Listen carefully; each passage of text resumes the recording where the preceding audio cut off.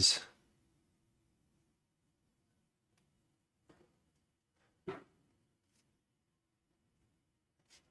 Okay. That's 1 and 2. Lovely. Okay.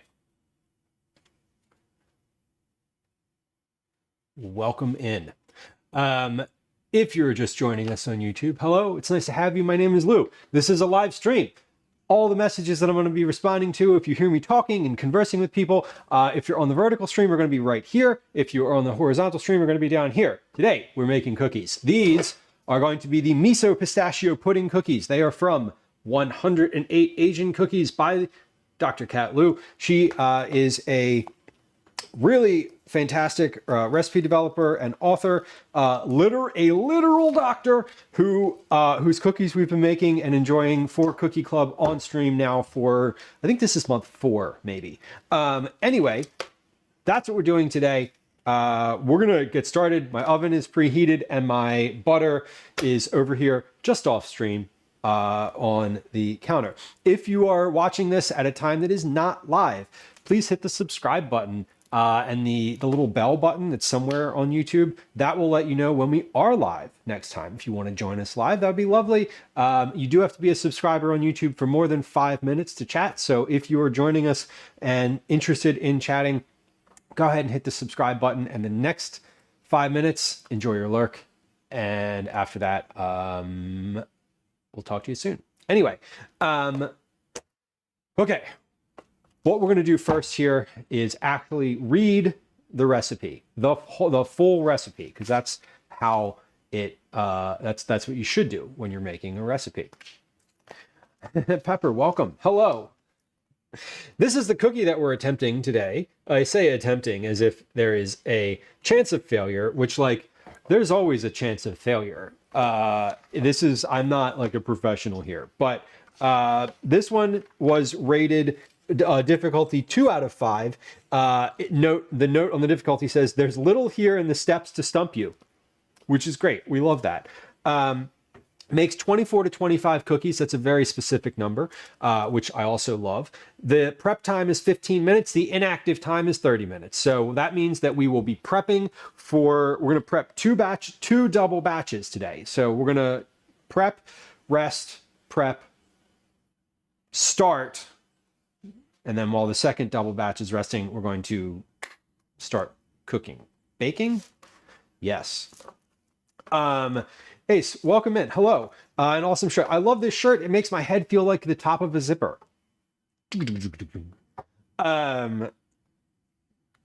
That's literally why I bought it. It is a tie-dye. I got this from, where did I get this from? I got this from somewhere in Rehoboth Beach, Delaware. There's some tie-dye store there. Anyway, it literally doesn't matter where I got it. Thank you for the compliment. Miso Pistachio Pudding Cookies. Let's read the blurb here, because we love the blurb. I love the blurb. She says, I've always gravitated toward green desserts like spumoni ice cream and verdant macaroons, especially if they have pistachios in them. Pistachios originated in Central Asia, Pakistan, and India, where they were first cultivated over 3,000 years ago. With the addition of both ground and chopped pistachios, these pudding cookies are appealing to me, and me aside, since every bite is generous with nutty, buttery pistachios. A good dollop of miso in the dough adds a pleasant umami. And thanks to the pudding mix, the cookies come out of the oven soft and tender. Maybe it surprises you to add pudding mix to a cookie, but sometime around the 1960s or earlier, Americans became obsessed with incorporating Jell-O pudding mix into their desserts. We always had Jell-O in my childhood home in Coney Island. The strawberry, lime, and pineapple Jell-O and pistachio pudding mix boxes were right at home next to our Asian baking staples like rock sugar, rice flour, and tapioca starch. Today, retro Jell-O desserts like pretzel salads and trifles are making a comeback, so it's definitely a good idea to keep some in your pantry for treats like these. This sounds great. It is a no, this is not a V-neck. This is totally just part of the dye. part of the die. Softy, welcome in. Good to see you. Kathy, they do sound really good. These are the ones that I've had tabbed as like, I really want to make these for, since I got this cookbook. Okay, let's make sure that we know what all the steps are. And I'm going to get, first off, let me get my ingredients out while we are working on this. So if you were here for the last stream, you know that I just cleaned out the baking cabinet. Fantastic. I got some of the ingredients out already.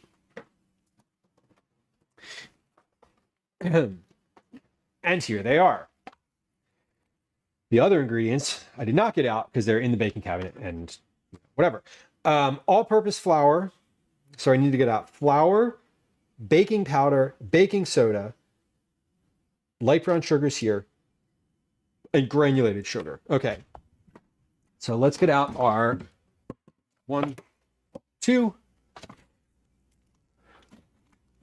3. Okay, so we have our granulated sugar, baking powder, baking soda, flour,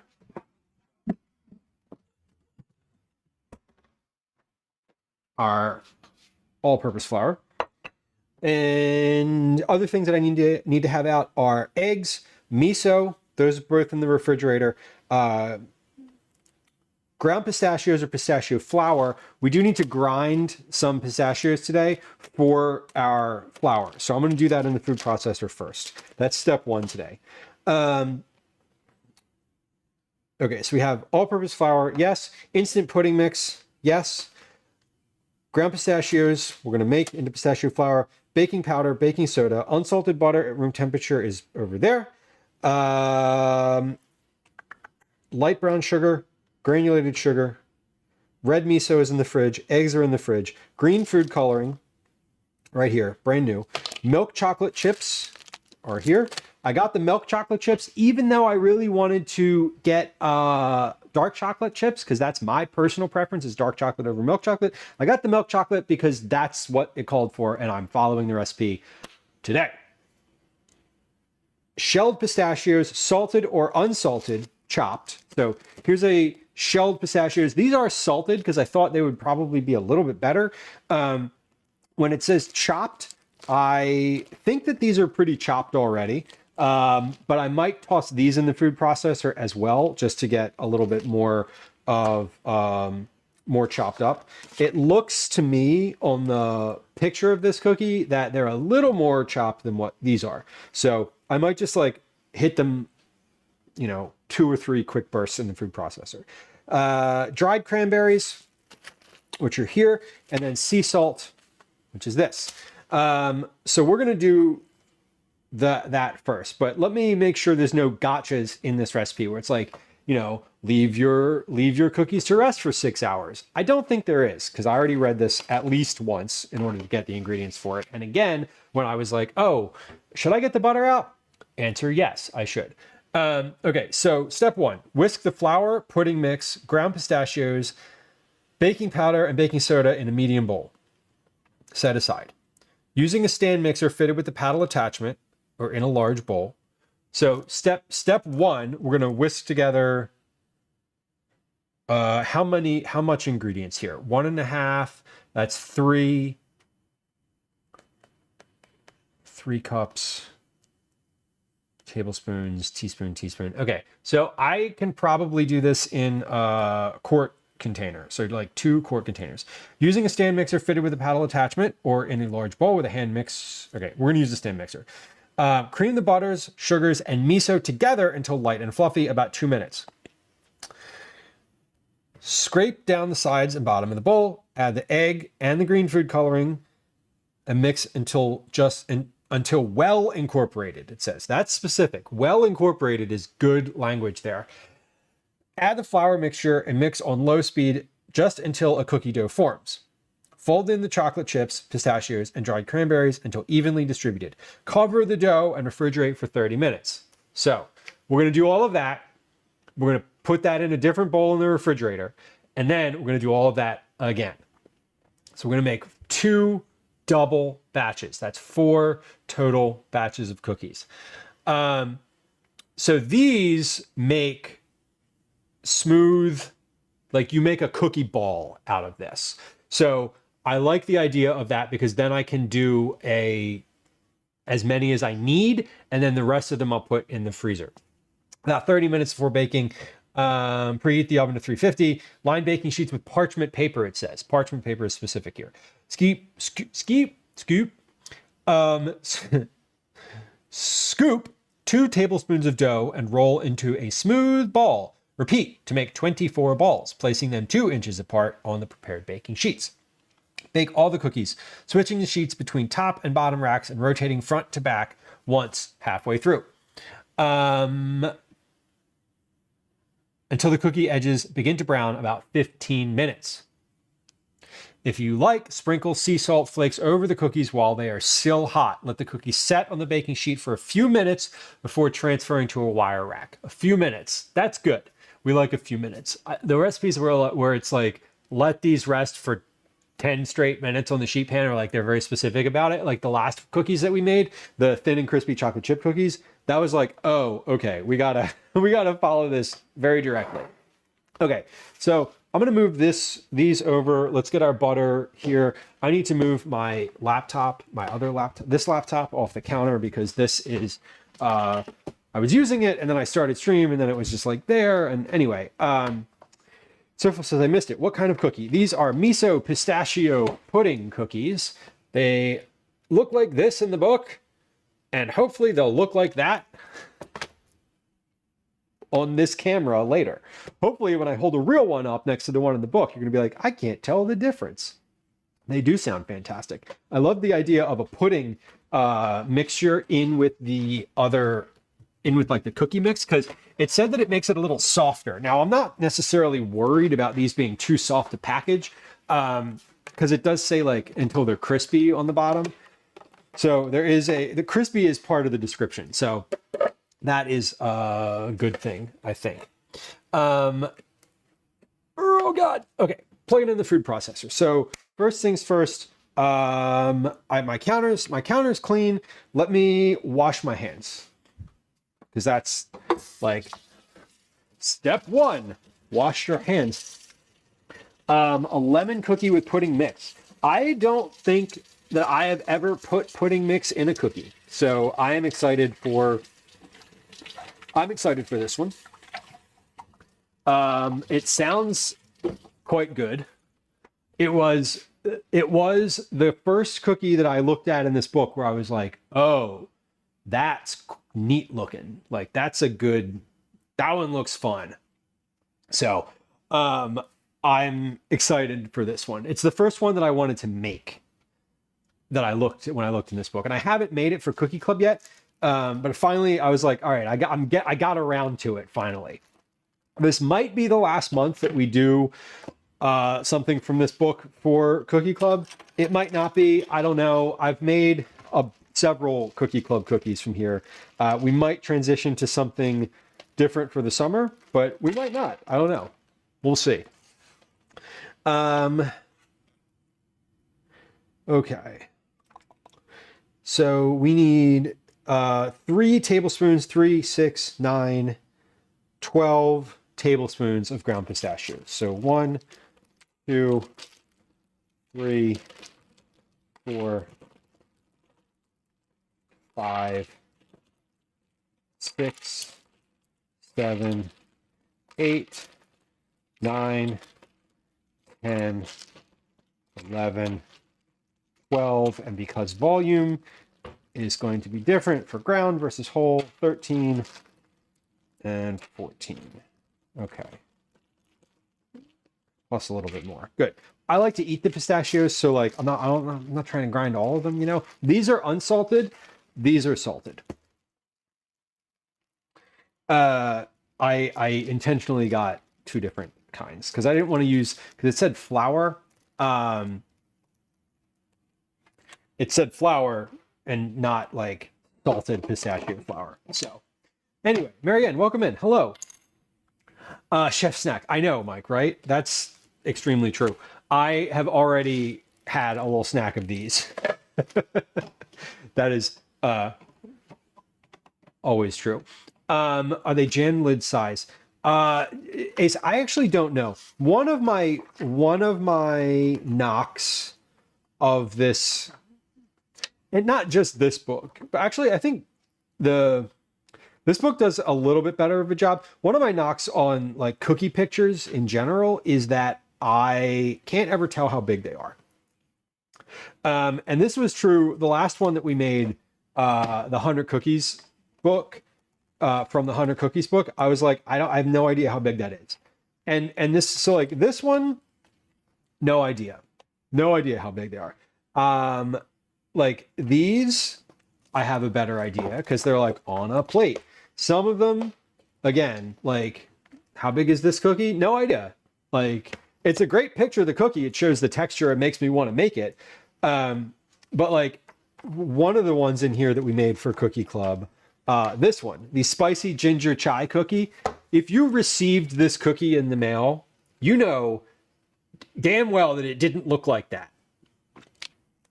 Now, I don't know whether I messed it up or what, but it was like that is that cookie was this, like, looked like a golf ball when I made it. Carly, welcome in. Hello. All right, we're gonna hit the food processor now, real quick. So just like, anyway, we're gonna make some pistachio flour. Here we go.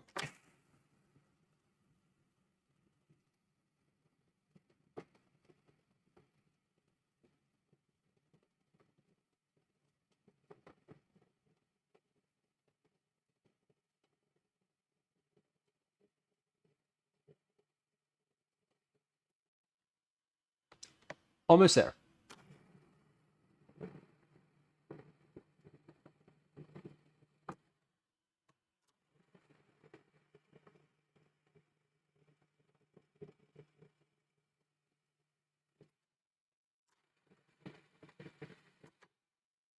Beautiful. Ace, that's exactly right. You make them the size you want, and if it's a different size, you'll get more. Exactly. I am going to make these, when we make these, I'm going to measure the bowl. So we're going to do like, how, you know, we're going to take the weight of the thing, because it says 2 tablespoons, but it also says it makes 25 cookies. I'm going to weigh them and divide the weight by 25. So my goal is to get the same number of cookies that you're supposed to get, and we'll see where we land when that all shakes out. I don't know if we're going to end up getting the exact amount or not, but it will be close enough. Is I guess my thought.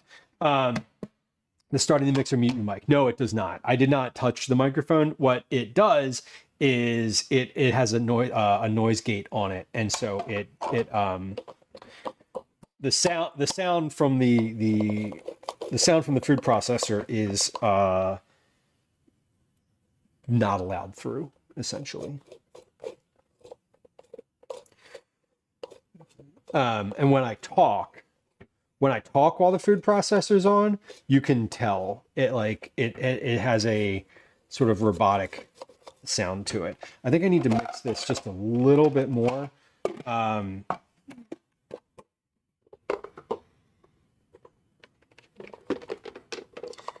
Just a little bit more. It's not quite, there's like some big chunks in here. So yeah, I'm going to hit start. I'm not touching the mic. It's just it like takes it out because it's a too high pitch. But if I talk while it's going on, my voice does sound a little different, I think. When I watch the streams back, I'm like, oh, that I can hear a difference from when the mixer's on to when the mixer's off. Okay, that should be better, and it is. I'm going to take this and we're going to dump this into a container. I think this should work. This should be the right size. So I'm not going to, I'm going to put the blade right there. I'm not finished with the food processor yet. I'm going to take the pistachios that I'm going to add, the whole pistachios, and cut those or process those for just a little bit, not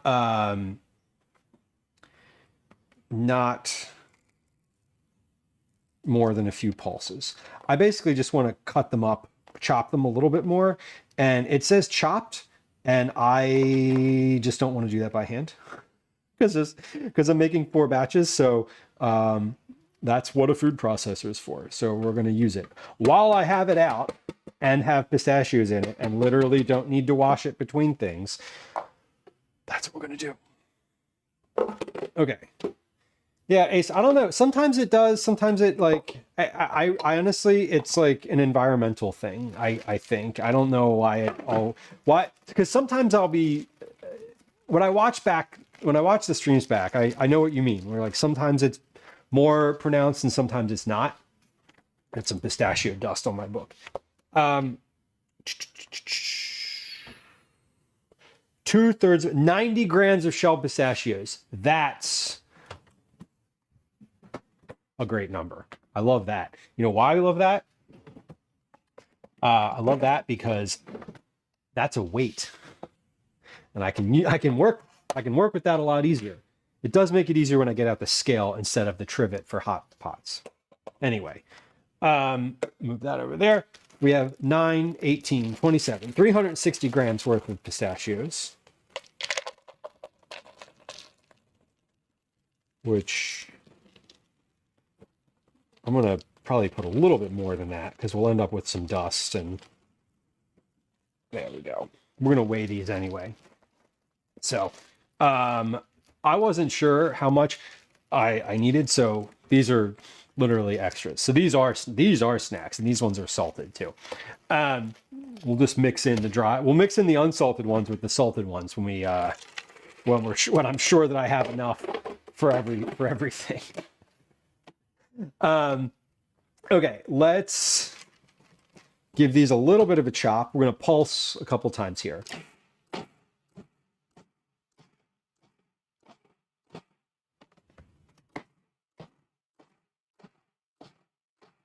Okay, that was plenty. I think that was the right amount.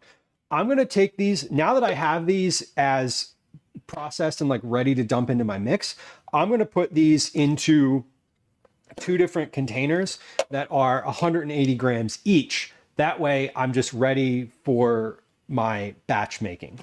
So one of the things that I do when we're baking is I Miso everything out and get it into like dumpable containers ready to go.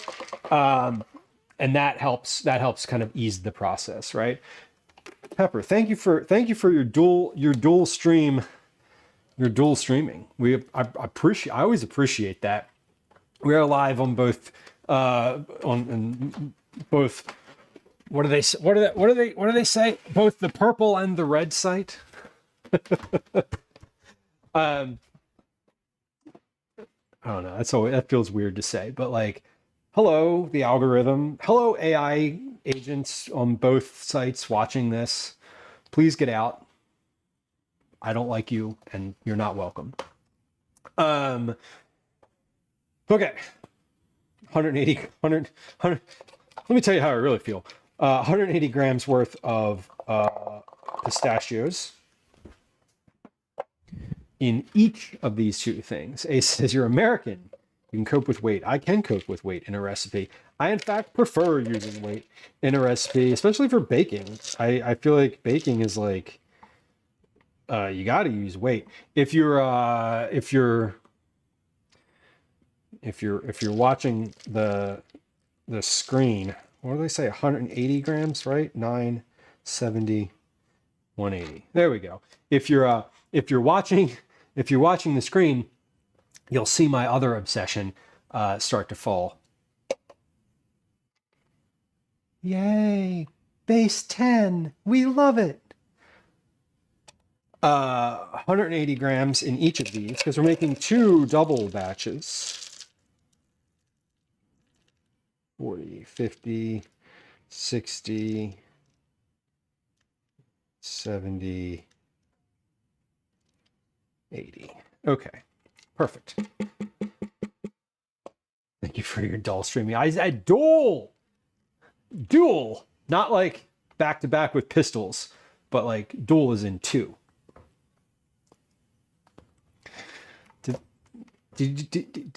For any of y'all who've been around children at any point, you're always there. Every picture, all the time. They're like every picture, and then I look at pictures of myself, and I'm like, because I'm like, anyway.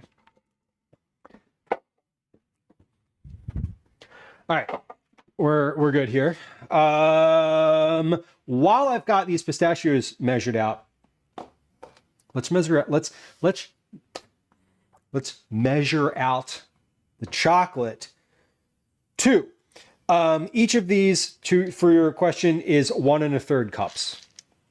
Measured cups. Savory Sailor, hello. Welcome. We're also, so into here, we're adding chocolate, pistachios, and cranberries. So I need my pistachios, chocolate, and cranberries. So each of these is going to have the same volume of stuff in here. And Ace, things are good. Things are good. All the things that I can control are good. That's how I would put that.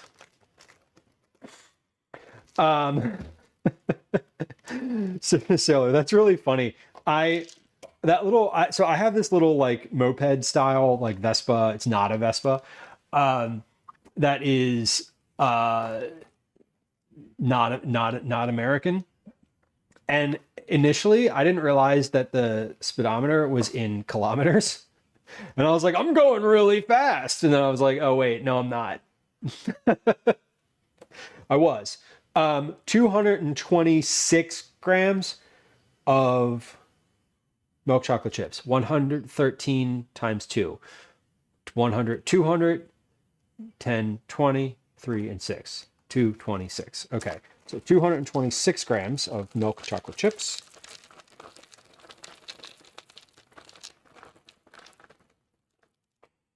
I love a recipe with weight.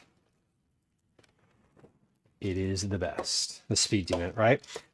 When we went to the wholesale produce market a while back, I was riding it. I streamed it going over this one bridge in Philly, and I was like terrified going over that bridge. It was a intense experience. No matter what the speed that I was actually going, it felt like it was too fast to be safe. As it was. Anyway, I ride that thing around the city all the time. It is now my like primary method of getting around, because it's easier to park. Because you can park it on the sidewalk, frankly. 30 grams of dried cranberries. So 60 grams of dried cranberries per container. This stream is basically everything, all the dry ingredients here came from the Head Nut in Reading Terminal Market, where I do most of my shopping. A large bulk of my shopping. 30 grams of cranberries. No, sorry, 60 grams of cranberries. So let's get 50. Not a lot of cranberries in this. This is like, cranberries are the least of the dry ingredients. This Sean is fast. No, I did have.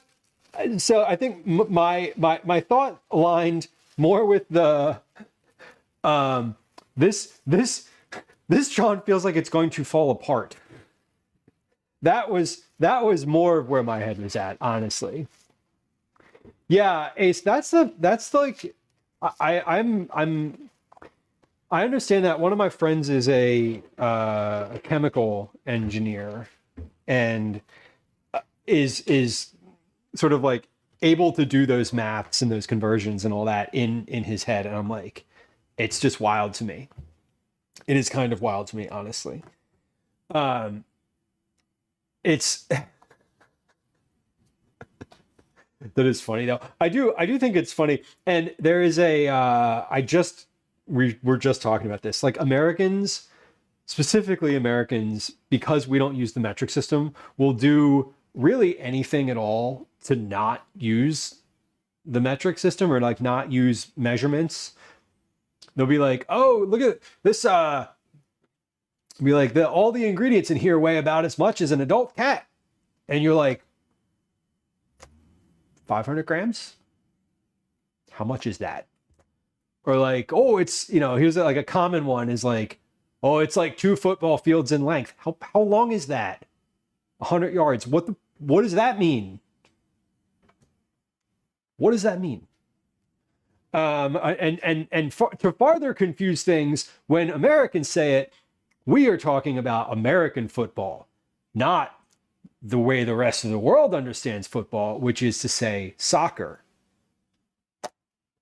So imagine the confusion, because I don't know if you know this, but soccer fields aren't all the same size.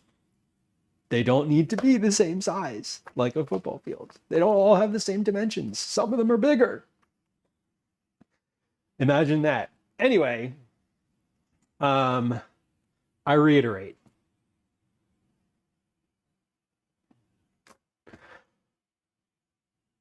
Let's measure out the rest of our ingredients by weight.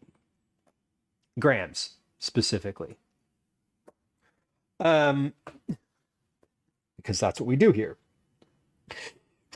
Flour, stand mixer. Okay, so we're mixing the sugars and miso. So let's measure the sugars, and then we'll measure the sugars, and then we'll measure the dries, because the sugars are the next piece here. So we have our like dry solids that are going in last.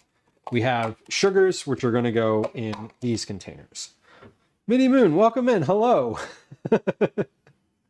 Oh, wait. Sorry. Mini Sandwich Storm. I saw the first in the middle, and then I was like, my brain filled in the rest. Are you the same person? Are you different? Are we the same? I'm confused. This is scary. Not really. I'm assuming that you are one and the same, but like, let's not assume. Let's ask. An area the size of Wales. Oh my God. Yeah. Now, Ace, that's the one thing that we are pretty consistent on when we talk about natural destruction. Is like, this is how many acres of whatever, a nautical mile is derived from metric measurements. Of course it is. Name change because I'm creating a travel food show. Finding the best sandwiches. I love that. I want to know what the best sandwiches are everywhere, always. I love sandwiches. 150 grams of light brown sugar.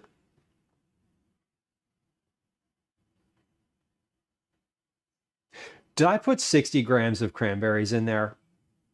Or did I put 30? Fuck. I don't know if I put 60 grams of cranberries in there or if I put 30. I know I doubled the chocolate. I know I doubled the pistachios. I don't actually remember if I doubled the cranberries or not. I don't know if I did 30 or 60 grams worth of cranberries. But darling, hello, I don't know the answer. I'm here and I don't know the answer. I'm also here and do not know the answer.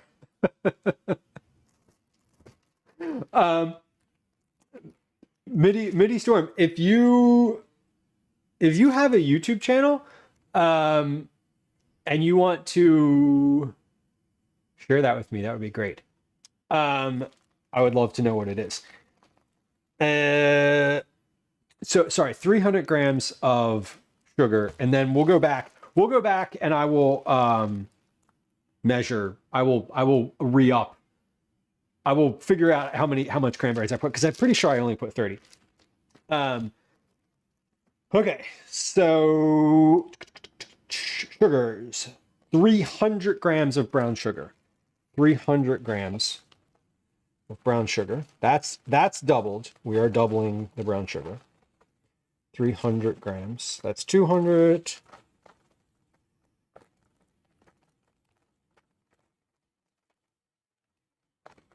Okay. 78.99, 300 grams of brown sugar, and 300 grams of brown sugar.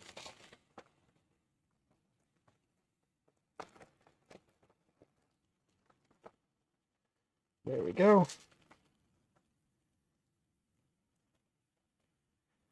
67, 70, 80, 301, 301, close enough. Lady Lyra, hello, welcome in.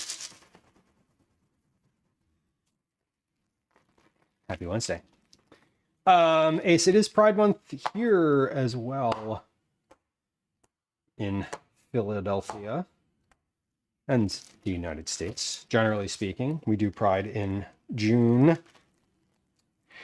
And I need 100 grams of granulated sugar. Now, I'm a little concerned that I can't maybe fit 100 grams of granulated sugar in here because I used the wrong size containers. So we're going to switch containers. Perfect. And we're going to measure again. Yep, 3, 3, 3. Do we have a Pride event? We do. We have lots of Pride events actually throughout June, but there was a big one last weekend, and sort of in Philadelphia throughout the month of June there are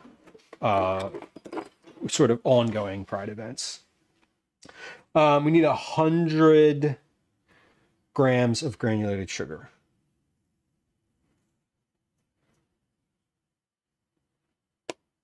So I'm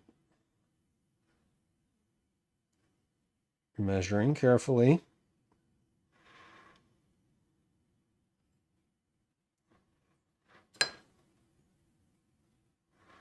$100. Okay, next.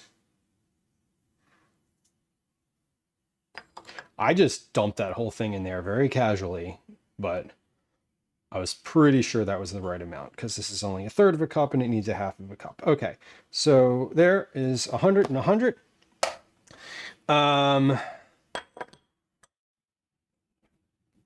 Now, sugars, solids.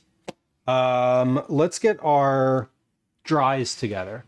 Now, we're going to do the dries. And I am going to go back in just a second here. The dries I'm going to put in bowls because I think it might be too big. I want to be able to mix the dries together. So I'm going to put them in this bowl. That way I can actually like whisk them as opposed to just having them in like a container like this and just kind of having to like shake them up or whatever.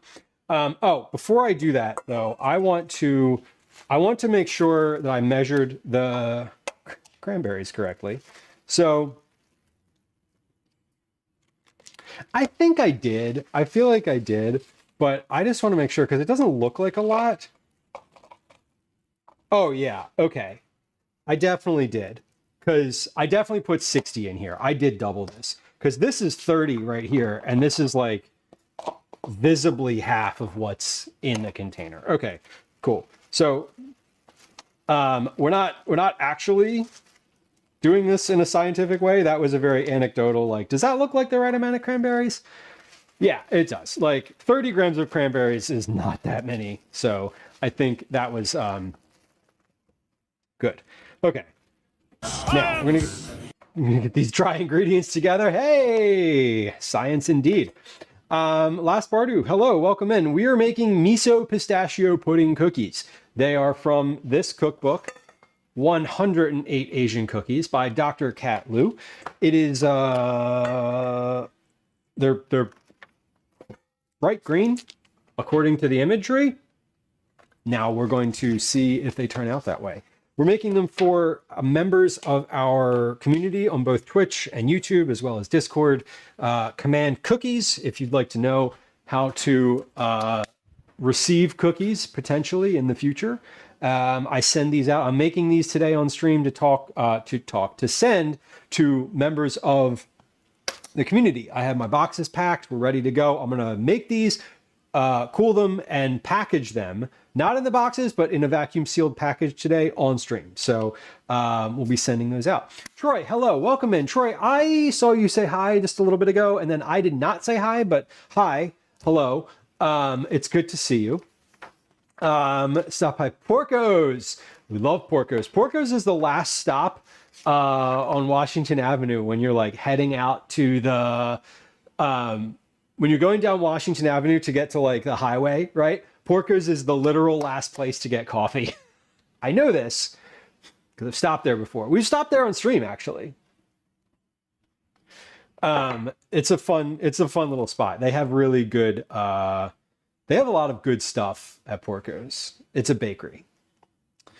Yeah, it's a bakery. So we need 80 times 2 is 160, 360 grams of flour. So 360 grams of flour, all-purpose flour.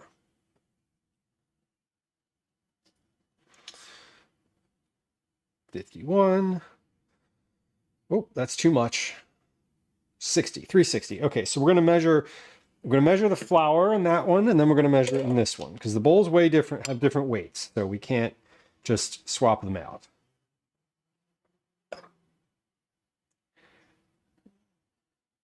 $340, 46, 360. Perfect.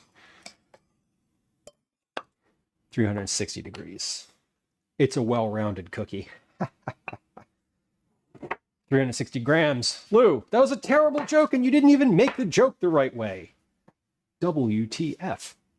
Had to stop by. Yeah, oh, it's too bad when the bakery that makes delicious cookies is right next to the place you were going anyway. There's a bagel place there too, I think. And an Aldi now.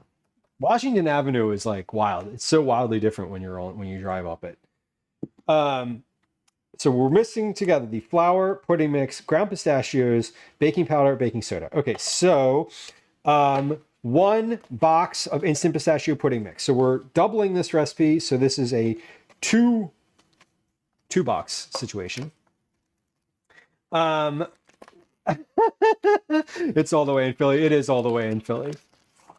Yeah, fortunately or unfortunately. This is a 3.4 ounce box of pistachio pudding mix.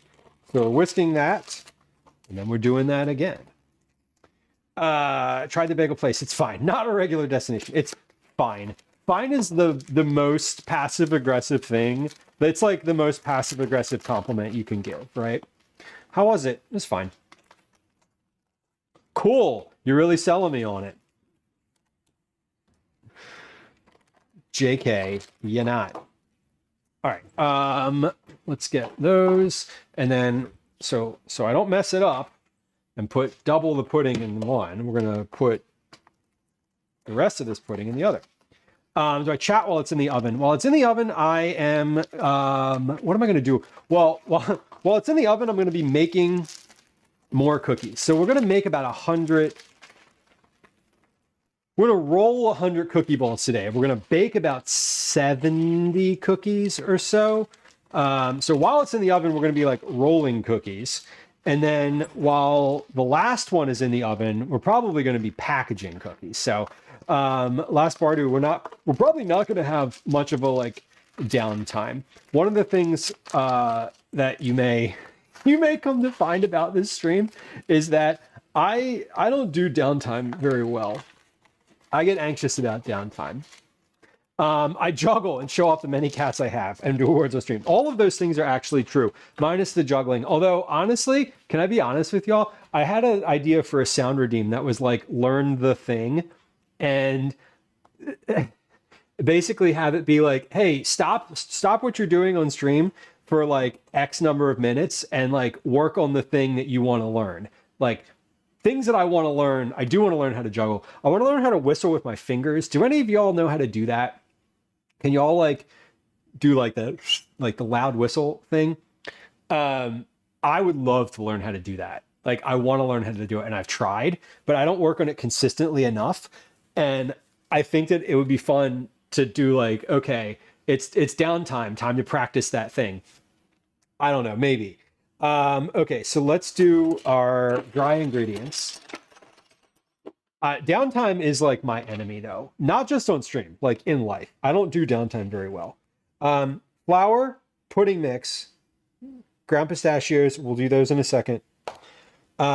Baking powder and baking soda. So I have baking soda right here. I need 1 teaspoon of baking soda per bowl. This is a teaspoon, yes?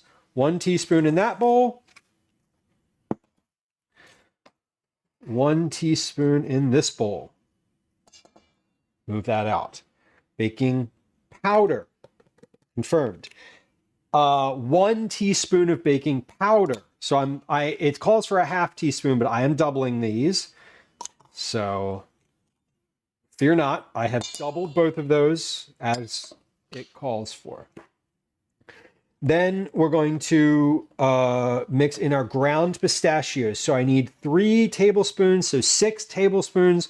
It also says that is 24 grams, so that's 48 grams of ground pistachio per bowl.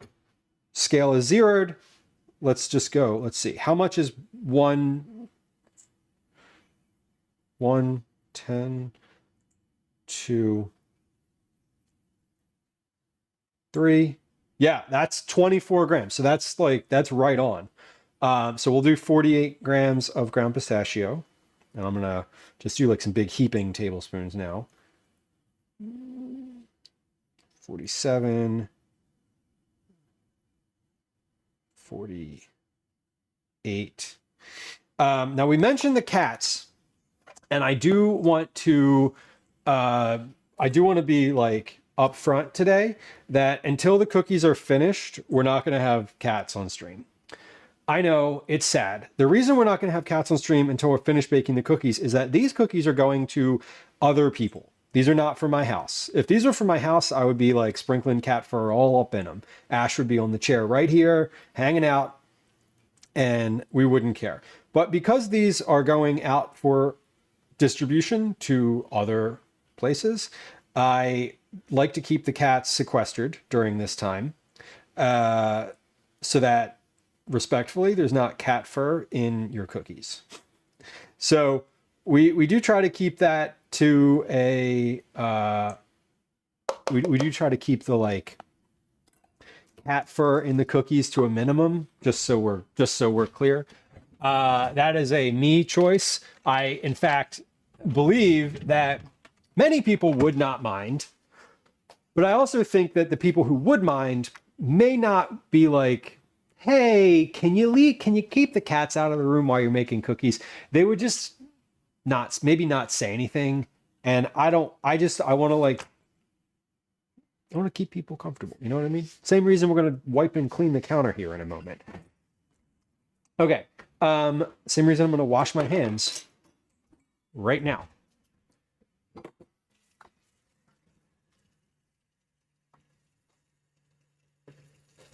Yeah, complimenting your parking today. Parking fine, which was nice. Okay, that's a good one, and I like that one. That's a good dad joke. I'm into that one. I'm only one of my family who can't do the finger whistle. It's devastating. That's really that's funny. That is devastating. My dad can whistle with his fingers, and I'm always like, I should learn that, and then I don't. I was very excited to hear Memory. Troy, different kind of cats. If you want me to sing cats, I could. I've seen it. When I was growing up, we had the Cats musical double cassette edition in the house, and I definitely used to listen to that. Last Bardu says, can you talk about your cats? Ow, twist my arm. Yeah, I'm happy to talk about my cats. We have 3. There's 3 currently in this house. There are 3 full-time cats, Ash, Elsie, and Obi. We have 3 bottle feeding foster cats and 2 that are slightly older that are also foster cats. So we have 5 foster cats and 3 permanent resident cats in the house at the moment. Hey, did you hear that? Did you hear it? Look for your channel points. There's a channel point redemption for you. You got 90 seconds. We have our dry ingredients, our sugars, and our solid ingredients. Cream the butter, sugars, and miso together. So we need the miso and the eggs. We need to get the eggs out. Let's do that. These are how many eggs do I need per recipe? I need 2 eggs per recipe. 1, 2, 3, 4. We have a channel point thing going on right now. It's 90 seconds long. Eventually, if you redeem it enough times, it will add up to a Cookie Club entry. That when you hear the little boom boom sound, that means that it's over and the channel point thing will go away. And it fires every hour and after every ad break. Eventually, I'm not going to mention it as much anymore, and we're just going to like have it. And if you're like active and listening or watching, you'll see it pop up. Okay, so eggs we got out. Miso, I'm going to get the miso out. Miso is red miso. Now I used up, let's see, one of these is brand new. Hold on. Hold on. One moment. Calvin's calling.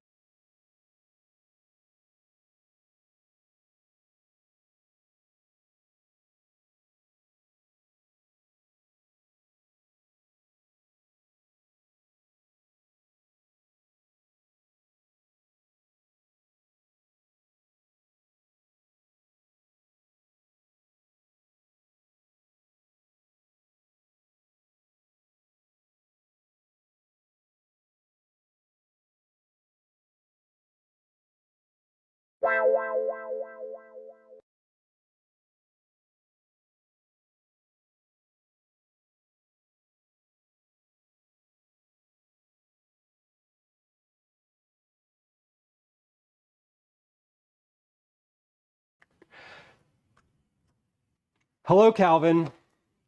Hello, Calvin's friends who are watching. Thank you for the phone call.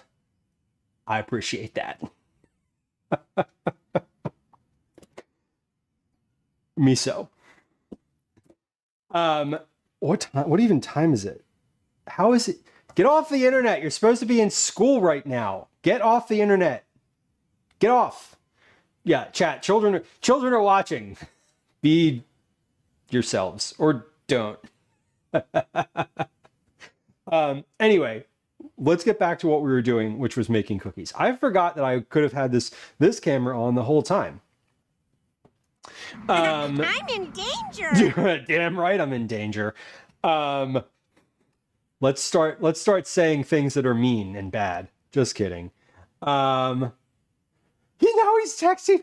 His teacher gave him free time. Okay, it's fine. Cal, I can't respond to both things at once.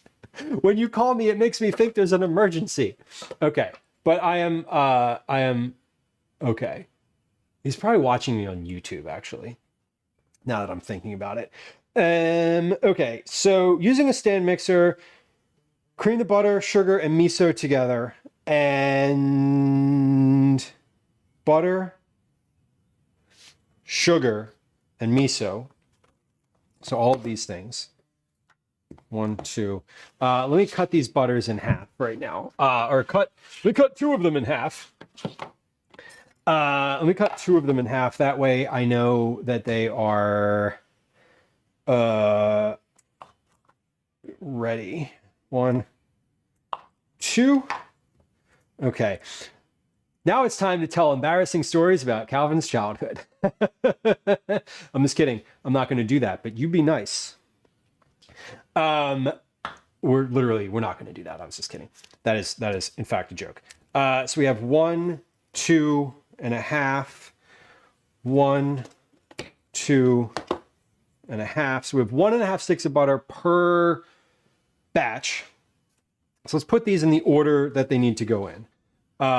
We have the dries, then the solids are last, then the dries, then the eggs, then the butter, sugar, and miso are all going in at the same time.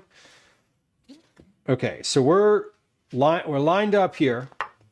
We're lined up here. Cringing Dragon, hello.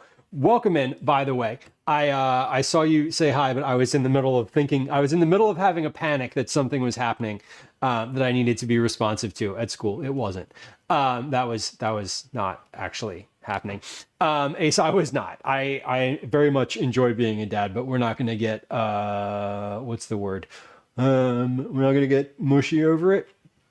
Yeah, Ace. And yeah, 6-7 is old. We don't do that anymore. We, the adults, did it too much, and now it's not fun anymore and cool. But I don't know what is, which is why it's fun and cool. Because once I think it's fun and cool, then it's not. Which is sad, but also fine with me. So, that's how it goes. Darlene on YouTube, welcome in. Hello. Good afternoon to you too. Good afternoon to you too on YouTube. Hello. Okay. So we're almost finished. I don't need this sheet pin anymore. Our ingredients are like ready to go. Hand mixer or a mixer with paddle attachment. That's what we need right now. So we don't need a cutting board or a knife. Those were only for the moment. Let's get the mixer out now. So I had a over the weekend, I was like digging through my cabinets, like in a frantic state looking for something. And in doing so, I literally reorganized my cabinet with all my appliances in it. What was I looking for, you ask? The lid to the cocktail shaker. Why was I looking for it? So I could make a nice chai for Gwen and Calvin. Did I find it? No, I did not. No, I did not. I did not. That is Ace, that is also not the topic of our so recent conversation. All right. Who's texting me? What? I'm trying to do live. We're hiring for a role with excellent benefits. Can I send the details? Yes, please send me the details of your job offer.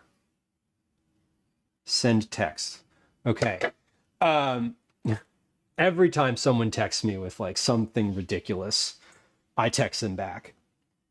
I text back every number that texts me on my phone as a scam. And sometimes they respond, and it's really funny. Okay, but like okay,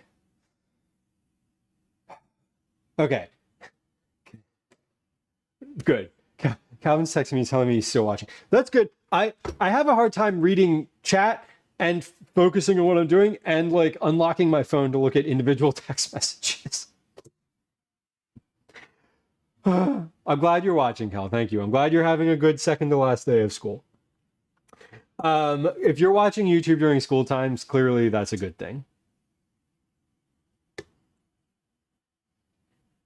You disgust me. That is a Hamilton reference, Ace. I got that one. Maybe it's not, but... And welcome in. Hello. Happy Wednesday. Large bowl. Cream the butter, sugar, and miso until light and fluffy. Okay. Gus inside, do I have a restaurant? I do not. I do not. If I did, I'd probably be too busy to stream. Or we would be streaming from there. A tablespoon of red miso. How much is a tablespoon of red miso? So a tablespoon is 3 teaspoons.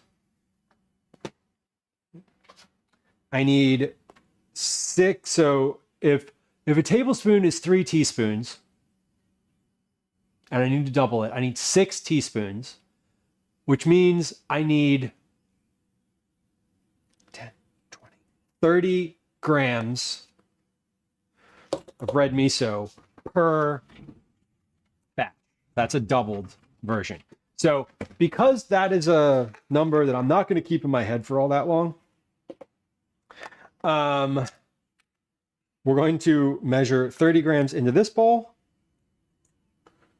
and then we're going to measure 30 grams into a separate container so that I can only do this once.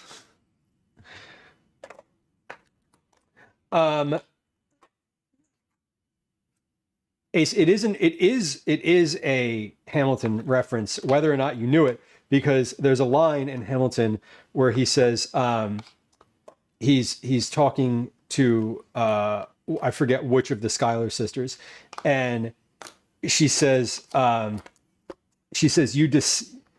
you disgust me, and he makes that pun in the song, and he says, like, you know, so you've discussed me. And then he says, I'm a trust fund baby. You can trust me. Anyway, I might have seen it at least once. Anybody else? Hamilton? Do we love Hamilton? Angelica, right? Angelica Schuyler. Yes, Sky Blue. Thank you for the clarity. Also, welcome.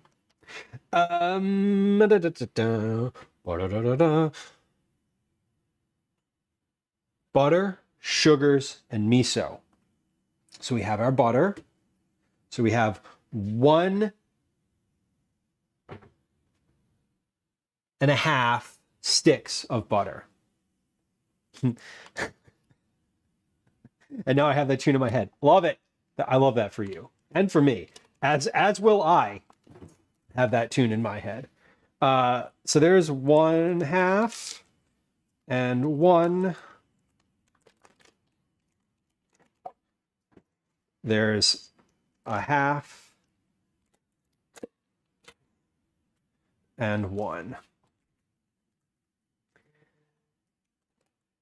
Yeah, Ace. Well, the reason I converted it, so the reason behind converting it from tablespoons to teaspoons and then to grams was on the side of the container, it says 2 teaspoons equals 10 grams. So I needed to know how many teaspoons it was going from like the recipe calls for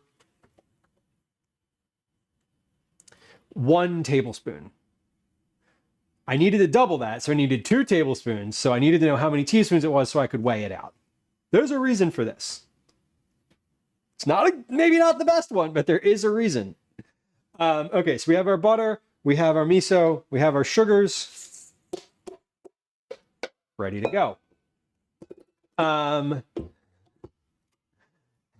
Araya, welcome in. That's one of my favorite. That line where they're like, Angelica, Eliza, and then I always imagine Peggy just kind of coming in from the side and being like, and Peggy, because she's like, it's just a funny, it's like not that her name is not, it doesn't flow as well. Let's say that. And I'm always like, oh, sorry, Peggy. Sorry. Okay, so we're gonna cream these together, light and fluffy, about 2 minutes. Let's lock the thing. We're gonna do this and start out slow. I don't love the name Peggy. No, I didn't say I don't love it. I'm saying lyrically it didn't flow as well. We pass no judgment on Peggy, who in the second act of the show, when the Schuyler sisters come back and then they are like, oh, they sing, they're like, Angelica, Eliza. It's sad. And if you know, you know. And if you don't know, I'm not going to spoil it for you. Anyway, or maybe I just did. I don't know. I probably just did. She dies. Anyway. Well, 2 minutes. Let's cream these together. Carla, welcome in. Hello. Happy Wednesday. Good to see you. I am a Hamilton stan. This is accurate. Calvin, yes, I am. Yes, if you're still watching.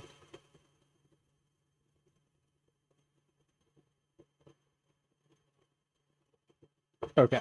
I've answered your question in text. It should be clear. if it's not clear, your media literacy is lacking. Your literacy is lacking. Okay. Ooh, the person who offered me a job in text just got back to me. Flexible hours, location, and only 30 minutes a day? Am I 23 to 75? Yes, I am. I do qualify! Exclamation point. I would love to work for your company. Period. Please send me all of the details, kind person. Anyway,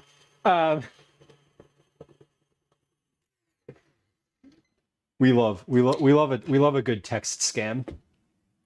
Crawl, redeem, catch me up. Well, let's see. We spent the first hour of stream drinking a coffee and talking about StreamerBot, which, if you were a streamer, which I know you are,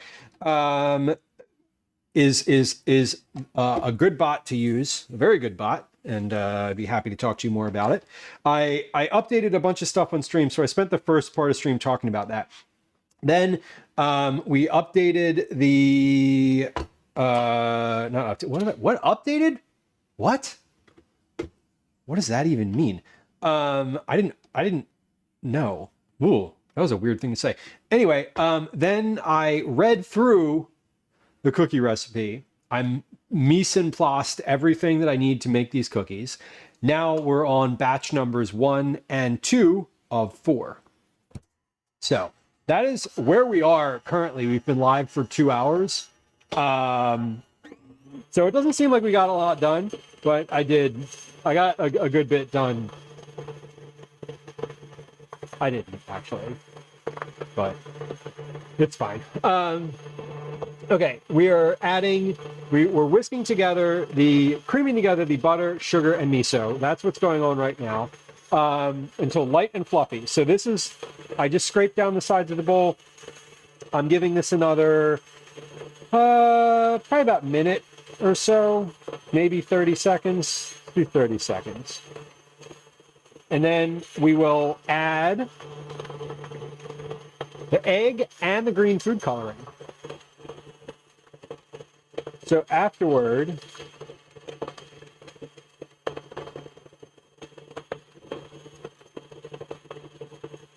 yeah, about 10 more seconds here. Eggs. I'm going to crack these into a separate container because it's always really annoying when you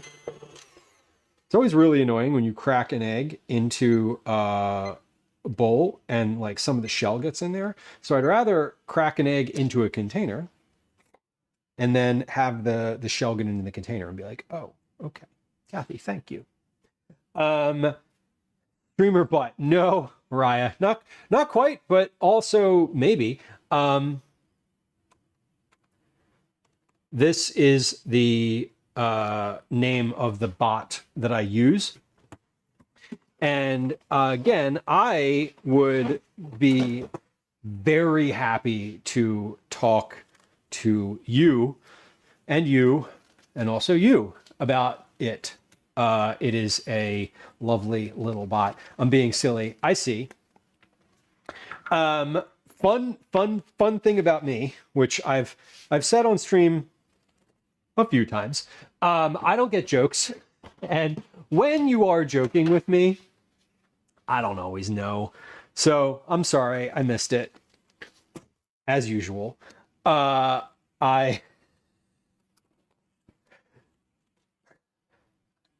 did. I just missed it. It's just, that's how it goes. Internet's been more stable, which is good. We sometimes getting stable internet is the biggest challenge for streaming. I know there's a few folks. One of the folks I know, Cooking Class Poor. I'm aware that you know who Hammer is. But like that's one of the things that I know like has been a challenge for him and for others. I think sometimes the more rural you are, the more difficult it is to stream. You know what I mean? And I know you know what I mean. I don't know if you're rural or not, and you don't need to answer that. So the poor man struggles. I know it is. He does sometimes, but like it's yeah, it is definitely a challenge. I remember I used to work a place that I worked as like an outdoor sort of maintenance person for a period of time was at like the very end of a very long road in a very rural area, and we tried to get our internet to be upgraded from like dial-up at that time, and the company was like, no, we're not going to do it. Like, we're not running internet out there. And we're like, why not? And they were like, no one's going to use it. Who's like, you know, it's not, we're going to pay all this money to put internet out there, and no one, like, we're not going to make any more money off of it. So like living in a rural area too can be really frustrating because they don't give a shit. That's why I think internet should be a public utility, because then they would have to provide it to you. Anyway, scrape down the sides and bottom of the bowl. Add the egg and green food coloring.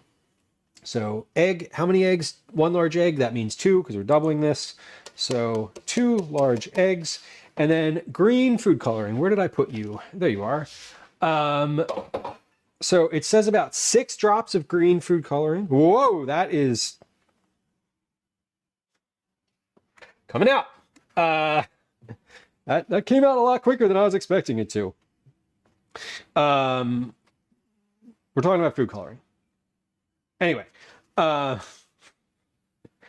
so about 6 drops. Now, I don't know what a drop constitutes, but like 1, 2, 3, 4, 5, 6.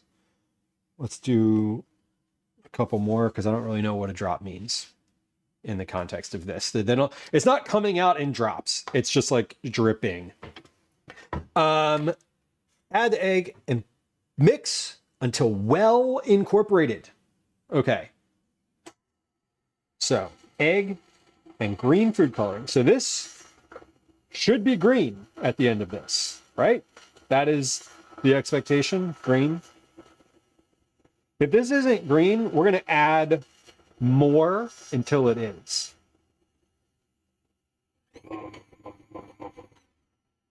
Okay, that does not look very green. So let's do 7, 8, 9, 10, 11, 12, 13, 14, 15, 16, 17, 18, 19, 20. I don't know. I'm just like, I'm sort of squeezing it slowly and counting.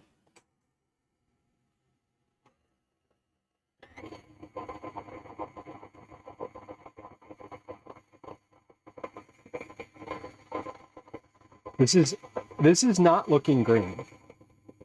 Which I don't think these cookies have to be green to be like enjoyable, but part of what I like about the idea of these cookies is the color. So I would say, like, I'm mixing, this is well incorporated, but I am not seeing a bright green. Now, it also calls for green food coloring or pandan extract. I don't have pandan extract, and like I didn't look for it. I found the green food coloring and I was like, okay, this is fine. It's gel food coloring too. So, I don't know. I guess maybe I'll add like a little bit more and see how that goes. That seems fine. Maybe. Carlos says, I've seen that people are starting to consider internet to be human right. Yeah, I mean, I think it like, yeah, I'm on that side of the equation for sure. And yeah, Araya, I believe it. 8, 9, 10, 11, 12. Like rural internet, like because it's a they're trying to get money out of it. Like if people aren't going to be there to subscribe, they're not going to pay hundreds of thousands of dollars to like pay the people to put the lines in and the infrastructure for it. But like I think they should.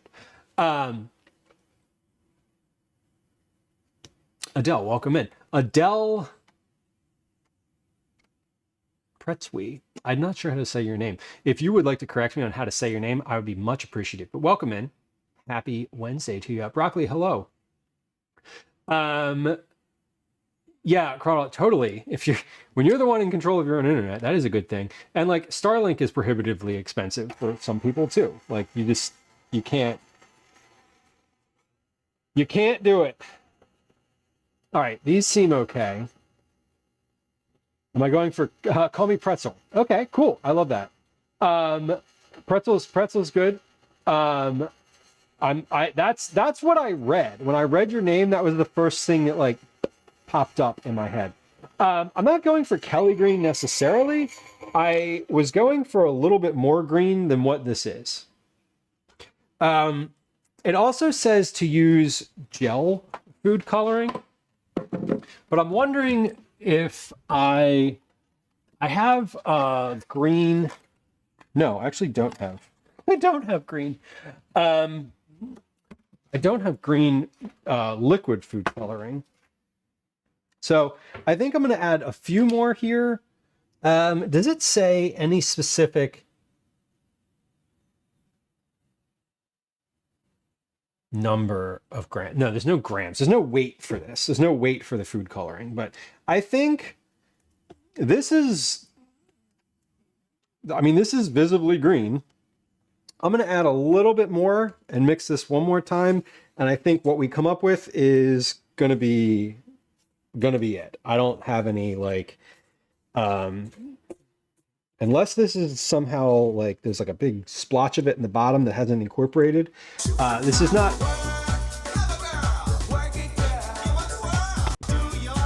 not getting to the point where it's like bright green, but I think that's okay. And I only have one tube of green food coloring, so I don't want to use like the whole thing. You know what I mean? Yes. Have I ever had miso and cookies before Pretzelas? Yes. And Proto, I will get to your fit check in just a few minutes here. Thank you. The miso is salt. So this recipe doesn't have any salt in it. It has unsalted butter and it has miso. So in this book, so I'm using a specific cookbook called 108 Asian Cookies. And so basically for most of the recipes in this book, they use miso, either white miso or red miso. And it is quite literally instead of using salt. So that is, what does the miso add? It adds the salinity to it. That's what it does. Have I had cookies with miso in it? Yes, also absolutely. We've made cookies from this cookbook for Cookie Club. I think this is month 4 now, for using month 4 in a row for using this book. And the other recipes that I've made out of here all use miso. So it is a very good ingredient. I've also, I've been using it more as a salt, essentially a salt substitute in my just household cooking recently. And it does. It's a little different than just like salt, but like that's a good thing. Add the flour mixture and mix on low speed until a cookie dough forms. Okay, so we're gonna add the dry ingredients here. This is the flour. I'm gonna add a little bit of this.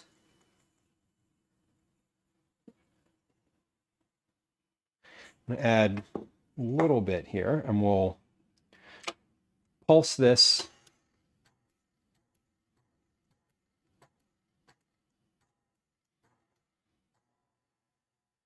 Pulse. I just don't want the flour to like puff up around the edges here. Now we're going to add the rest. I'm done with that bowl. All right, I'll add this.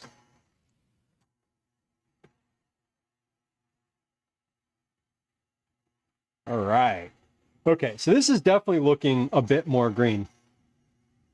It looks a bit more green now that it's sort of in this dough form. So we're going to do another scrape down. We'll do another very quick mix here because there's just some dry flour on the side of the bowl. And once this is mixed, we're going to add this to the big bowl. So I have a much larger bowl that I'm going to put this dough in. Actually, no, now that I'm saying that, we're going to add this to we're going to take this and put it in a different bowl so I can use this mixer again. So we're going to do this batch and then one more batch after this. What I'm making right now is a double batch, and then we're going to do another double batch after, immediately after, because these need to rest for about 30 minutes before you roll them. And actually, I need to look, does it say to rest them after rolling them or before? I'm not sure. Okay, that's good. I'm going to, instead of doing this with my bare hands, I'm going to get the dough off of the mixer here with my glove, with a gloved hand. That will be a bit more efficient than using this spatula. And then we're going to fold in the dry ingredients. Maybe it'll be more efficient. I don't know. We're going to try it. How's that? Is it going to be more efficient? Who knows? Is it going to be super sticky and just get all over my glove and then I'm going to regret it? Also possibly. No. Okay. Good. That's actually quite a bit more efficient. There we go. Good. Okay. That is clear. So after I am finished with this batch, I am going to put it in a different bowl and we're going to wash this bowl out. So that's the next step here. But actually that's not the next step. The next step is to get this off the mixer and fold in my dry ingredients. These are the milk chocolate chips, shelled pistachios, and dried cranberries. Fold in the chocolate chips, pistachios, and dried cranberries until evenly distributed. Cover the dough and refrigerate for 30 minutes. Okay, so we got our solids in here now. And I'm going to fold these in. We're going to put this dough in a completely different bowl and then do one more double batch. So all the dough that I'm making here this is approximately 50 cookies worth of dough. So each cookie is about 2 tablespoons. And what we're going to do at the end, or not the end, when we're measuring and getting these ready to bake, we're going to weigh out what 2 tablespoons is, roughly. Or we're going to do these by weight, not by tablespoon. And that is going to make this a bit easier and more consistent. I don't love a scoop, a cookie scoop. I'm not a fan. I've said this many times on stream. I love the cookies that you can just take and roll them by hand and then pull off like little pieces of dough in order to make the balls. Okay, so this bowl is what we're going to put the cookies in. I forget what this bowl weighs. I always forget what this bowl weighs. So first things first, we're going to tear the scale and weigh this bowl. 274 grams. I'll write that on the bottom so I remember. 274 grams. It's a little tip. This always comes off in the wash. But I feel like if you have a bowl that you're going to try to measure things out of like that, it's good to just write it on the bottom. That way you don't need to have it anywhere else written down. It'll usually last through several dishwashings. All right.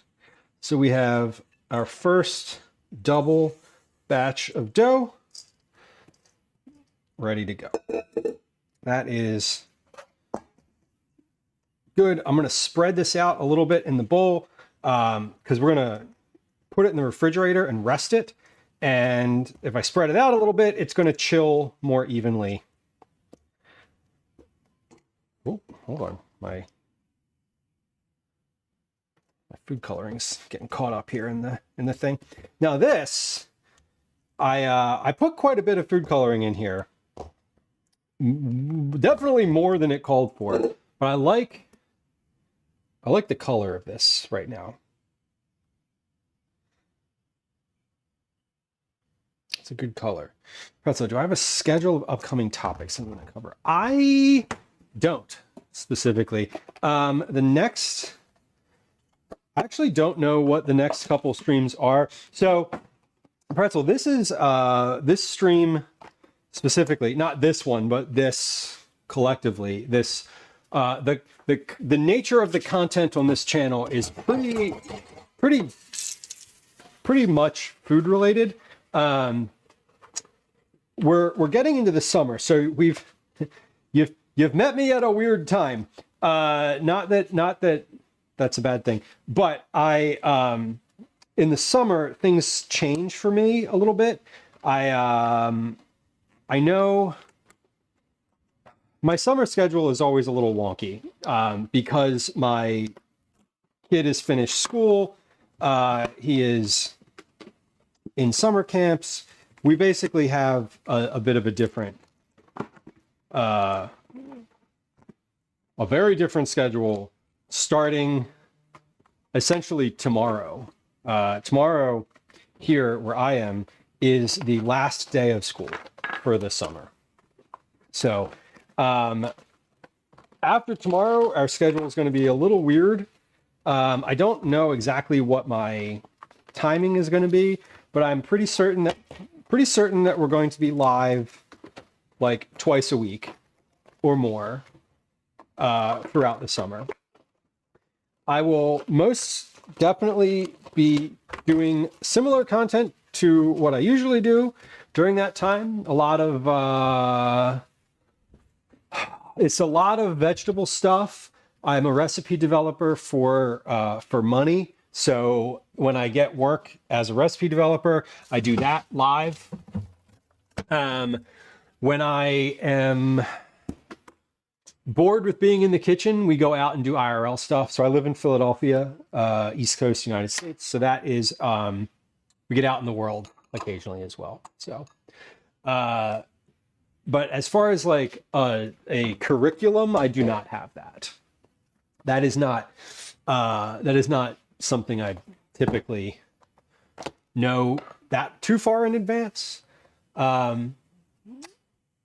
We'll probably be out doing a few more IRLs this summer, just in general, because the summer schedule tends to be a little weird.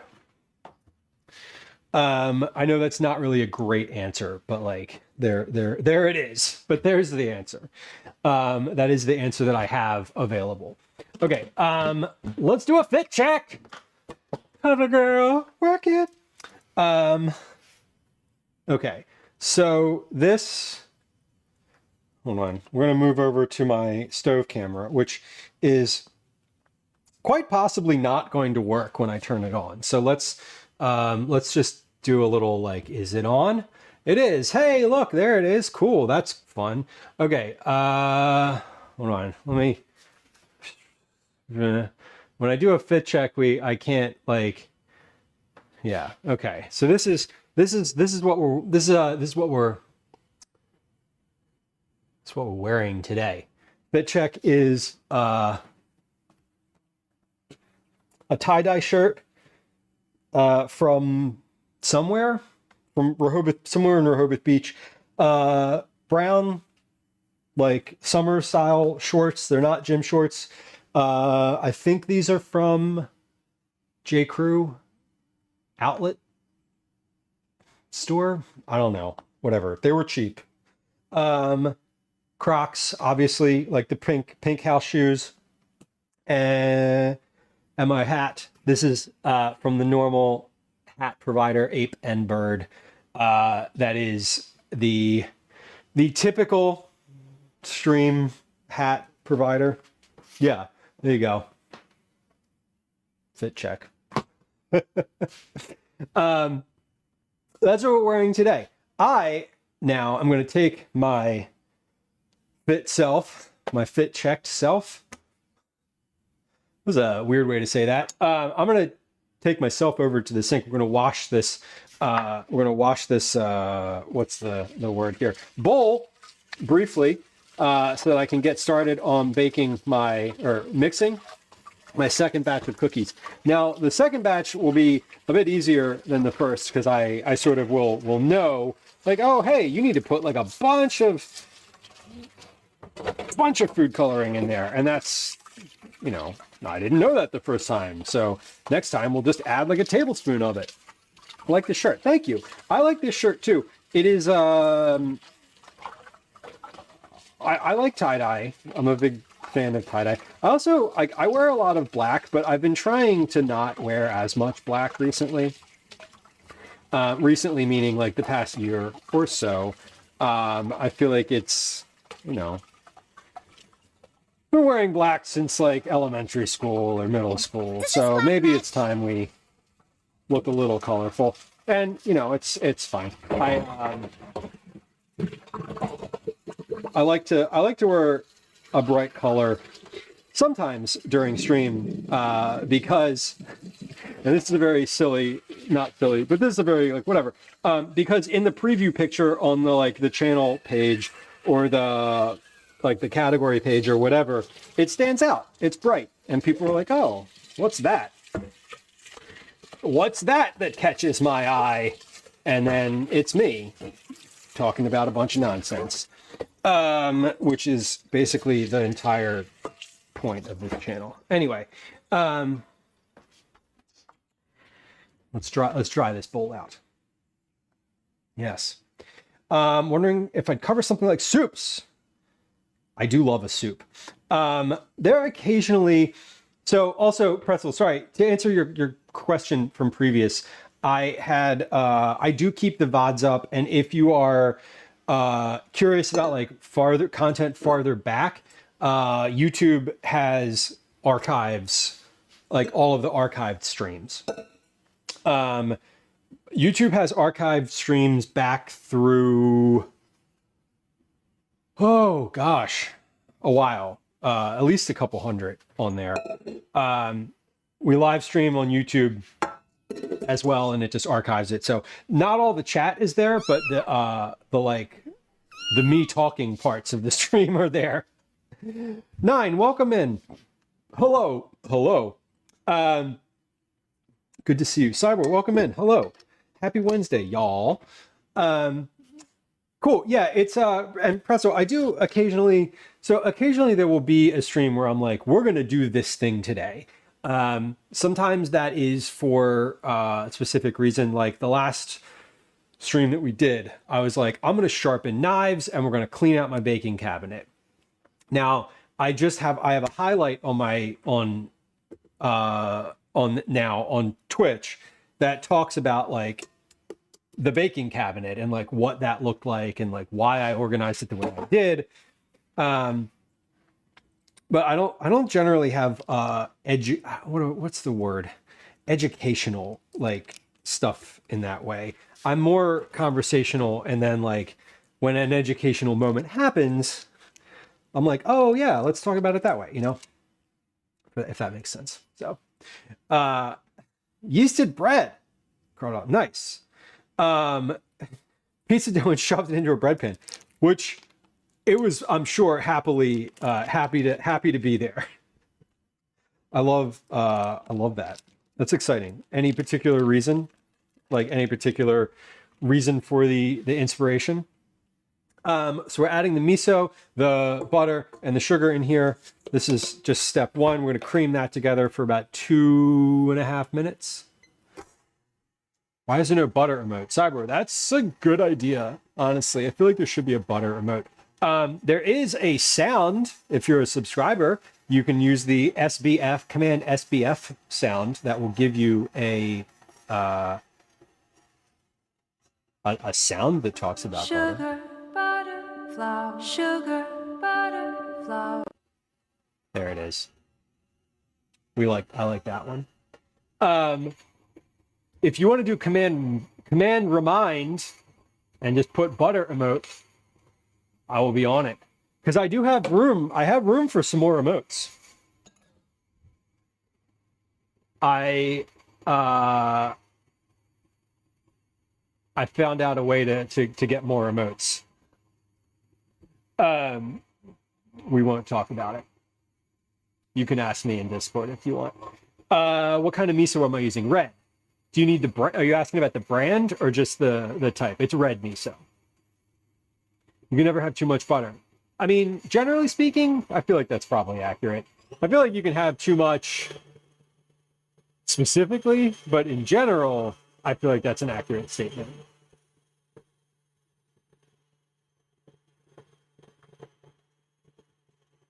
Okay, we're gonna take a pause here and scrape the side of this mixer down. I washed all of my shit.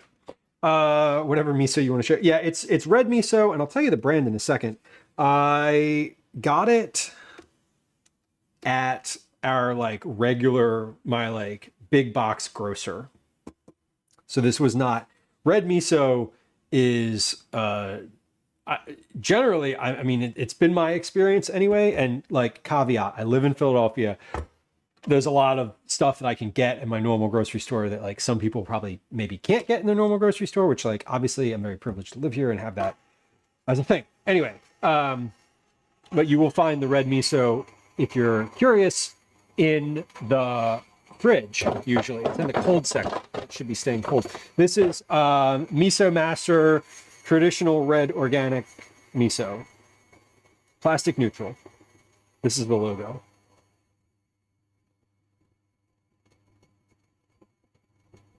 Can I share a miso link?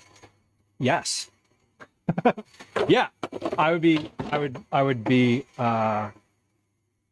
curious. I think I know that you can't post links to chat. I don't know if you can post links to chat. I know moderators can post links to chat. If you share it in Discord, that would probably work too. But like, I actually don't know if you can post it to chat or not. I feel like I need to change that, but I haven't. Okay, so yes, so VIPs can post links to chat. Okay, Yoka. Yoink. I'm opening that in a browser window so I don't forget it. Copy. And paste. Okay.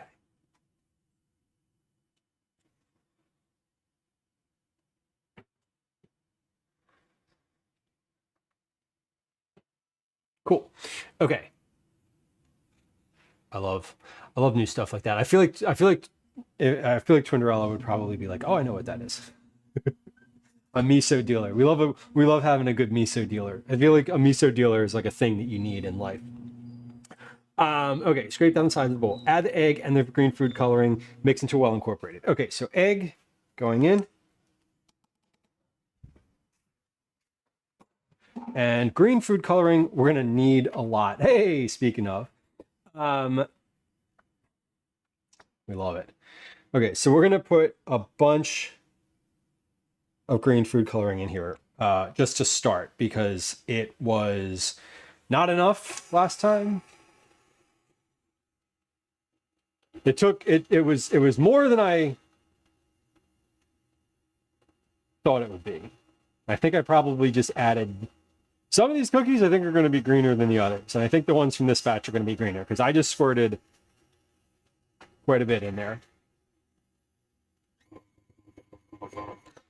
Okay, actually no, these are probably about the same.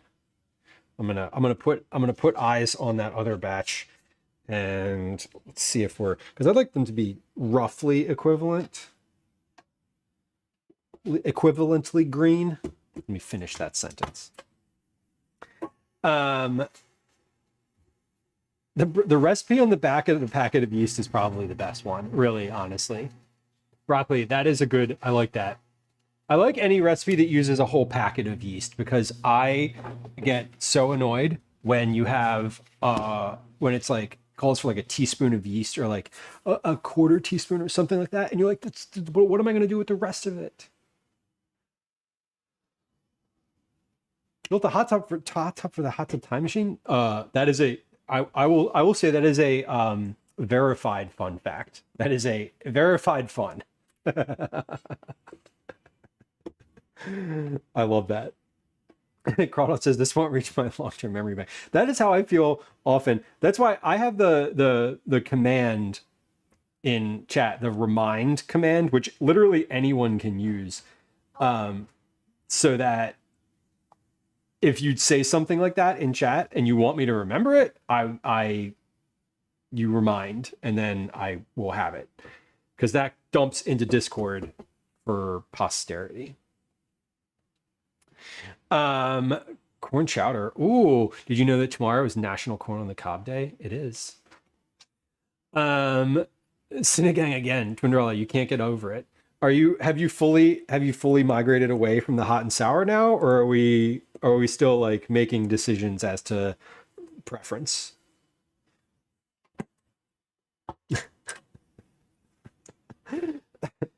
Alyssa Edwards quote. I feel like Automod has some weirdness about it. It probably auto-modded it, Araya, because it was like, it caught it not because it was naughty, but because it was like, it thought that it was like, I don't know, misogynist in some way. There's a setting for that, and I have it turned up.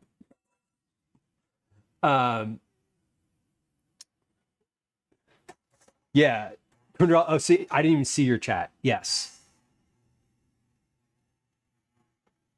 Yeah, I was like, we have that filter exists on chat for the reason that I feel like it's a good thing. I feel like I'd rather have it and have it catch things like that than not have it and have to, like, I don't know, catch a bad vibe. Like recently we had someone that was a reason for banning somebody. So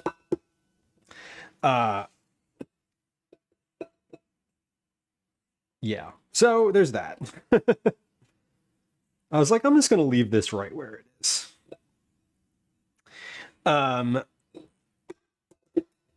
Okay, I'm gonna scrape that down. I just scraped up the bottom of the bowl so that it was not as so that was, yeah, basically not dry on the bottom. I'm gonna give this one more little swirl in, and then I'm gonna mix the dry ingredients.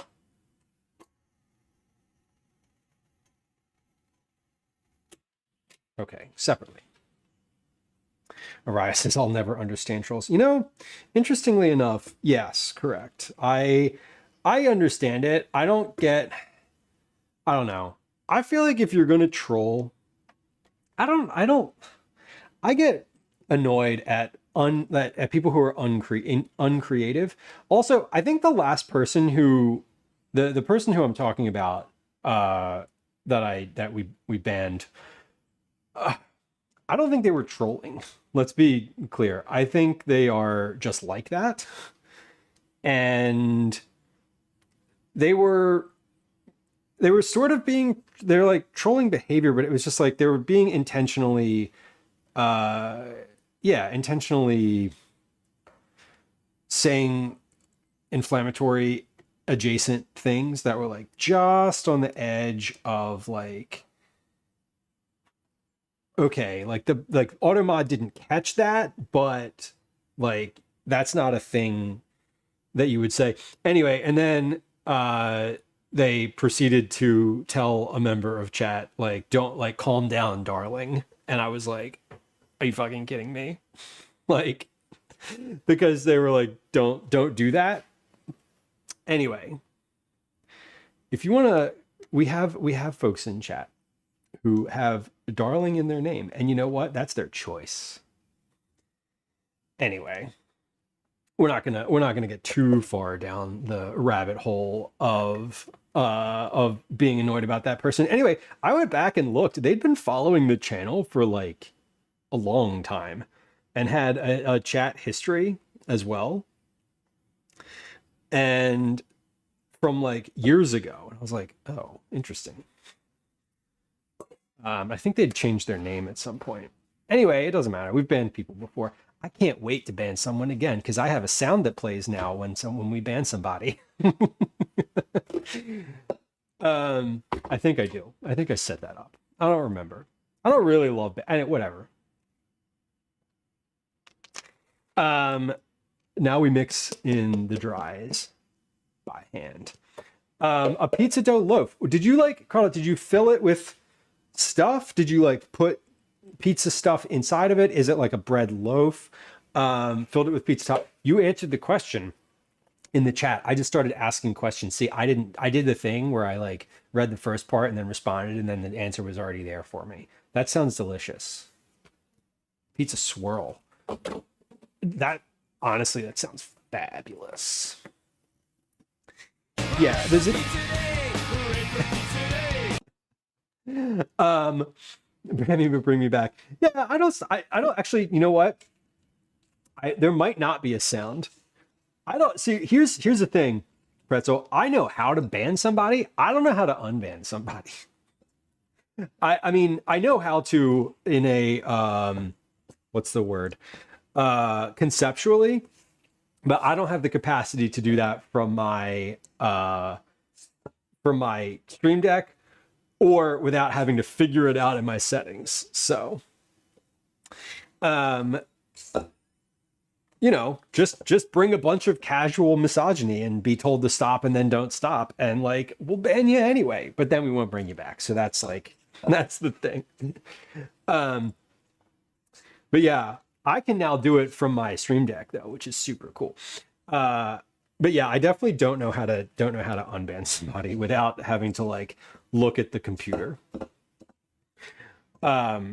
Which is fine because I'm never gonna do that in a stream and then decide to unban them in that same stream. That's not going to happen. So I'm not too worried about it. We're gonna put this in this bowl. Why am I gonna put it in a different bowl when it's already in a bowl? Well, because I want to make sure that I scrape out the bottom and do all the stuff. I want to weigh this bowl first. That's what I want to do. So I know what my final, like what my weight is here. 1,004 grams. That's 1,005. Okay. Let's write that on the bottom. And then we're going to put this in here. So here's what we're going to do. In between this batch and rolling/baking, we're going to clean up the counter. I'm going to take a quick break and run an ad break and load the dishwasher. I don't think I'm going to do the dishes just yet because I want to do some other stuff. But we're going to, I'm going to weigh this again after it comes out of the fridge. So I don't need to weigh it right now. I did weigh it right now, but I didn't write it down. I didn't write down the first one. So I know the weight of the bowl, so we'll do some math at the end of this, and then that'll be how we figure out how many cookie balls to make from each of these. Perfect. All right, that dough looks great. I didn't taste this. That is fantastic. Okay, this is great. Oh, that is really tasty. Carl says I would not know how to unban somebody. Right, that's the thing. I don't need to know.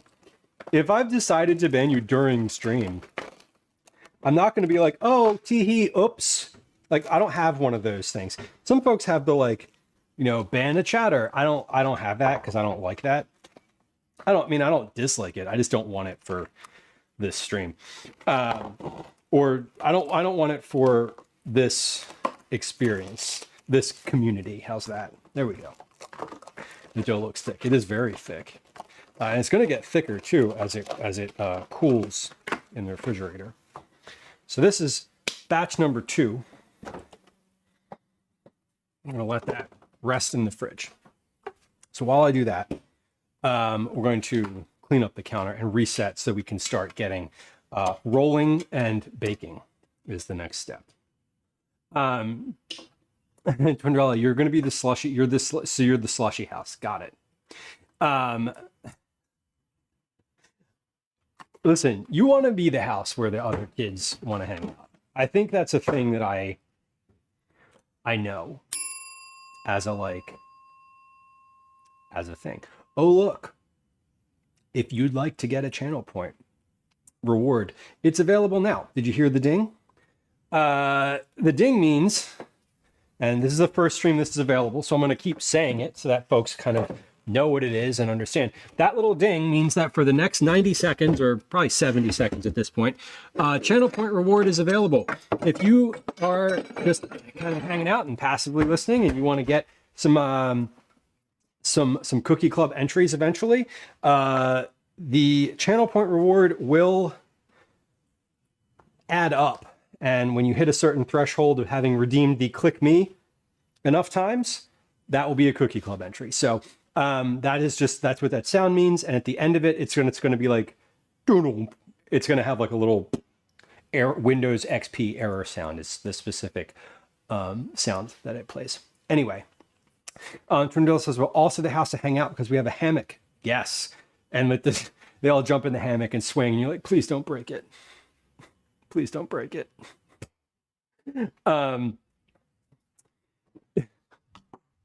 I know. One of my favorite things when we go camping is inevitably, this has happened a couple of times. We go camping with like a big group and a bunch of kids.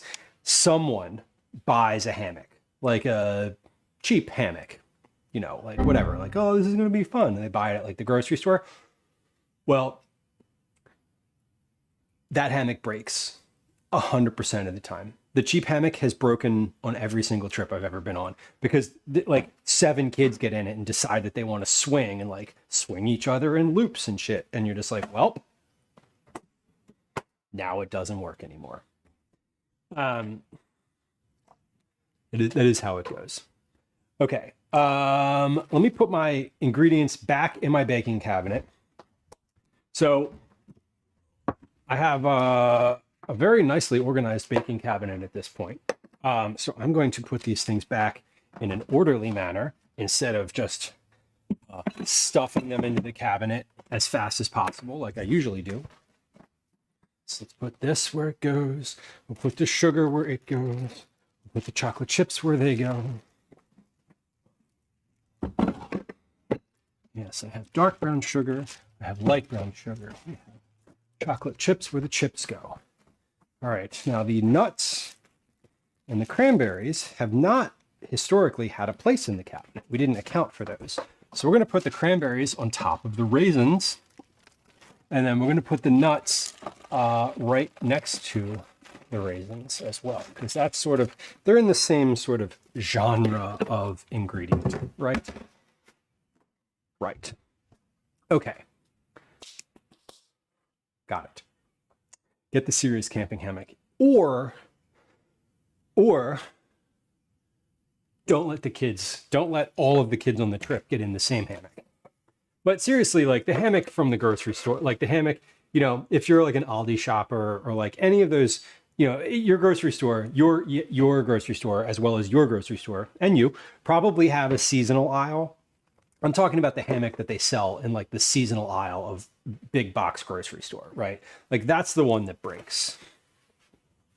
That's the one where you don't want to let all the kids get in it at the same time and spin. Yeah, the boys will destroy it. They sure will. That's what they do, as far as I know, as far as I can understand. Okay, let's wipe. We're going to wipe the counter. First with a rag, and then with a Clorox wipe.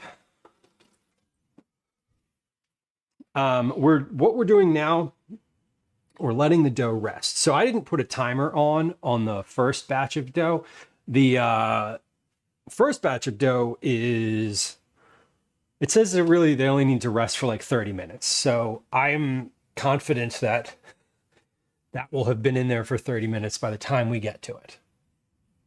We are going to wipe this counter. So I'm resetting here for making, rolling, baking, and cooling cookies. That's what we're doing right now.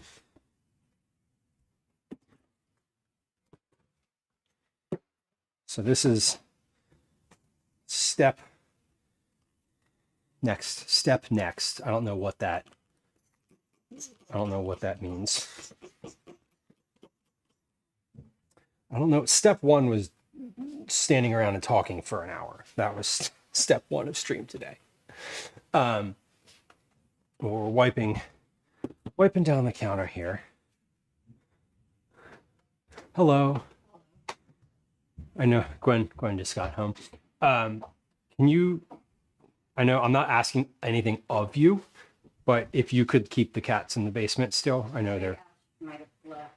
Okay. The others are down there. okay. But if you could keep them down there, that would be great. Cause we're like, I'm doing cookies for Cookie Club. So cats are unwelcomed. Unwelcome at the moment. You okay? Yeah. Okay. But John says, I'm making orzo for the first time. Nice. No recipe. Yeah, you don't really need a recipe. It's pasta. It's basically pasta. Butter forward ground beef. Butter forward is always fine. Orzo is great. Orzo and feta. I have an orzo feta recipe on the website for like a 1-pot orzo, lemon orzo pasta that is really good. And now I want that.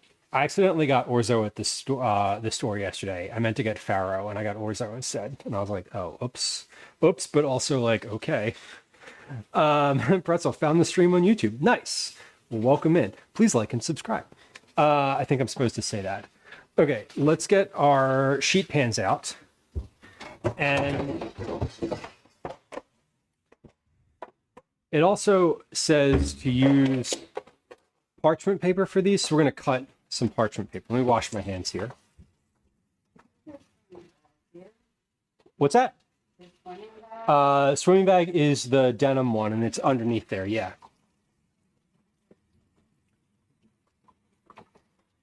Is he home? Oh.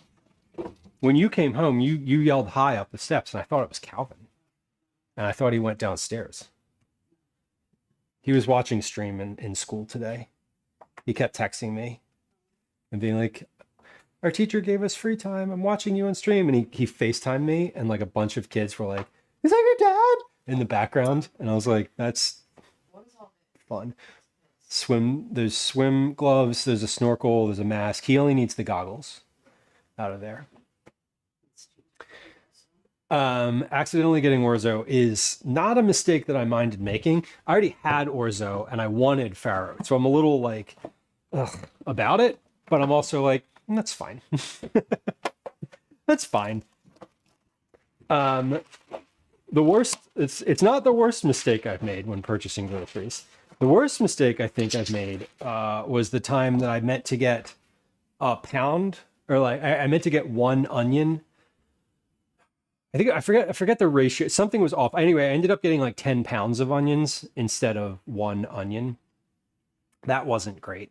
I didn't love that. But we dealt with it. We dealt with that by making a bunch of onion-based things on stream. I know I made French onion soup and onion rings and something else. Pasta salad time. Yeah, pasta salad time is that is the stay positive reaction to too much orzo.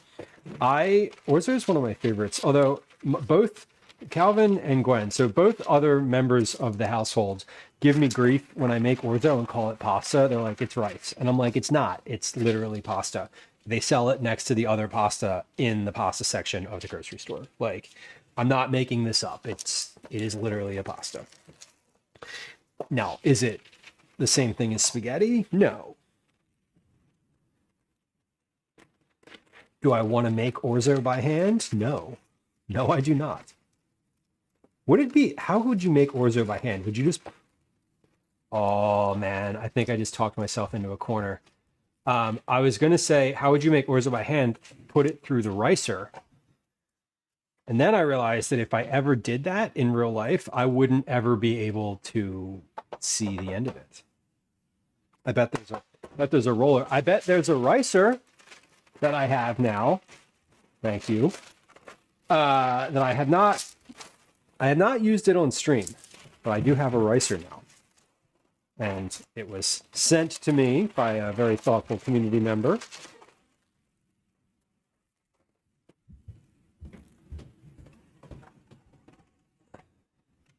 Anything spiral shaped. Now, the other hill that I'll die on,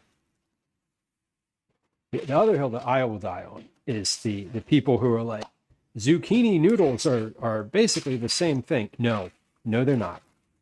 No, I'm sorry. At least orzo and rice are both grains. Zucchini is a vegetable. It is not, in fact, the same thing as a noodle. Now, are zucchini noodles good? Sure, they are. But when you put them with pasta sauce, they just wilt, and I don't love that. Anyway, not a fan of zucchini noodles. All right, so we're doing some parchment paper here, and I'm cutting this. I'm cutting it so that it sits completely flat. I usually, when I'm using parchment paper, will just crumble it up. But I want these to stay completely flat on the tray. The crumble method is good, but it doesn't always work completely for cookies and things like that. I'm also going to do an extra 2, I think, pieces of parchment here, because when I am shaping and rolling cookies, if I have a tray that's cooling and a tray in the oven, I want to be able to start another tray. Much like the last time we made batch cookies on stream, which was, in fact, the last time I made cookies on stream. We're just going to have like at least one.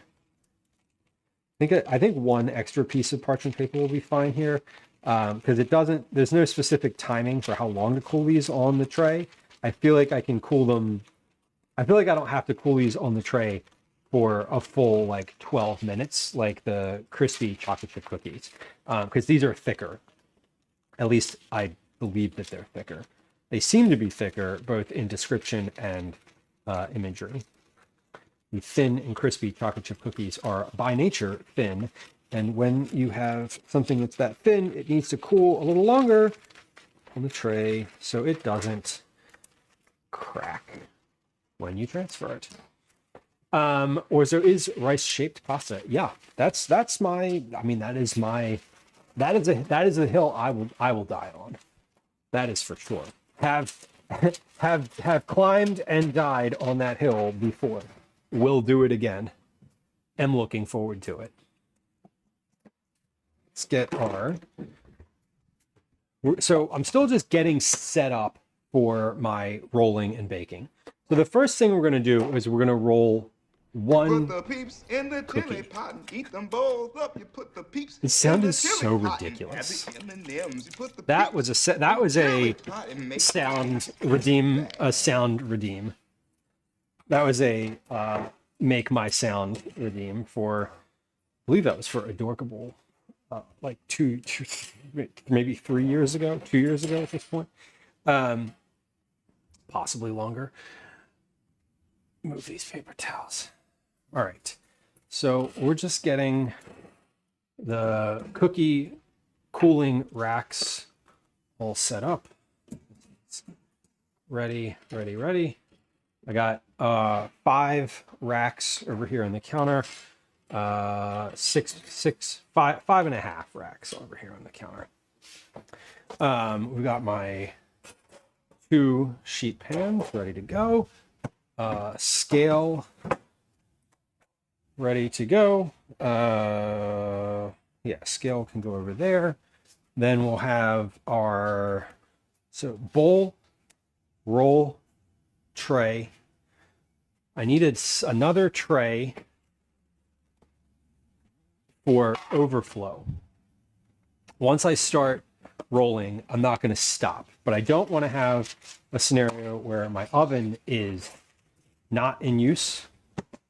So we'll be rotating trays in and out of the oven, and when I finish packing a tray, we're going to put the overflow in here. When I finish packing one tray, we're going to pack a second tray. When I finish packing the second tray, if my first tray is still in the oven, we're going to put the overflow in here. That way, when that one comes out, I can put that one in, and then I can wait for a few minutes and then load the first one up again. So we are always, every time I open the oven, I want to be taking a tray out and putting a tray in. That's it. Like, I never want to have, once I start baking, I never want to have an empty oven. That's the goal. So my overflow tray is ready. Salt. This is going to be a topping for when the cookies come out. I'm going to put a little bit of this in a bowl. And we're going to try to remember to put salt on the cookies when they come out. Now, if you're hearing me right now, I want you to know that when I pull the tray out of the oven, if you in chat tell me, remind me to put salt on them, I will be more appreciative than I will be, I will feel more appreciative than I will feel backseated upon. So please, if you don't see me putting salt on the fresh cookies when I take them out of the oven, feel free to remind me. If you don't remind me, that's okay. It's not your fault. It is, I'm the one who should be remembering to put the salt in there. I may not. FYI. Okay. We're on page 2. There's no salt command. That's interesting. Yeah. Small and large?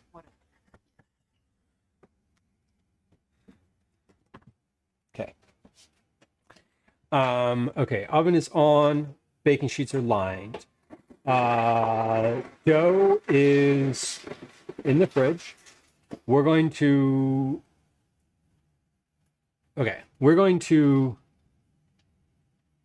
take a very quick break. We're going to play a game of words on stream, and then when we come back, we're going to roll and bake cookies. There you go. Hey, look at that. Cyber says something salty. Let me check and see if that worked. I just updated the Discord. I updated the thing to put that in the stream reminder zone. Cyber K Chop redeemed add a command, and this is what they said: something salty. Cool. So that posted to the stream dump reminder channel in Discord, which is exactly what it was supposed to do. Beautiful. Okay. We're going to play a game of words on stream. We're going to run a 3-minute ad on Twitch. I'm going to put the dishes in the sink, in the dishwasher. And when we come back, we'll be ready for our cookie process. For folks who are new to stream, a couple notes. We're going to run 3 minutes worth of ads on Twitch. If you don't like the ads on Twitch, you can go watch on YouTube. There's a link to that in chat. When we come back from the ads, there will be another little ding, and you will have an opportunity to submit to the click me redeem will come on, and you have the opportunity to click that. So FYI, if you stick around on Twitch, you will be able to get a Cookie Club entry. Thing number, whatever. If you've never played words on stream before, it's like Scrabble. You see the words at the top of the screen, and you type what words you find in chat. You hit enter. If you're new to the stream and you're a lurker, want you to know that follows are anonymous and silent. So if you hit the follow button, nothing happens. I'm not going to say hi to you, and there's no alerts. And if you want to get your first time chat out of the way, words on stream is a great time to do that. If you're anxious about what happens during a first time chat, just know that if you type whatever in chat during words on stream, I'm not gonna say hi to you about it. So good time to get that out of the way. We're going to take a quick break and play some words on stream, and we'll be right back to bake all of our cookies. Here comes a game of words. Here comes a 3-minute ad. See you in a moment. Hi, welcome to another edition of Commercials I Hate.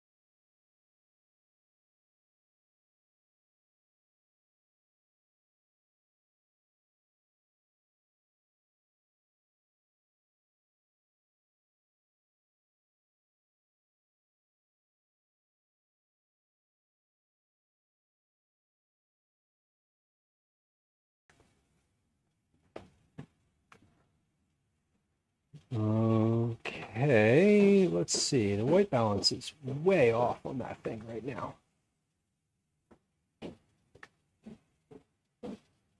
There we go. Okay. Not that y'all really care what the sink looks like during ads. Maybe you do. I don't know. I do, clearly. It was clearly bothering me enough to stop what I was doing and fix it. So, there's that.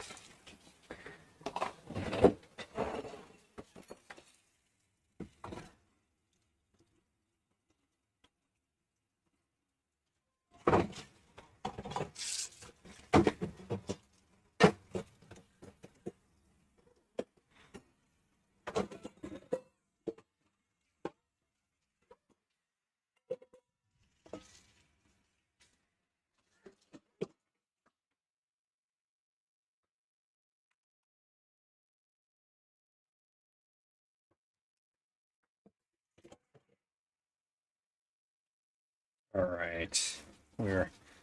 All I'm doing is what I call sink triage. I'm just getting the sink, everything that goes in the sink while I'm doing the initial part of stream is now going in the dishwasher, and we're working towards not having anything in the sink. That's the goal. Or not having any dishwasher items in the sink.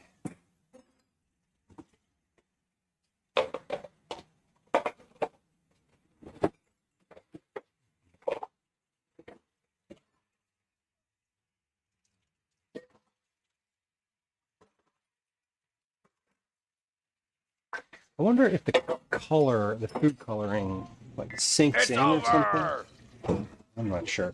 Hey, if you're watching on Twitch, there's an opportunity to get a click me point here. And if you heard that little ding, it means that the channel point reward is on. Feel free to hit that.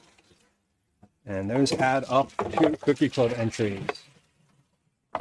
We are moving forward with getting the sink emptied out here. We're almost finished. Well, the sink is empty, but there are still things on the counter that are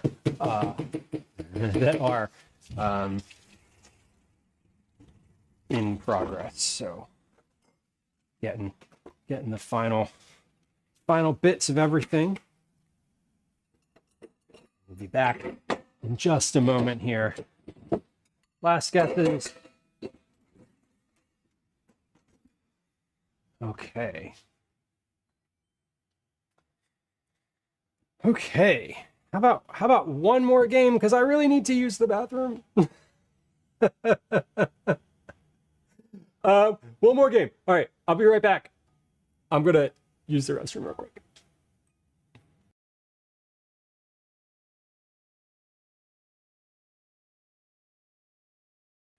I'm also just gonna leave my my microphone on the counter. That's fine.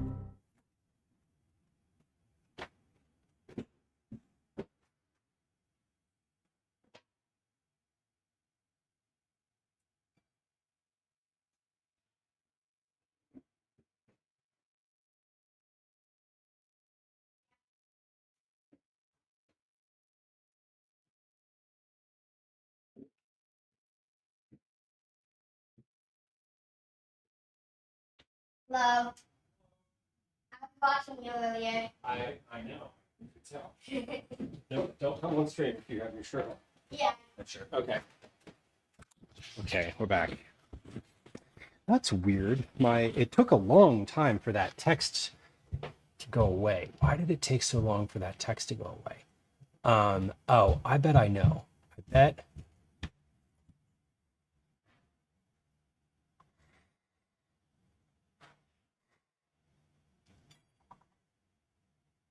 That's why. Okay. I figured it out. Ad copy didn't go away because I had it in the wrong place. All right. That was weird. Okay. There we go. And add copy. We got it. Okay.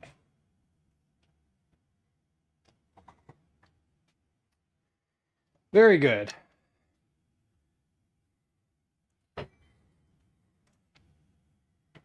D.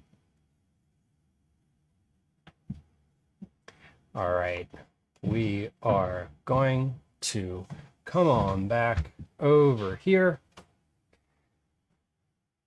Calvin's home. Hello. Hello. I was on earlier. Yeah, I was watching you you guys. were watching. He was watching earlier. So the cookies are only for the teachers. The cookies are only for the teachers. Where I'm not making cookies for your Okay, friends. coming. Have fun. Hi. I will have my phone on when you're on the way home. If you need anything, call me. Okay. Okay. All right. Cool. Okay. Cool. Dan. Thank you for your resub. Hey, Dan. 18 months is a multiple of 6. That is free cookies. That is you do not need any more Cookie Club entries this month. So save your channel point redeems. Save your other entries. It's also a multiple of 2. It is a multiple of 2. This is true. And that should have triggered a entry in the level up section of Discord. It did not. Fun. Okay, that's good. We're watching stuff today. Got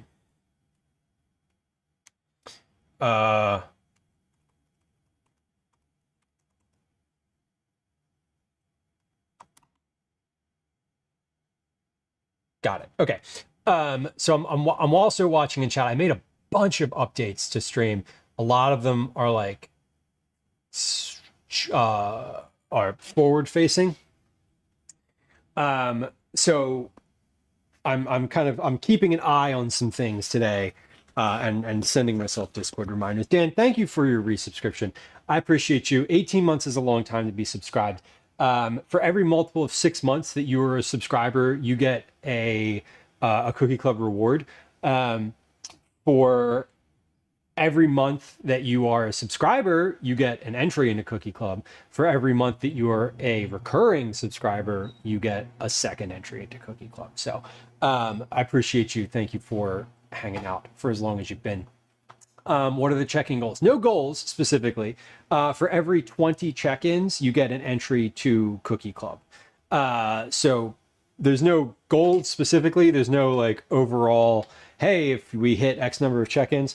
However, for every 20 times you hit the check-in, math.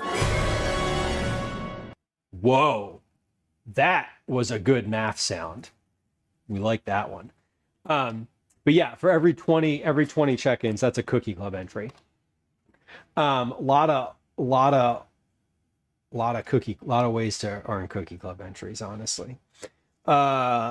Okay, this is our first batch of dough. So how much does each batch make? That was a question a little earlier. I saw in chat and then I did not answer it. Each batch makes 24 to 25 cookies. each bowl is a double batch. So there should be 50 cookies in this bowl. So this bowl weighs 274 grams with nothing in it. Let's get our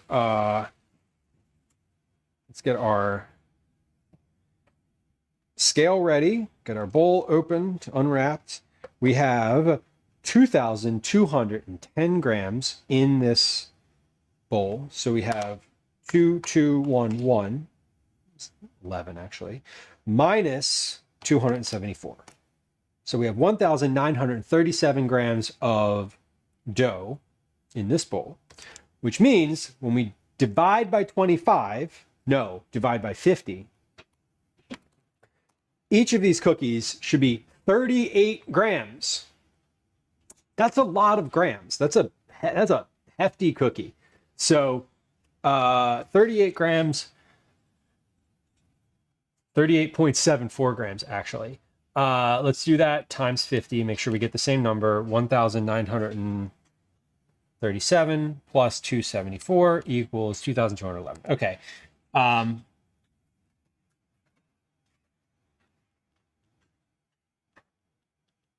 Okay, so we should be able to get about 50 cookies out of this bowl. I am not going to do the math for the second bowl yet because we're not there. Oven is on, ready to go. I turned the oven on to preheat before stream today. So this oven is ripping. It's at the right temperature. We have a pizza stone in here that is also warm, has been in here sort of sinking heat from the rest of the oven. So we should be good for our oven temp to stay relatively consistent. I'm going to turn the lights on. Let's adjust the camera here so I can actually see in the bowl or in the oven. Nope, that's not going to work. Let's flip, and there we go. Okay, a little stream magic there. It doesn't matter. It's not going to stay consistently like that. So whatever. All right. First thing we're going to do is we're going to roll one cookie, and then we're going to bake that for the amount of time that it says. So it says 15 minutes per batch. That's quite a bit. So I'm going to put one in here, and we're going to start rolling. Once I sort of see what this one looks like, I'll know how to space the other ones. So one of the things that is important is not crowding them, but getting enough of a space on my tray that I have like the right amount of cookies per tray. So we're going to start this. And we're going to test one first. So I'm literally just going to take 38 grams of dough out of this bowl. 37. Woo! Nice. Okay, 38 grams of dough.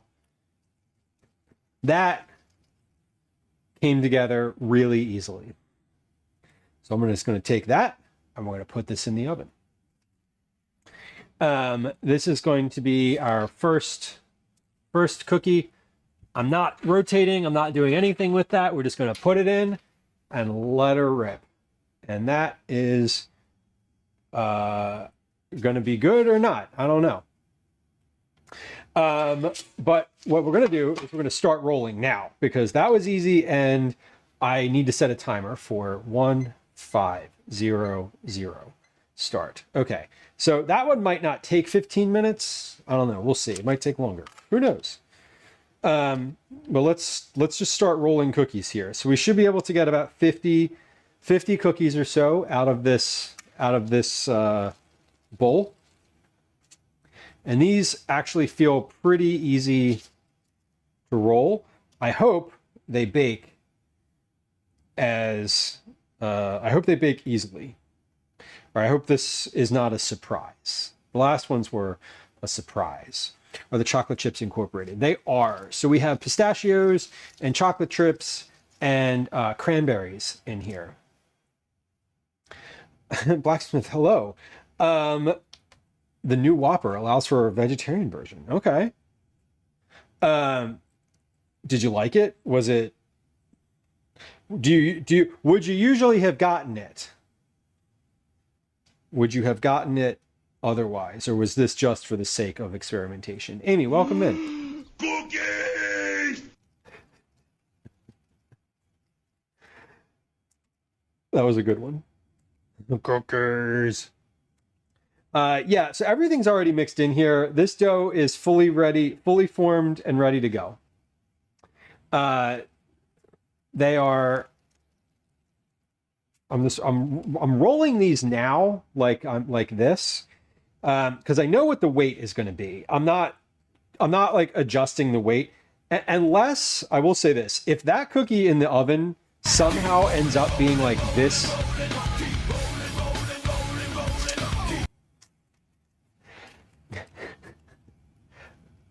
Nice. The other day, Calvin was like, "Who's Fred Durst?" Because he was listening to Eminem. More to the point, he was like, "Who are Carson Daly and Fred Durst?" And I was like, "Men of antiquity." Anyway, yes.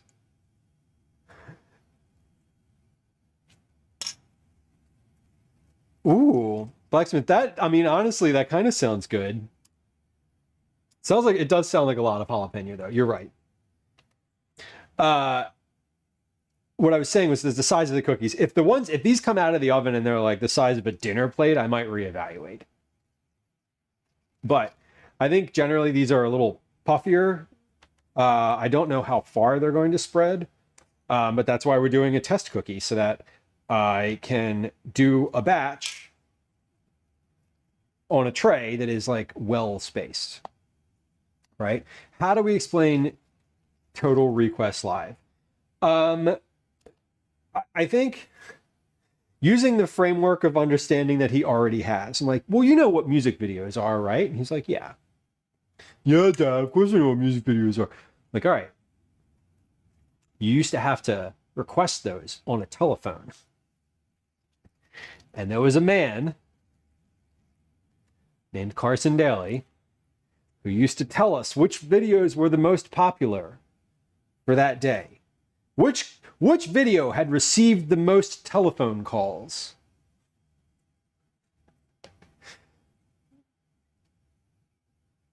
Unbelievable.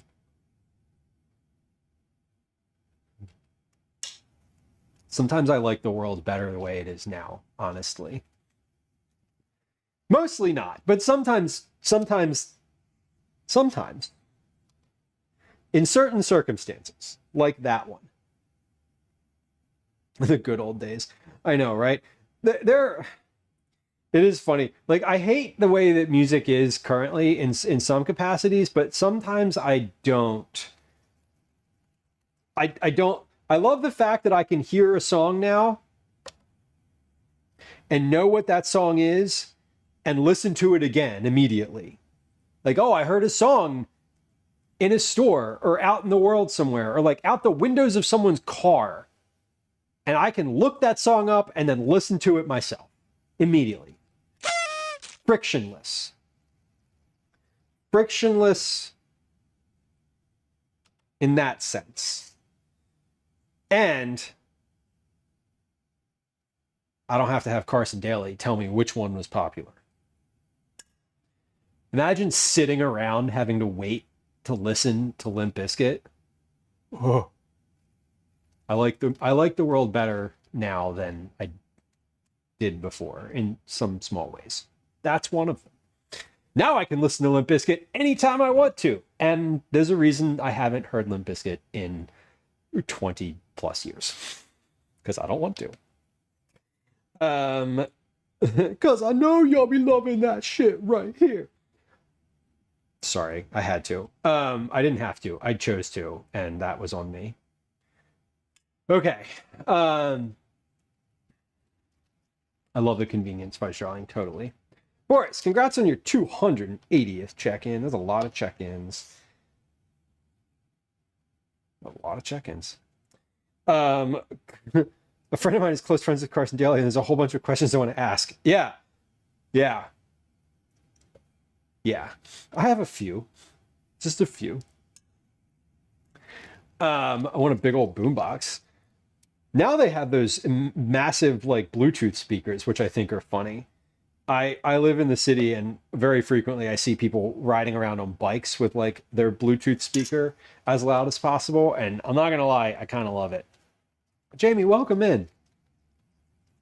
Hello. About the Eminem song. Well, what was the answer to the question? Right? Yeesh. Dainty Chris, welcome in. Howdy.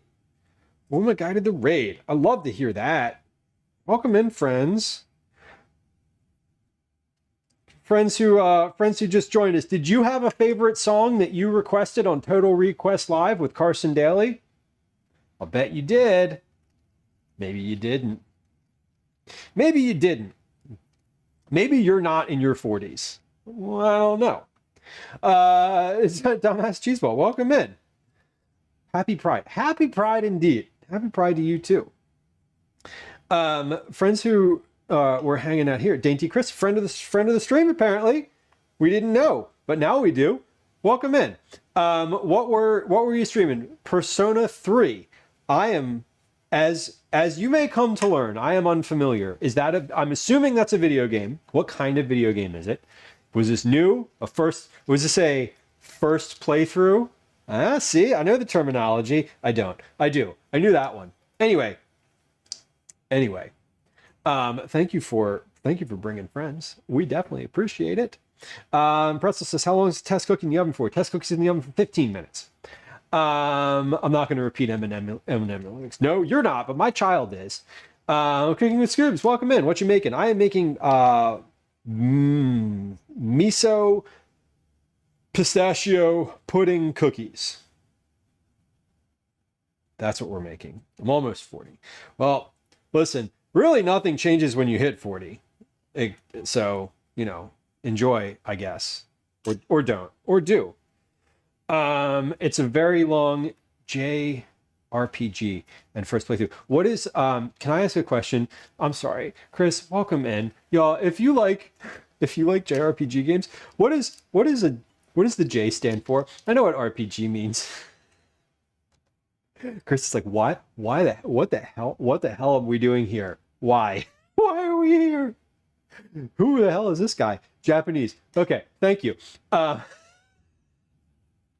Listen, I am you will come to find I am not a gamer, and I'm not sorry for it, but I'm apologetic about it when it comes up, and I'm just like, please love me anyway. Anyway, thank you for bringing friends. Thank you also for this shout out. Dainty Chris bakes and cooks. Okay, awesome. Okay, so you're like in the cooking. You're cooking adjacent. Got it. Listen, if you ever have questions about setting up or any like cooking related stuff, you can feel free to like hit me up, like DM me on the Discord. If you whisper me on Twitch, I will see it at least once a month. So when I say I'll see it at least once a month, I send out messages for Cookie Club once a month, and that's when I see the people who've like responded to me, and I'm like, oh shit, my bad. Because after today, I don't look at Twitch Whispers again. Popular. You're gonna be popular. I'll teach you the right cohorts. You'll be good at sports. All the slang you've got to know. So let's start, because we've got an awful long way to go. To the country, I'm gonna eat a lot of peaches. I'm moving to the country. 5 shifts. I'm gonna eat me a lot of peaches. Anyway, sorry, I was fully about to like dive into the musical side, and now we're back to rolling. Anyway, friends who joined us, welcome. My name's Lieu. This is definitely a cooking stream. We cook, we chat, we work on some recipes. I bake at least once a month. Follows are silent if you're new to the stream. There's no alerts or sounds. I'm not going to say hi to you if you hit the follow button there. Completely anonymous. We're making cookies for our community members today. If you're curious about what that looks like, command cookies in chat. You can get all the details. For what that means. We have a test cookie in the oven. It has about 4 minutes left on it. What I'm doing right now is I'm just rolling a bunch of cookies that are all going to be baked very shortly here. So once that test cookie's out of the oven, we're going to start like really baking here. I am going to take that cookie out of the oven. We're going to see how many cookies I can fit on a tray. And then we're going to put that many cookies on a tray and put them in the oven, because that's how baking works. The more you know. Anyway, once I know how many cookies I can put on the tray, then I can put like a bunch of cookies in the oven and fill a tray confidently. That's what I'm trying to say. Miso is an underrated ingredient. It is, and I will admit that I am newer to the miso scenario. When I say that, I mean I'm newer. I've cooked with miso before, but miso for a long time for me has just been like only in recipes thing. I've moved into a phase of my like cooking life where miso is a thing that I feel more comfortable just using as an ingredient. I like to cook off the cuff frequently, so a lot of what I do on stream will be things that are just made up without like measurement, that kind of thing. Baking, I do measure, but we're doing our cookies today from the 108 Asian Cookies cookbook by Dr. Kat Lieu. This is her second cookbook. And we've had a bunch. I keep saying I think because I don't actually know. We might have done, this might be the third cookie out of this book that we've done for Cookie Club. It might be the fourth. I think it's the fourth. So thank you for the link to Kat in chat. The first it might have been the first cookie I made of hers was like transcendent. So we had a question in chat earlier about the miso, and for those of y'all who are like, what does that mean? I'm curious. Miso in this recipe and in most of the recipes in this book, functionally it replaces salt. So these are baking recipes and you would expect to add like, a teaspoon of salt to your recipe. You don't in this. You add miso instead. Miso is a paste, and it is very salty, and it does replace salt nicely, but it also gives a little separate flavor, in an umami flavor in addition to salinity. We have about a minute left on this cookie in the oven. That was 15 minutes. I didn't open the oven. I haven't looked at it. We're going to pull it out and see what it looks like together. So it says that I'm supposed to rotate the cookies halfway through. I didn't, because this is just one cookie. It's literally in the middle of the oven. I didn't have any reason to rotate it.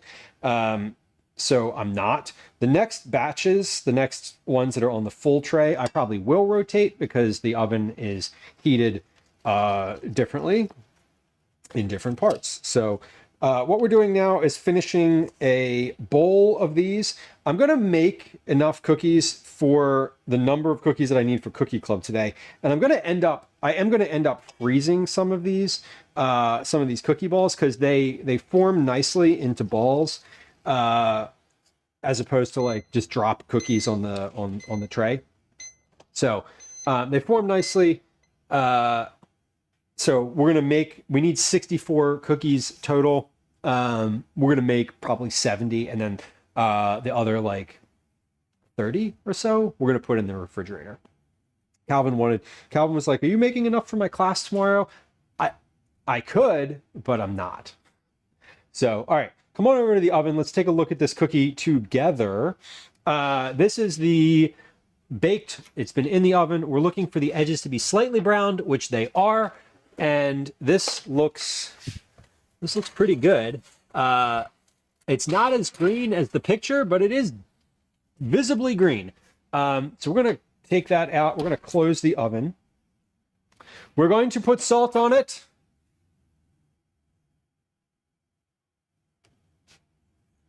We are putting salt on it.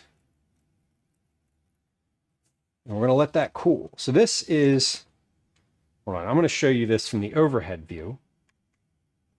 This is, because I don't want to hold it to the camera, but this is the cookie. It is probably greener than the camera is showing, less green than the book makes it out to be. So I am happy with this. It looks fine.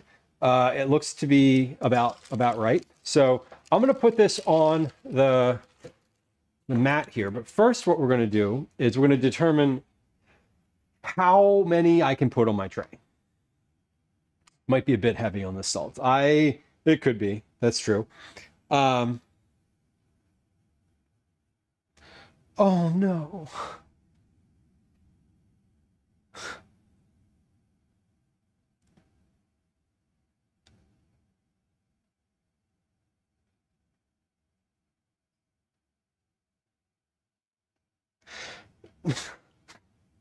I feel so bad. Not in anything I did. It's okay. Hold on.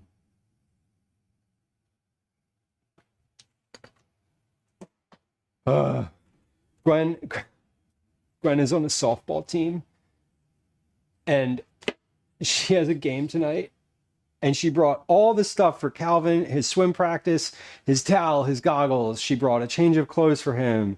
She brought water bottles for him. She brought everything. She's like fully prepared, but left her glove. Left her glove at the house. That sucks. That sucks. Oh, terrible. I feel so bad. I feel, it's not my fault, but I feel bad because I'm like, oh my God. That is so frustrating. I feel so frustrated. Like I'm frustrated on her behalf. I would be so mad at myself if I did something like that. I would be annoyed. I would be like, I'd have a lot of negative self-talk happening. I'll tell you that. Okay, so here's what we're gonna do. We're gonna do this. We're gonna do one cookie there. So what I'm doing, hold on. I'm trying to maximize the number of cookies I can put on this tray. This is a thing I haven't done before on stream. This is like, you want to see my like neuroses shining through? Here it is, right here. This what we're doing right here is me being very, very, very specific about spacing. So we are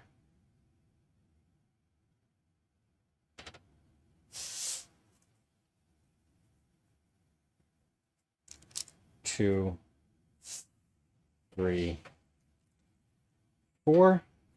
Okay, so 4 across, 4, and then 2. If these all spread relative to the one that I just baked, as I said, I want to maximize my tray space. 1, 2, 3, 4, 5. Yeah, so 5 by 4. So 20 per tray, I think, is going to be about right. Because if I can get that number per tray, that's 80 cookies per hour. So I am going to be baking for an hour. That's why I'm like, I'd rather spend a few minutes right now making sure that I can, is it 15 cookies on my tray or 20? It's 20. Now, here's what's going to happen. I'm also aware that I'm going to have extra cookie balls, right? Like I'm planning on having a tray's worth, one tray worth of extra cookie balls. So if these all melt together somehow, it will not be I won't be devastated about it. It'll be fine. These will just be like the house cookies, and I'll cut them apart with a knife, and then that'll be okay. But yeah, this is good. Now for the next tray, I'm gonna cook these. We're gonna keep rolling here. For the next version or the next one, I'm gonna cook these on this tray now and make sure that they spread okay. Let's get these in the oven. But I'm not gonna pack the next tray yet until I see that these all spread successfully. So let's turn the oven cam on. We're gonna set a timer for 15 minutes.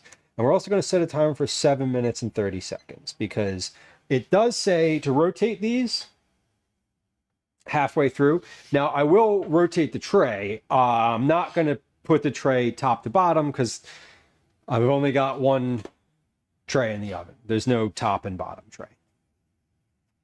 I've had crooked rows before. Maybe 1 or 2 cookies left to bake in the last batch. Yeah, exactly. And that's like pretzel.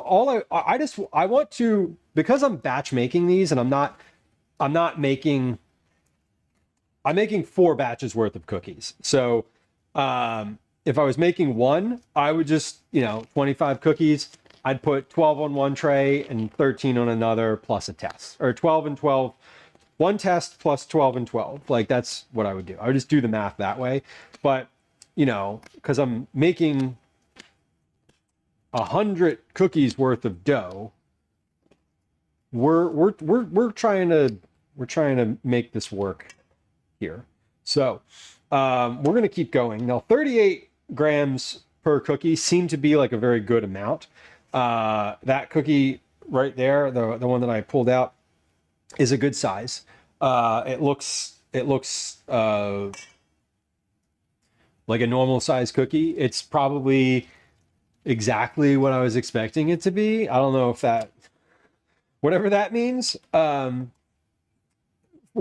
size wise, it does look really nice. You can see the, you can sort of see the pistachios in it, which I always love. We're gonna wait for a few until that cools off. Now I took it off the tray.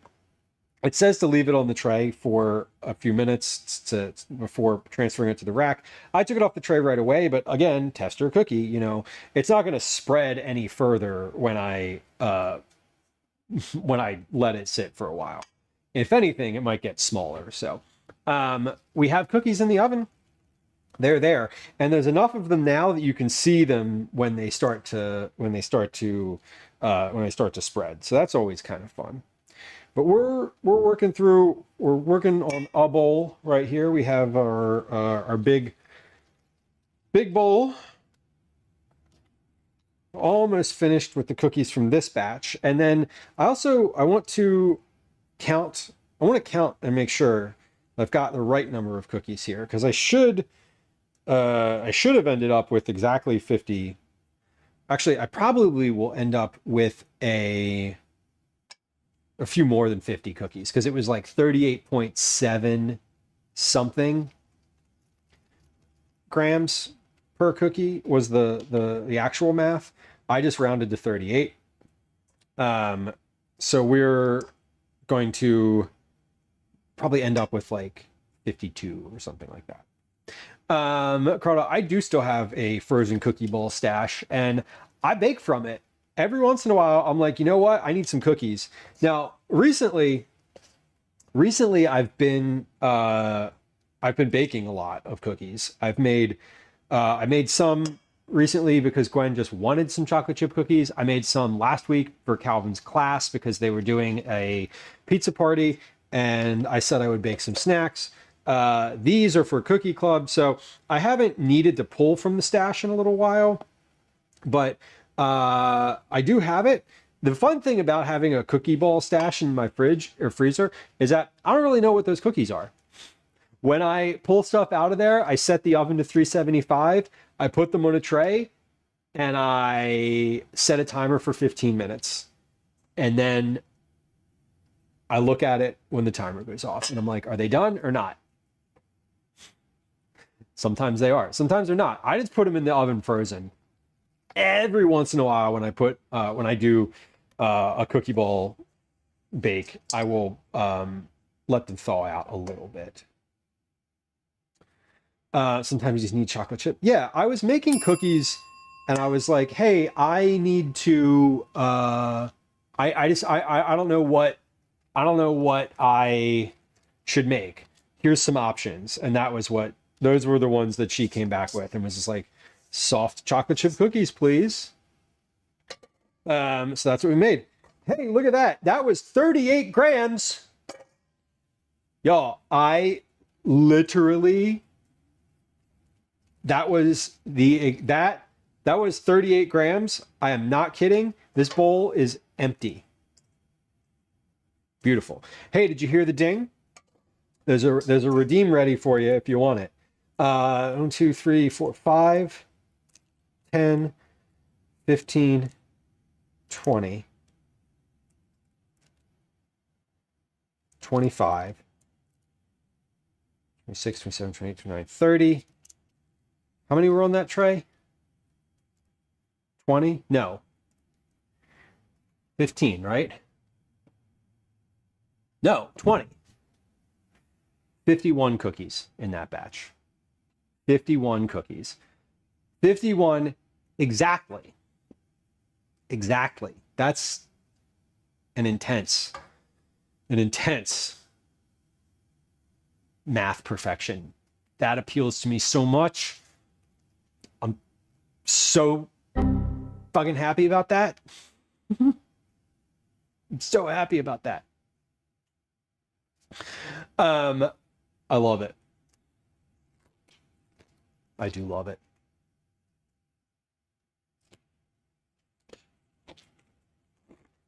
Okay, now we're going to rotate that tray that's in the oven in just a moment.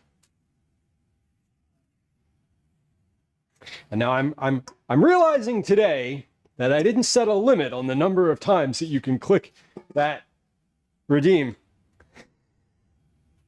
per thing. Now am I going to change it today? No. Am I going to change it after the stream? Yes. Because I definitely just realized that was a thing. Let's see. I have like 30 seconds to look at this real quick. I'm going to see if this is a platforms. I'm going to see if this is a thing that is easily modified. Rewards. Click me. Per user, global cooldown. No. Interesting. Okay. I can, but I don't know how to do it off the top of my head. So anyway, we'll figure it out. Good luck. Good luck today. Let's rotate these in the oven. Come on down to the oven real quick here. We're gonna open this. We're gonna rotate. We're gonna rotate. We're gonna put these back in. They look like they're spreading really well. They look like they're not going to overlap, as far as I can tell. So I think that is, let's get this next tray. Let's get this next tray ready. Because once this is, I know I have at least 20 on this tray already. Once this next tray is prepped, we will roll this next batch of dough. And we need to do some math for this dough. So let's get this tray ready first so that I have so it's ready to go when I have an oven that is ready to receive it. So we had 5 by 4 on here. 1, 2, 3, 4, 2, 3, 4, 5. Okay, good. Now I can start filling the rest of this in. Again, my goal is I never want to, like, I just opened the oven door to rotate that thing around, but I don't ever want to open the oven and take something out and not put something in. So the priority is making sure that I have a tray ready to hit the oven when we're ready to take those out. And when those come out, we're going to put salt on them. I'm going to put the salt on this on the rack over here. I'm going to move these over to the oven so they're ready to go in. Tatsu, welcome in. Hello. Hello. Uncommon, hello. Did I say hi to you? Jamie said, I missed what that was for. Yeah, so Jamie, we started the new thing today on stream. It's not happening now, but when you hear this sound, that means that there will be 90 seconds to grab a channel point reward, which is going to count towards Cookie Club entries. So you can get a Cookie Club entry if you accumulate enough of those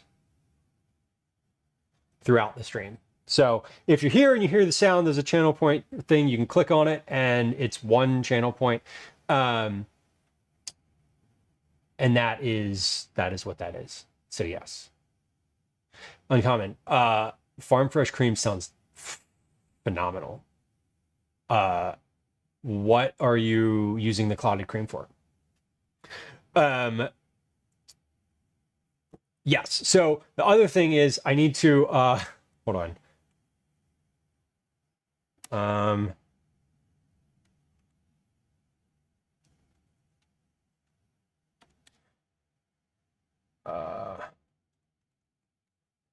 Reminding myself of something. I also really only want to be able to click the thing once per time. Yes. Scones and clotted cream. Oh, nice. Uncommon. Kitchen gladiators. Nice. That's awesome. You know, I love that is a thing. And I have not participated in it, but I appreciate that it is. I appreciate that it exists, and I love seeing the little wrap up videos. I love seeing sort of all of the things around Kitchen Gladiators. I think it's a really lovely aspect of the food and drink community. Kitchen Gladiators, for those of y'all who are unfamiliar, is basically a challenge. It's like a cooking challenge every month that you can opt into and do anytime during the month. That is open to anyone who's a food and drink streamer. Lord Tox and Seren Debakes run it, essentially. 1,005 grams. Okay. So there's like a theme every month, and it's pretty intriguing. I like it. I appreciate it. I had not participated in the theme, but I am glad that it happens. Okay, so each of the cookies in here, 1,947 divided by 50, 38 grams. So we should have more 38-gram cookies. Perfect. You don't have to be a food streamer. Also good to know, Uncommon. That is good.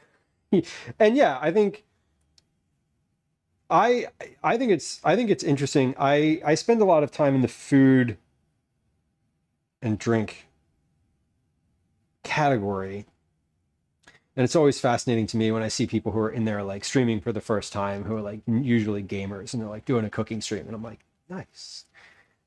And Discord is blowing up. Yeah, Liz, I feel like I hope they're all just going to the Stream Dump channel. I have I don't have notifications on for anything. So like you should probably turn those off for that channel. Yeah, because I'm doing the reason is I keep reminding myself of things because of all the adjustments that I made to the stream. As I'm noticing like little things and tweaks that aren't working quite as I want them to, I'm like, okay, we're going to go back and tweak this for next time.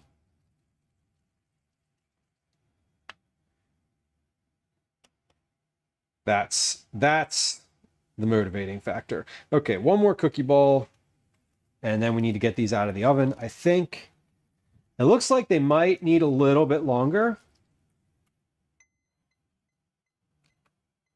Let's open the oven and see. I just want to see if these are roughly the same looking. They are not. Okay, so these I'm going to leave for another minute. They opening the oven in between things here, I think probably let some heat out. And I mean, I know it lets some heat out. And so I think they probably just need a few extra, a little bit of extra time, but we'll do a minute and then we'll see where we're at after a minute. And if that is the case, what I will do is add a minute to my overall time. Probably add like a minute and 30 seconds to my overall time, and then I will just not pause it in the middle. That is my thinking out loud approach there. Iced tea with pineapple and lime juice. Oh, I love iced tea. We're in iced tea season, aren't we? I mean, any season can really be iced tea season if you love iced tea. But I feel like summer, specifically summer, is when I like make and have iced tea on hand. Icy has no off season. Sun tea, yeah, Mike, exactly, sun tea. But if you love iced tea, it's good year round, really. It does only work when you have sun. These are facts. When I was a kid, my mom used to make iced tea with like real tea bags, and she would like boil the tea bags in the pot for like 10 or 15 minutes and then just like turn it off and let it steep on the stove forever, and it was like really strong iced tea. It was always kind of wild to me. Okay, we're going to look at these. Yeah, these look pretty good.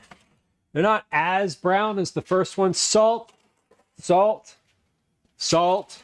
I'm saying it out loud until I do it. Salt the cookies. Timer, then salt. Timer, timer, timer.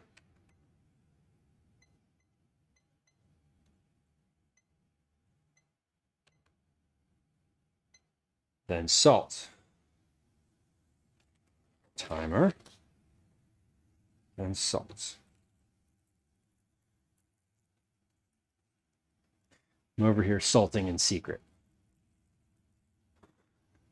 I realize I'm being covered up by the cameras, but this is a timely situation here. So we're salting. There we go. Okay, let's finish rolling as many cookies as we can.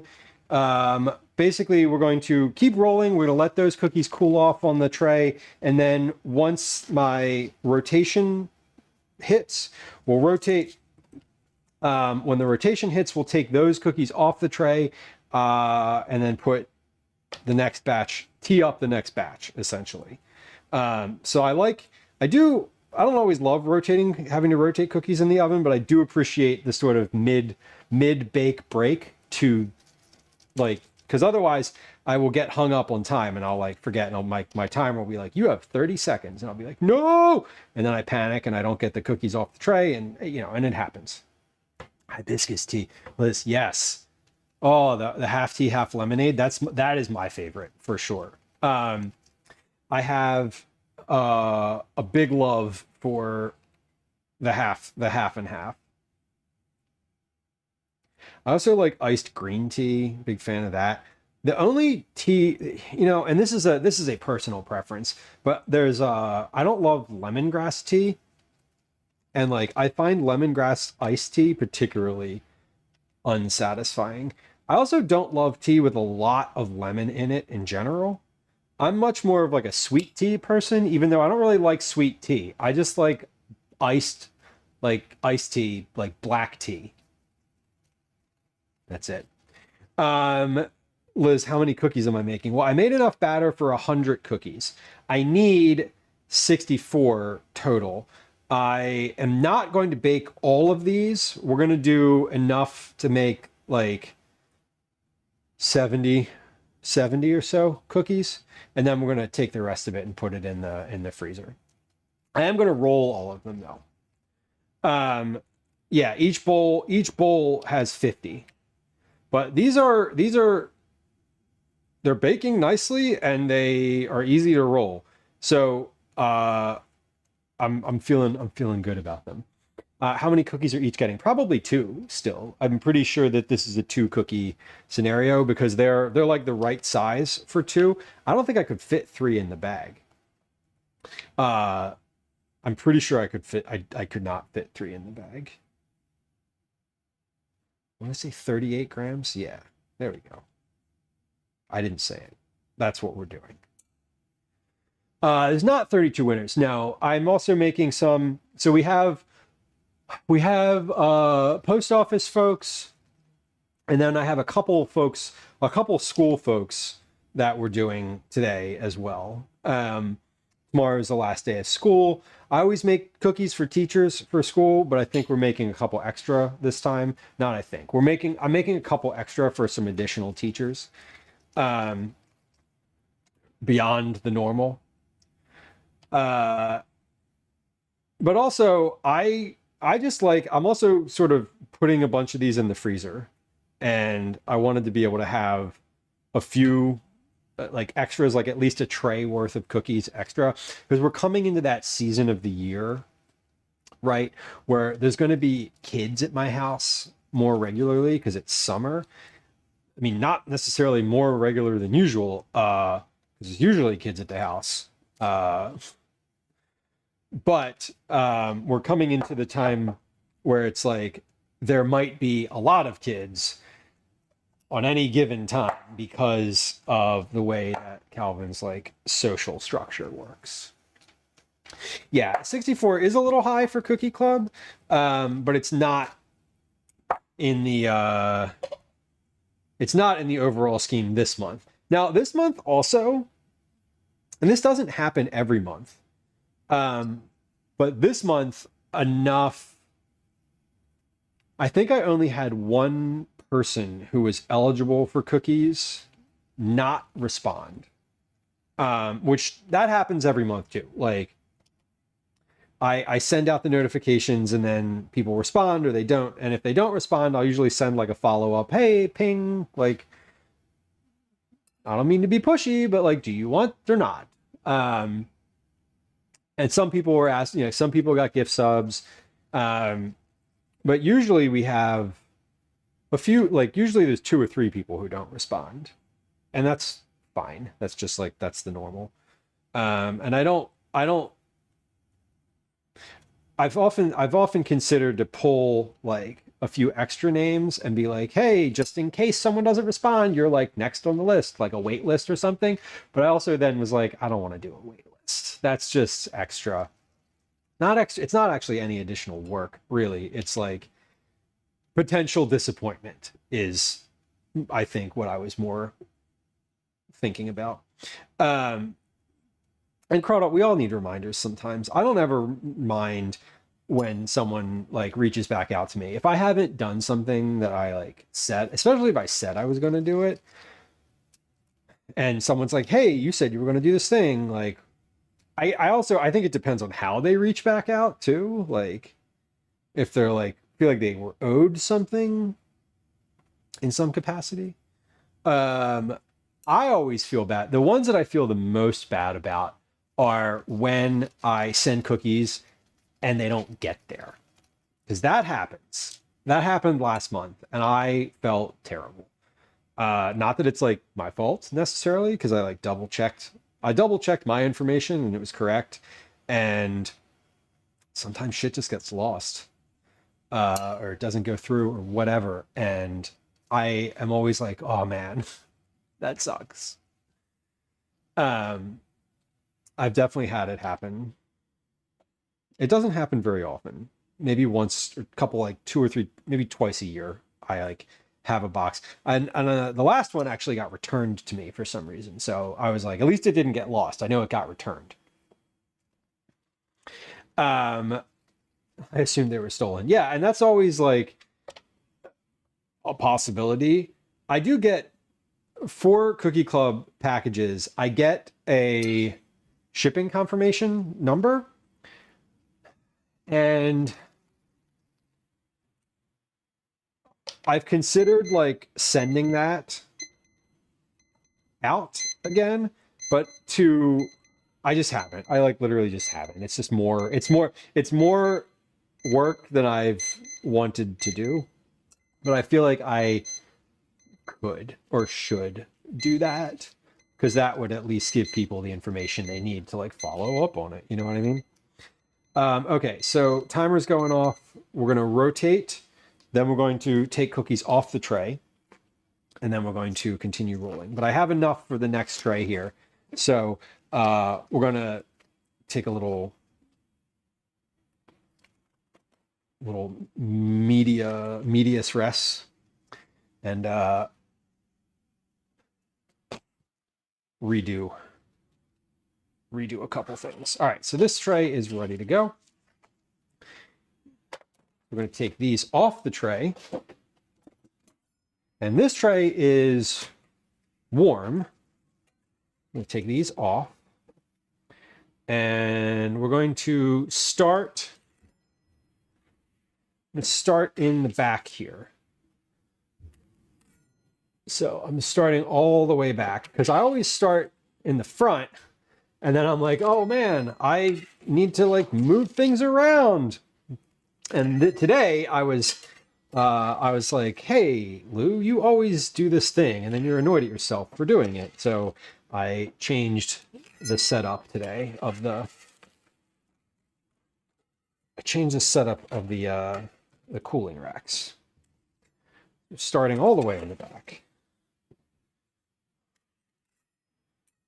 And I can fit 18 cookies per rack for the one variety of rack. Okay, so this is good. Let me tap the salt off of here. I don't want the salt to get on the bottom of these. That's not the goal. We're gonna get my next tray ready. I've got my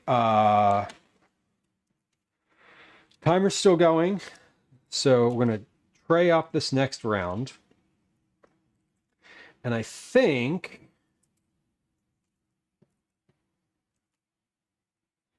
let me see. Yeah, I think we got 20 per tray. So it's 20 finished. We'll have 40. We're done that. I want to see, I haven't touched this cookie yet that I pulled out first, because I'm sort of gauging how long they take to cool down. Because these are thicker but soft, and I'm looking to make sure that they are cool before putting them in the vacuum sealer. So ideally, you know, they get 30, 40 minutes to like come down in temperature before I vacuum seal them, especially with the softer, sort of puffier cookies, which these seem to be. I don't want to put them in there when they're like very soft. Okay, so these are good, ready to go. I have about 5 minutes for those left in the oven. I'm going to put some eyes on here. I didn't rotate that tray. I just left it. The timer went off and I took those cookies off the tray, but I didn't rotate that. Maybe I don't need to. Maybe I don't need to. Let's not. I'm not going to do it for this batch, and we'll see if they're like browned and finished in one corner and less browned and not finished in the front. And if that's the case, then I know that I need to rotate them. But my sense is that my oven's hot enough. It's been on for long enough. And there's not but one tray of cookies in there at a time. So I feel like I probably don't need to rotate them, which would be ideal if I don't, because then I don't need to open the oven and they'll cook more evenly. That's also my thought. If I don't rotate them, then I don't open the oven, so I don't let my heat out.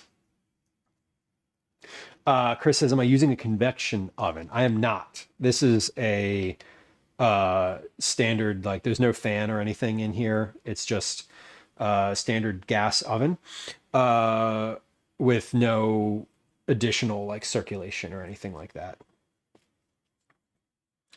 I would love to have an oven that had better circulation. That would be amazing. That would be ideal, but I don't. And I'm not going to buy one. So my oven works. I don't need to upgrade it. Dorschwab, welcome in. Hello from Germany. Hello from United States. I am in on the East Coast of the United States in the city of Philadelphia, which you may or may not have heard of, but that's where I am. It is 17:02 for me. That is 5:02 p.m. for those of y'all who are like not into the 24-hour time thing, which like get there or don't, but you know, it's really not hard to convert your brain to thinking in 24 hours. Just set your phone to do that, and within a week you'll know what 17:03 means. Because how many times do you look at your phone during the day to tell you what time it is? Your brain will start doing the math for you. And then eventually, when you get tired of doing the math, you'll just know what 17 is. And you don't think about 17 as 5 p.m. anymore. You just think about it as 17. So 23:02. Right. I know what 23:02 is. I don't need to do that math in my head. If you need to do that math, go ahead, but I'll tell you that it's 11:02 p.m. Anyway, fun things about me that make the people I live with annoyed. That's one of them. If I could put the oven and microwave clock in 24-hour time, I would. I can't. I tried. Trust me, I tried. You cannot. Anyway, we have about 2 minutes left on those cookies in the oven. I'm going to take just a real quick look at them, not by opening the oven, but just like eyeballs. They look the same. So I'm pretty sure that not opening the oven was fine, or is fine. And not actually rotating them is fine, which is ideal because, again, when I open the oven, I let all the heat out. And that's not great. We don't love that. So, so I think we should be good to not do that. Okay. But we are working through some cookies here. 10:15 equals 22:15. Yeah, there's like quarter 10, 10:15 are two different times, right? Like 10:15 is like 21:45. Am I right in saying that? And then like 10:30 is like 22:30. I feel like there's like 10:15 and 10:15. The language around time when you have in different areas is always really fascinating. I kind of love it. We have 16 seconds left, so I'm going to make this my last cookie ball. And then we're going to get ready to tray in, tray out, tray in, timer, salt. Right? Okay. Stop. Restart. Okay. No, Lou, you need to have a hot glove on your hand for this. Okay. I'm going to move things so I can put my tray out. And then my tray in is right here. So let's go. Yeah, those look good. Tray out, tray in.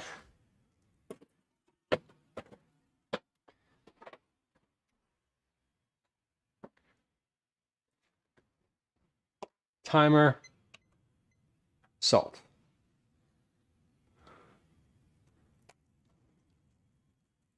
Yeah, and these, spacing on these is good.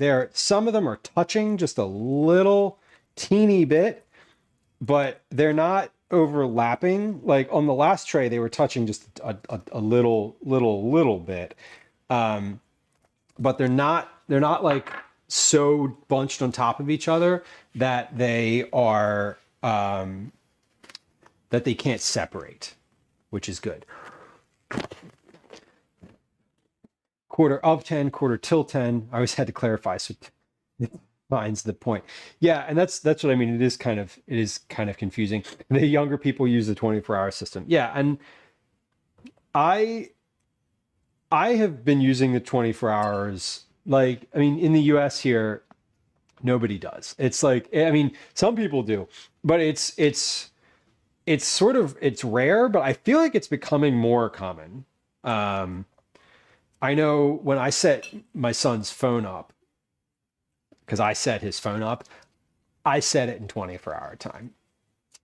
Because I was like, you know what? I use this out loud when I'm talking in the house. He already kind of knows what this is. Let's not regress.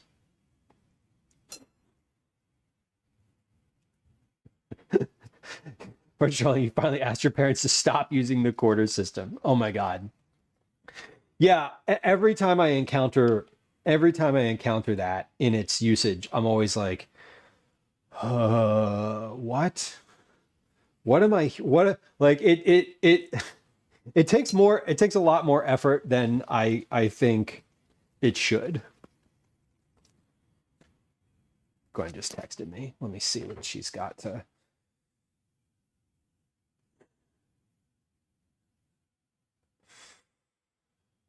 Okay. Oh my God. So frustrating. She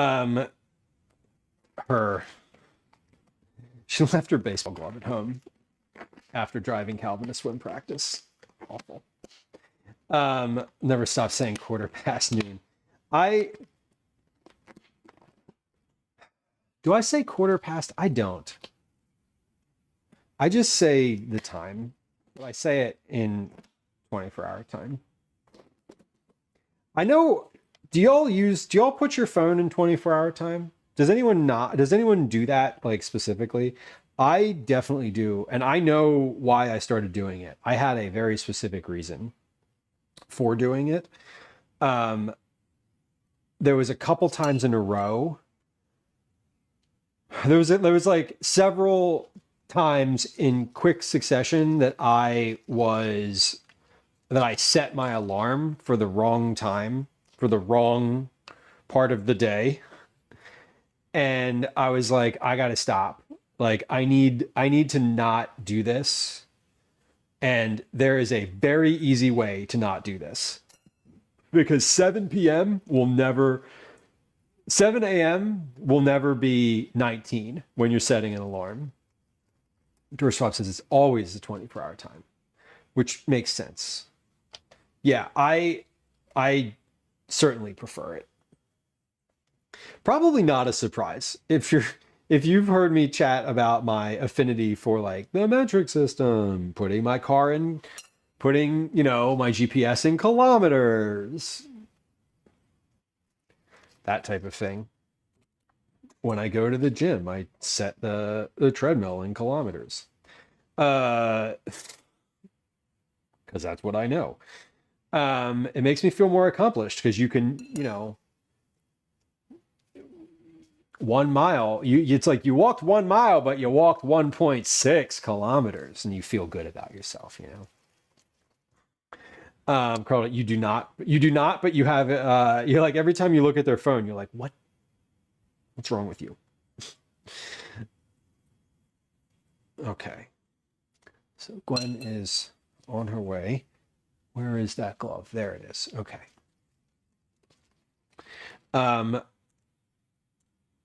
Okay. I guess if I'm not rotating these, I don't need to set my timer for halfway through, do I? I guess I do when I want to make sure that I have the next tray queued up. So, a little recap. We're making miso pistachio pudding cookies. So they have they have chopped pistachios, pistachio flour, and pistachio pudding mixture in them. So they are very pistachio forward. These are for Cookie Club, which is our little rewards program for members of the community who are regulars, both in stream and in Discord and in chat. These are, we're not cooking all of these today. We're rolling 100 cookies worth of batter, but we're going to bake 70 cookies worth. So, 3 trays. We're on tray number 2 in the oven. We're about to hit tray number 3. And once we hit tray number 3, we'll do one more like half tray off of that. And that will be the end of the cookies. We're going to keep rolling till we're finished with the dough because all that's left is right here. And we're going to freeze some of them. So once we get to the end here, we'll freeze what we have left. Okay, so these didn't exactly work out to be 38, which is fine. We have one small little cookie ball left. This is just a little one. We're going to leave that one to the end. I probably will bake that one on the last tray because why not? We're finished with our rolling. All of our cookie dough is either baked, cooling, or in the oven. So we're going to get our next tray of cookies ready to go. Let's move this. We're about halfway through the ones in the oven. I don't need my scale anymore. So we're gonna sort of clean up now. We're mid bake. I have 40 cookies out of the oven. 20. No, sorry. I have 20 cookies out of the oven. 20 cookies in the oven, 20 ready to go. And once we finish that, I'll be ready to start packing. So once our last round of cookies is in the oven, I should be good to start the packing process because that takes a little while. Mrs. Syntax, hello. Welcome in. If it's past noon, then it's -12. I feel like for a while when you start using the 24-hour system, for a little while you do the math and then you stop doing the math because the number feels familiar. It's exactly like moving from Fahrenheit to using Celsius.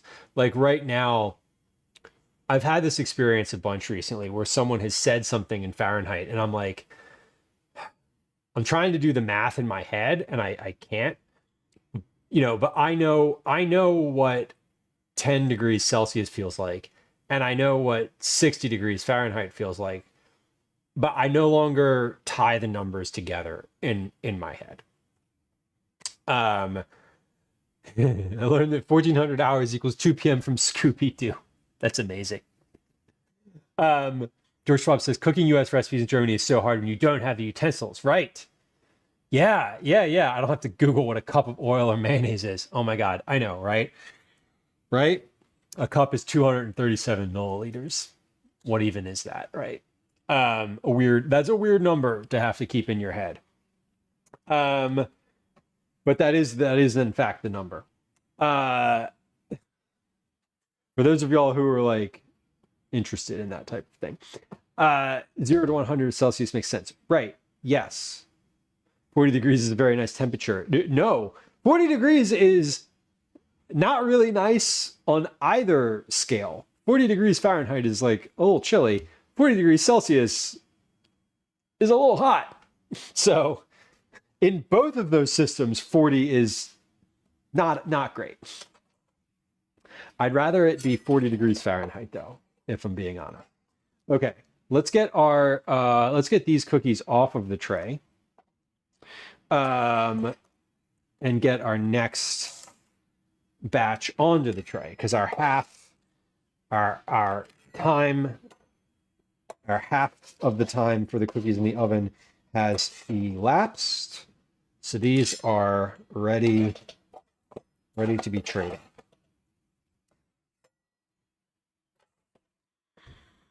And this one here, the tester cookie that we had first is well cooled at this point. This is definitely a packageable cookie. We're gonna try this one now and see if it's any good. I'm sure it will be, but you gotta try it. You can't have the cookies without having the cookies. But before we try that, we're gonna get this tray ready for baking.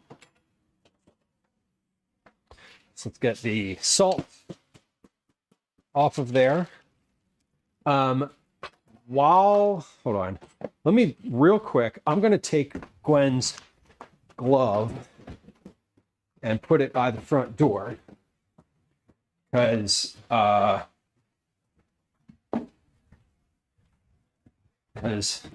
she's gonna be like in and out real quick. I don't need her to have to come upstairs. Okay, let's get this tray of cookies ready. 40 is only nice in the winter. This is true. Listen, I prefer cold weather. Are y'all like cold weather people or warm weather people? I will take somewhere where it's cold over somewhere where it's warm all the time. Now, don't get me wrong.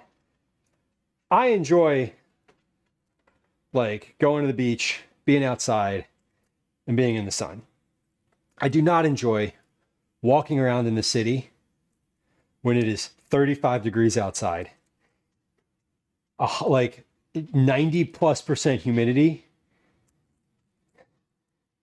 and it stinks. Like literally it stinks. The city in the summer is a smelly place to exist. Really anywhere, because garbage day is every day, depending on your neighborhood. So someone's hot garbage is always out roasting in the sun, which is fine. They pick it up, and we like that. 40 is 4 Celsius. Yes. Something like that. I know that 28 and 82 are inverse, so that's like if you're trying to learn the difference, if you're trying to move from one to the other, that is a good anchor point to have. Knowing that 28 in Celsius is the same as 82 in Fahrenheit. Like being able to like keep that in your head. I've found that very helpful. So.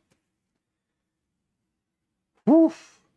Really nice snow, Dorswab says. I enjoy that too. Yeah, and snow is getting to be more of a rarity. And the fun thing about having a school-age child now is that they realize that you can go to school online. And now when we have snow days, they're like, no, you don't. You just get to learn. You just get to like get on the internet and like learn school on Zoom, which is so sad. Because a snow day is not a snow day anymore. It's just a digital learning day. Annoying. Anyway, we have about 2 minutes left. I'm going to hold off for a moment while we get our next batch ready. So I have 40, right? 1, 2, 3, 6, 12, 18, 3, 28, 33, 40 cookies over here. I will be getting 60 cookies out of the oven. So once we get these out of the oven, I will have 60 baked cookies. I actually didn't need to make that entire tray. I'm going to because I already have them there, but these are now cookies to freeze. So I have 1, 2, 3, 4, 8, 12, 16, 21 cookies. So these are for the household. So I'm just going to take my hands and sort of move these so they're not touching each other. We're going to pop these in the freezer. And then that means that what we have in the oven, coming out of the oven, and ready to go in the oven. Ready to go in the oven and coming out of the oven. These are the last 2 batches. So I have 15, 16 more minutes of oven time worth of baking time. So we made good progress on our bake time today, which is good. I maximized the tray space pretty well, and 20 cookies on a tray is pretty great. So we're going to freeze those. We'll freeze those in 50 seconds. We're going to do our oven switch. So I'm going to move our sampler cookie over here, and then we'll be on to our last batch in the oven. So yeah, Mrs. Syntax, snow days should stay snow days. I know the way that they do it here in Philadelphia is nice. That the basically, and they did this year. The first day of the snow, when there's a big snow and you're going to have a couple days of non-school, the first day is a snow day. The next day is a school day, which I don't hate, because when you live in the city, the first day it snows and it's like nice and things look great and it's like, oh, it's very pretty. Day number 2, it looks like dirt. Everything's dirty. The snow is dirty. The plows have plowed like all the trash from the street up into like big piles. It's bad. Like, it looks gross. So, day 1, it snows, you go sledding. Or you have an outdoor snow day. Day 2, you go back to school. And exactly that. You have some hot chocolate, or you enjoy the time. Okay. We're putting these in the oven. Last batch in. We have cookies out, cookies in, timer, salt. So salting while they're still sort of fresh. Now these, as they sit, are collapsing a little bit. They're like settling. Let me wash my hands, and then we're going to try one. That is the move. Yeah, exactly, Mrs. Syntax. I feel like it's like the excitement of like, oh, it's going to snow, it's going to snow, and then it snows, and then and we had this experience this year where like it was great, like it's going to snow, and then it did, and then we went sledding. Like, I drove to go sledding, and like I got the car stuck, and was wise enough to think about it ahead of time, and had put the shovel in the car and like dug myself out. Like, it was an adventure, Day 2, everything's shitty, and you're just back at school. So, not too bad. It happens. George Schwab, enjoy the rest of your evening. Thank you for coming through. I appreciate you. For all of those who are new to stream, if you're hanging out, perhaps you're lurking, follows are silent. So if you hit the follow button, they're silent and anonymous. There's no alerts. There's no sounds. I'm not going to say hi to you. You just follow. So if you are hanging out and interested in hanging out again, this is not specific to you, George Schwab, but I'm saying for anybody who's interested, and you don't want me to acknowledge you, follows are silent. Okay, so this is our test cookie. This was the first one that came out of the oven. We have a, it's less green.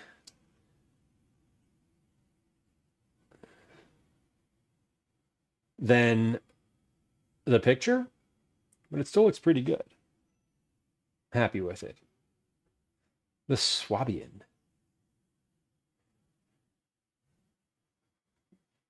Well, thanks for coming through. Oh, sorry. And here's the cookie break. Ooh, we got a nice piece of chocolate in that one. Hello, Calvin's home. Mom, get her glove.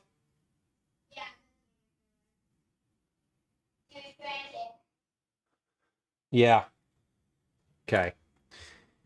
Well, I am. Smells like cookies. Can you try one? Yeah. Hot. Try. No. Try. Actually, yeah. Hold on. Yeah, try one of those. These are really good. What's in them? Oh, very good. Ooh, we got a very good. I knew it, his eyebrows went. What's in them? These are miso pistachio pudding cookies. They are. Ask you what you wanted the pistachio cook. Pudding for. They have pistachios. Pistachios, pistachio flour, pistachio pudding, dried cranberries, chocolate chips, flour, sugar, miso, no vanilla. But they are looking good. So very happy. They're greener inside than outside. Now, do my cookies look exactly like the ones in the book? No. No. But The ones in the book, I feel like, are always different. let's see. Let's pick one that looks the closest like the ones in the book. Oh, I have one. Point to it. Don't touch it. This one. That one? That one or that one? I said this one because it looks like it has the most stuff and the most variety of stuff. The most stuff and the most variety. Okay. So let's do a comparison to the ones in the book.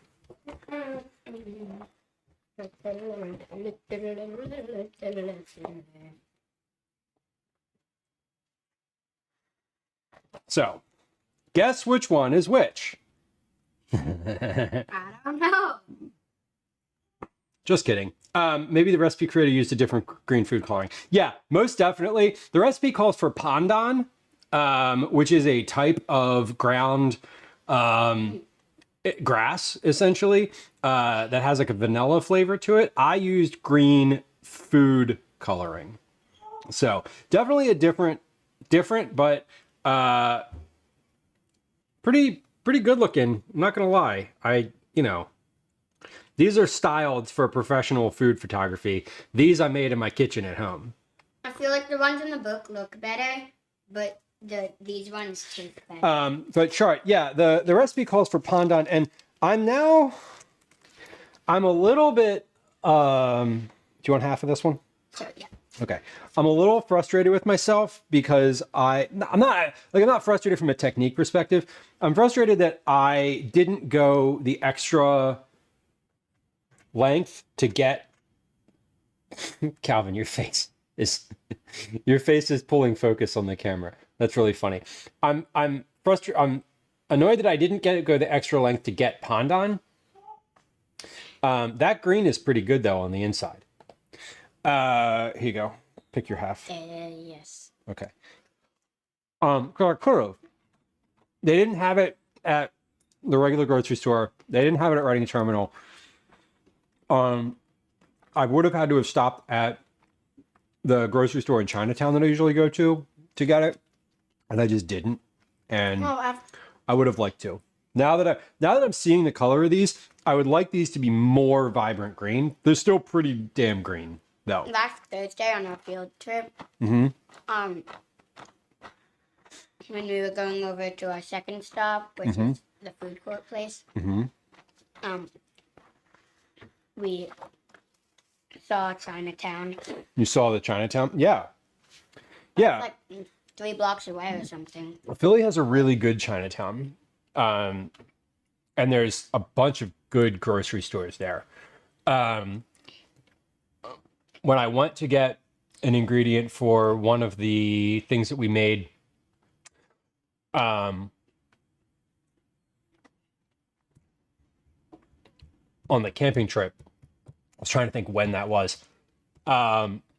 They didn't have it at any of the stores that I usually go to.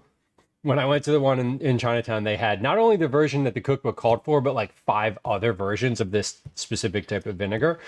And it would have been easy to stop. Kathy, I know. I'm disappointed too. I'm such a failure. Mr. Syntax says I prefer the color over the toxic waste green. I was kind of, I'm not going to lie, I was kind of hoping for like a bright neon green.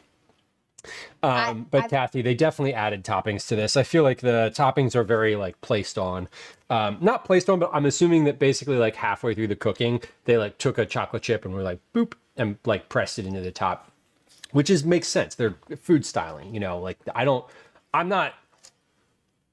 I wasn't expecting them to look like this. So there's that. And the color, obviously, as we all know, is way more important than the taste. Yeah, the color clearly, appearances are more important than content, for sure. Yeah, definitely. Definitely. Right? It happens. Pinball Lou, welcome in. Pinball, that's fun. That actually, ooh, it sounds kind of fun. What are you on about? Gems. Gems? When we went panning for gems yesterday. You went panning for gems yesterday? He did go panning for gems. Got a bunch Slither, of gems. Slither.io. Oh, that's the snake game. Slither.io. You have a fan. You have a fan. Wait, you were just playing that? Yeah, on stream, apparently. That's Nice. that is fun. Even I know what that is. I'm not a gamer. We had a raid earlier and they were like, "Oh, I was playing this game." I was like, "I don't know what that is." I'm so sorry. Welcome in, y'all. Nice to have you. Slither is addictive to watch too. Slither's one of those things. I don't. Slither's one of those things that when you are watching someone else play it, you're like, "I could do that. How come you didn't do that thing?" And then when you're playing it yourself, you're like, "Oh my god, why am I so bad at this?" Yeah. Anyway, that sounds At least like for me. that sounds like fun to watch. And I appreciate streaming something that could be feeling so simple but so frustrating. Anyway, welcome in. Nice to have you. Thank you, Sofa, for the shout out. Friends who just joined us, it's nice to have you. My name's Lou. This is a cooking stream. We're making cookies today. We're often making cookies. Occasionally we're developing recipes. Most of the time we're making dinner. Sometimes we're out in the world doing IRL streams. Follows are anonymous, so if you're new and you want to hang out but you don't like being perceived, please feel free to hit the follow button. There's no alerts or sounds. I'm not going to say hi to you unless you chat first. So welcome in. Today we are we're almost at the tail end of the baking. We're just about to start the packaging process here. So we are making miso pistachio pudding cookies. We have a large selection of cookies out here on the counter. You can't see all of them, but there's 40 cookies that are like just over beyond the camera here. There are 20 on that tray. So we're gonna get these pulled off and onto the cooling rack now. We're going to get these onto the cooling rack. We're going to get our next tray ready to get out of the oven, and then we are going to start packaging these because the first ones that came out of the oven are like just about ready. So, It's actually 32. okay, Cal, yes, I get it. You know why? Because we ate some of them. All right. You know what I love being corrected about? Really pedantic shit that doesn't matter. I know. Love it. It's my favorite thing. Absolute favorite thing. Yeah. Okay. Cool. Just so we're on the same page. Earlier, when I was watching your stream, Yes. my homeroom teacher Yeah. Said, oh, he's wearing a pride shirt Yeah. because he wore a rainbow. Yes. Well, we're wearing more colorful things this month in general. It is Pride Month. It's June. I wear tie-dye year round. But what do you mean? What about what one? One. Over there. Will you please let the dog out? She's whining. Let the dog out. Stop it. Me. Yeah, who let the dogs out? You did. No. God. Found you while you were camping and cooking. Sweet. Yes, the olive appetizers. How do you like to be referred to? Pinball? Lieu? Just Lieu? Just pinball? Any of those is fine to me, and I will remember. I just don't want to refer to you in a way that is uncomfortable. My name is Lieu. I have the urge to call you Lieu as well, but you know, pinball is cool. Excellent. We love that. I don't care really. Fair enough. Listen, even folks who know me in real life use my Twitch name sometimes, which is kind of funny. Anyway, well, welcome in. It's nice to have you. I'm glad that you found the stream while we were doing the camping thing. I love the camping stream things. Those are super fun, and that was the second camping stream I've done. I will probably be doing more of those more frequently. I'd like to do at least 2 a year instead of 1 a year. Okay, we are going to hold on. Oh, you know what we get to do? We get to put a pink Post-it note on our page here. Now, the pink Post-it notes are the recipes that we've finished and made. So let's see, how many different recipes have we made from this book so far? I don't know. But I'm about to tell you. So for Cookie Club, we've done the spicy ginger chai cookies, the sweet sriracha cookies, the miso pistachio pudding cookies, and the black sesame white chocolate cookies. So we have done 4 recipes from this cookbook.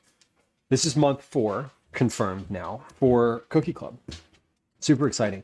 We may have one more month out of this book. I'm going to continue baking cookies out of this book for my own self, but we may move to a different. We may move back to some Discord cookies. We may move. I'm not sure. I may bake I may end up baking more from here, but these are lovely cookie recipes, and I'm very happy to have this book. I'm gonna move it over here. Actually, let's put that right there. All right, so it's about a minute until this tray comes out of the oven. When that tray comes out of the oven, we'll be finished with our baking. Yeah, we finished with our baking. We're gonna move to packaging next. Packaging is vacuum sealing. So we're just vacuum sealing. Let me take a pause in between getting these out of the oven and packaging. I mentioned that I make dinner on this stream. I don't know what dinner is. It is 17:40 my time. That is 5:40 p.m. I haven't thought about dinner at all. And so I think we need to do that. Dip dinner. I could do dip dinner, and we love dip dinner, but I don't have any frozen stuff. I could do pizza, but I don't have any of that either. I have been cooking out of the pantry and the fridge for any meal that I'm cooking at home. I've been cooking out of the out of the fridge and the freezer, fridge, and pantry for like 3 weeks now, I would say. And there is very little left in there. So the other day I made something I was really proud of. It was lentils, the rest of the farro in the freezer, lentils in a can, leftover onion, gochujang, miso paste, and chili oil, all like fried together with a fried egg on top. It was really good. And I was really pleased with it. And yikes! The other thing is that the family really liked it. Salt, salt, salt, salt, salt. We are going to check. So I did make a list, and you know, I'm pretty well through. I've pretty much done all of that, all of the stuff from that list. If I haven't done all the stuff from the list, I've used the ingredients that the listed things entailed. But I'll get that out and see if there's anything that's like super applicable. Last night for dinner, we had tomato mayo sandwiches, a cut up melon, and some Totino's pizza rolls. That was dinner. That was literally dinner. We could have the pizza rolls again tonight because I still have more. But I was also considering just being like, let's go to the place around the corner and get like a burger. I don't think Calvin would be opposed to that. All right, let's see what's in here. Okay. I have chicken thighs. This can't be complicated. That's the thing. We can't do complicated tonight. That's not at all within the realm of what I want. I have one slice of leftover pizza. I have a little half jar of pasta sauce, some peas and corn left over from the other night. So I have some melon. I have some carrot. In the freezer, I have a bunch of cookies, hot dogs. Hot dogs?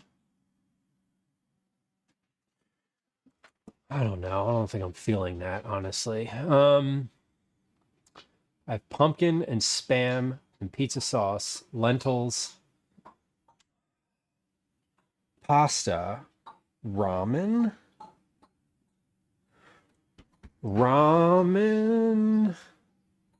plus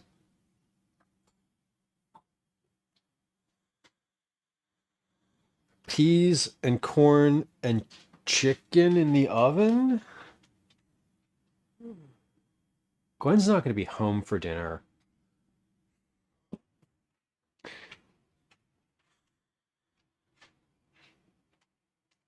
Calvin. I think we're just going to do the same thing we had last night. I'm not even kidding. Because I have another tomato over there. I have more melon in the fridge. I think we're literally going to eat the exact same thing. Because Gwen's not home for dinner tonight. I'll ask Calvin what he wants. If he wants ramen, I'll make ramen. I think he'll probably be fine with the same damn thing we had last night, honestly. Which is like, I don't love doing that. But like, I said like, oh, maybe we'll go get a burger. I don't want to spend money. I don't want to spend any money. That's why I've been cooking out of the pantry now for like weeks. All right, how's that microphone? Is it still good? Yeah, okay, good. Yeah, like legit. Y'all know, I'm not trying to complicate things. I'm trying to use what we have and not spend more than I need to.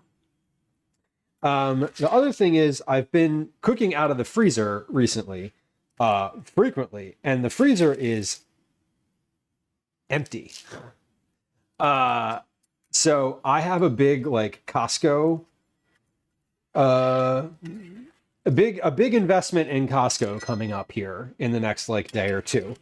And when I mean investment, I mean like a big financial investment in Costco. So I'm also like, yeah, I'm gonna be getting a bunch of like frozen stuff coming up. The other sort of aspect of this is that so if y'all have hung out here before, you know that I've had a freezer in the basement for a long time that just has like, overflow and stock. And that when our basement flooded like 2 months ago, I lost everything in the freezer, and I haven't restocked that freezer. And so the Costco order that I have coming up is like, I'm going to buy like some frozen pizzas, some like chicken strips, shrimp. Like I'm going to buy like the big bags of frozen stuff. And at that point I will be like a little bit more like, okay, let's just reach into the freezer and grab something, Bungalow Glow. I do love that idea though. Like some fried spam and an egg, like I could do like a spam sandwich and an egg. If we do ramen, I'll just toss all the leftover stuff that I have in the fridge in there. Right? Carl, yeah, you eat what you can. Repeats are fine. Like, yeah, it's good to like, I don't know. I've been in a much more I've been in a headspace of just like, I don't want to spend any money. I would rather like repeat meals. I would rather just eat like cans of stuff. What did I make last night? The same thing I'm considering making tonight. Hey, Callie. Here's where we find out. Dinner tonight? Dinner? No, not right now. He's terrified. He thought he was getting called down for dinner. Are you okay if we have tomato mayo sandwiches again and melon? More than okay, he says. Yeah, because mom's not going to be home. And so you and I are just going to eat the same thing. Cool. So when I'm finished stream, I will like do that because nothing needs to be cooked. So, okay, cool. Can we watch One Piece while we're eating? Sure. Or after, if that would be better for you. That's fine. Yeah. Cool. Would you prefer ramen? What kind of ramen is it? That same spicy one we had last time, but I don't need to put all the spicy stuff in it? The one that I didn't eat fully? Yeah. Could you put like half of the spice packet in it? Could I put half of the spice packet in it? Or like, is there any way to make it like half as spicy? Yeah, but then it doesn't have any flavor. I don't know. Why don't we have the tomato mayo and then I'll just have that ramen myself at some point or another. I mean, like I'd love to have it, but like, are you able to make it less spicy? I don't really care about how much of the packet is in there, but are you able to make it? I could probably make it less spicy. I'm regretting offering it in this moment because it requires cooking, whereas the tomato sandwiches I'll just require have the cutting a tomato. tomato. Okay. We can just do tomato mayo. Okay. Yeah, you were excited about that, and that's cool. Okay, cool. That's all. Okay. Off with you. Love you too. Pinball says, what did you make last night? Tomato mayo sandwiches and melon and pizza rolls, but we're not making the pizza rolls tonight. We're just doing the sandwiches and the melon. Which is fine. Okay, let's see.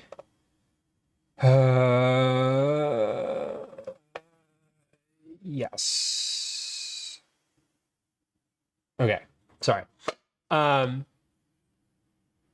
Sofa said the click me redeems do not need to stay in the queue, do they? No, they don't. No, they do not.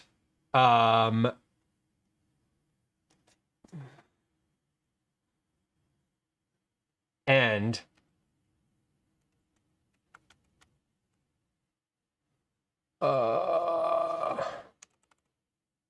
I'm gonna set something up in the bot that it just clears them out of the queue without any intervention without any manual clicking.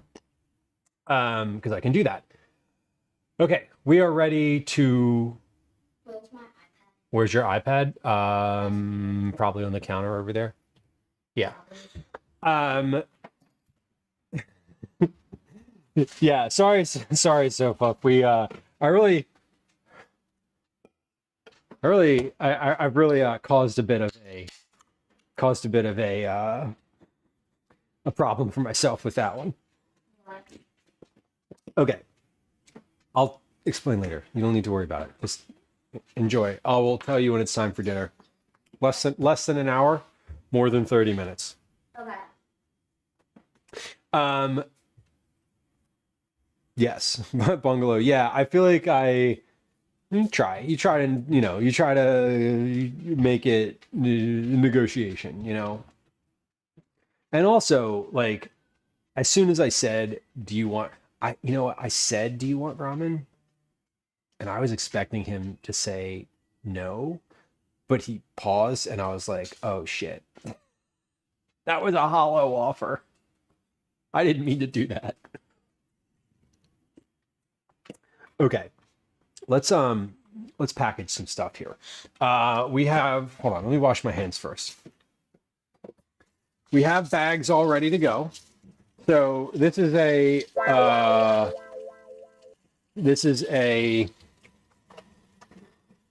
part of the process I used to do on stream that ended up taking a long time that I no longer do on stream.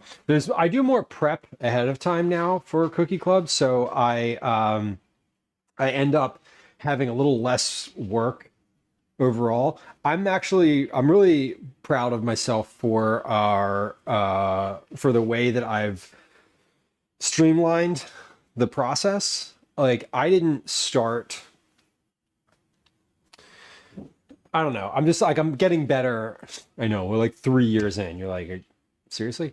I'm getting better at the process of having like what needs to get done for Cookie Club in a more timely manner.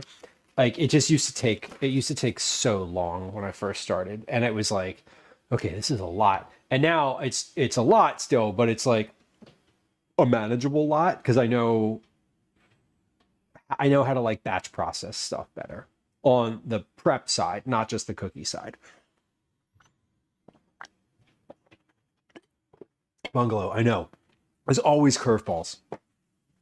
And it's like I was dead honestly, I was not expecting him to be like, what about it, Like, what about the ramen? And I was like, oh, because as soon as I said that, I realized that what ramen meant was like heating up something on the stove, watching it, putting a protein in it, putting a vegetable in it, adjusting the spiciness levels. And I'm like, I don't want to do any of that shit.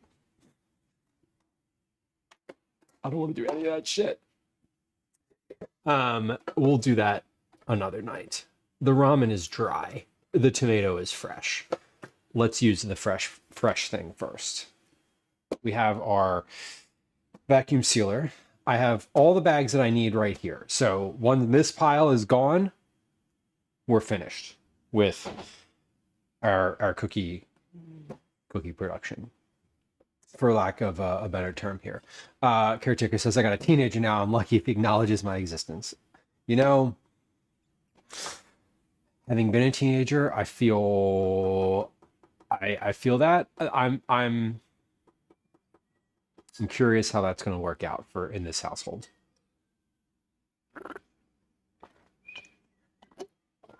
Fudge drawing. That's a really good bit of awareness there. Yeah, stuff like that. I know there's certain ways that I show up in the world that are not great.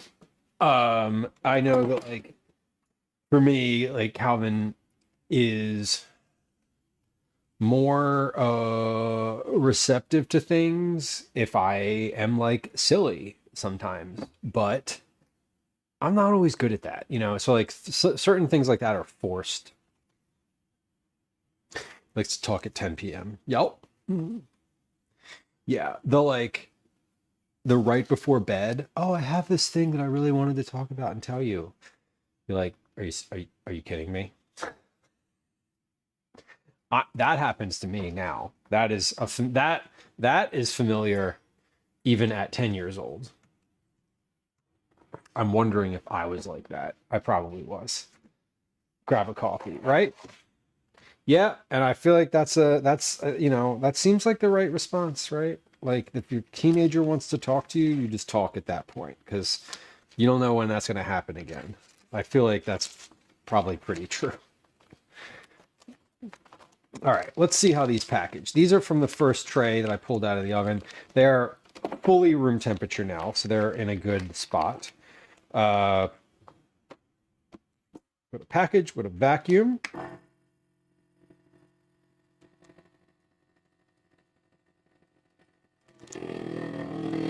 And seal. Now these are a little softer than usual, or than some other cookies we've had. So I need to be conscious of the amount of pressure I put on here.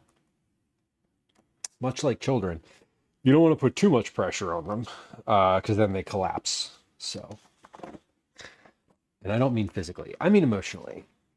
But this is what the packages will be looking like when they come in. Pretty much all the same. I didn't show you the bottoms of these before, but they're nice and brown.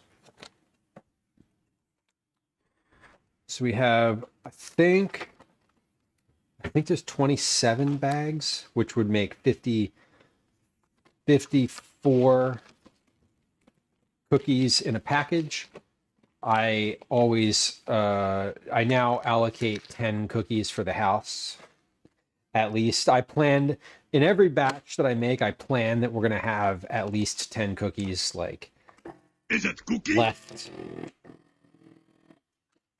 for here. So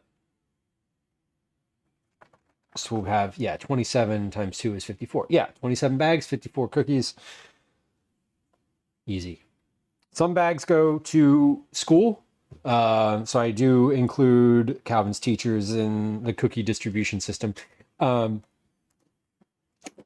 other people who get cookies that are part of the equation are the two folks who work at the post office who deal with my giant pile of boxes in the morning. The Lisas, regular Lisa and occasional Lisa. They also, I account for them in the cookie process too, because they hand enter all the addresses for everybody. They confirm them. The Lisas know some of y'all's names, which is super funny, like chat names, which I always find kind of amusing. Generally speaking. So is there anyone else who gets cookies? Household cookies, teacher cookies, postal service cookies, and cookies for y'all. So not all the cookies I make are for y'all, but the majority of them are.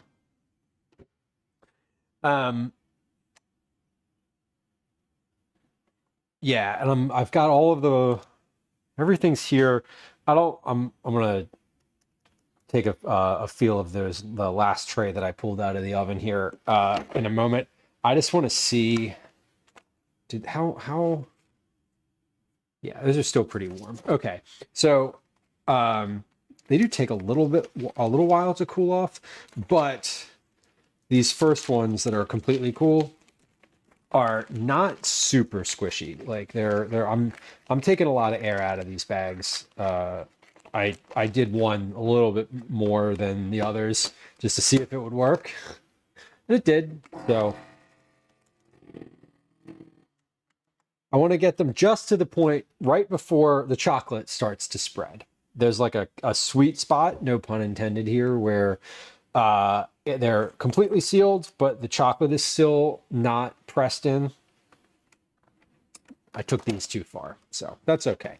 When I send them out, I always try to look the ones, and this is maybe a bit of an unnecessary step, but the ones that look a little bit squished or a little bit of air, like there's a little too much air in the bag or whatever, I always give those to the teachers and the Lisas, because the other ones have to go in the mail for a while. So I try not to,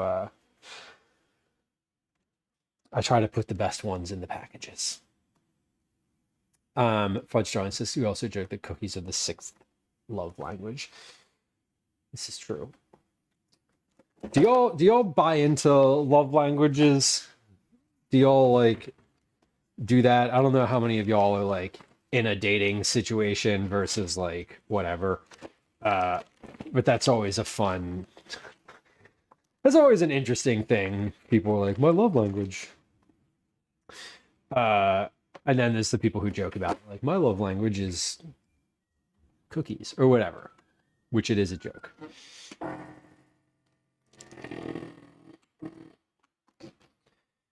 It is a communication tool. Yeah, I don't think it's like, I don't think it's an arbiter of whether or not you can have a good relationship with somebody.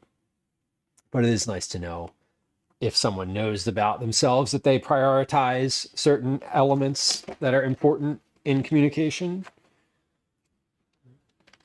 It is helpful. All right. We're working through our cookie scenario here. This is always a more tedious aspect of the stream, I guess. What is this is syntax. Explain yourself. What is penguin pebbling? I don't know what that is. Is that words of praise or is that gifts? Or is it literally pebbles?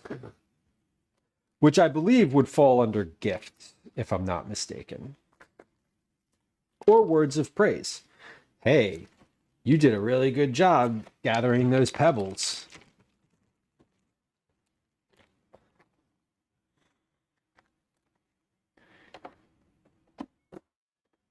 I suppose it could be multiples.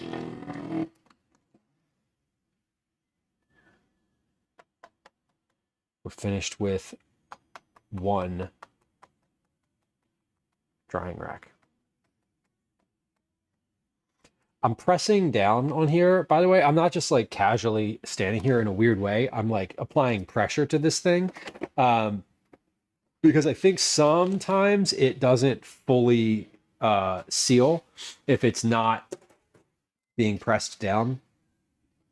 And sometimes like an hour or so after I've packaged the cookies, there's a couple of them where the bags have a little like air. They don't seem as vacuum sealed anymore. So I'm applying a little extra pressure while it's sealing to make sure that it gets the entire width of the bag. I'm not just standing here in like a weird non-casual way.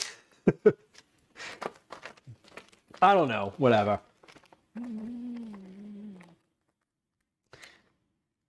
Anything that's considered a random pebble, little bits and bobs, gifts, trinkets, occasional memes. Okay.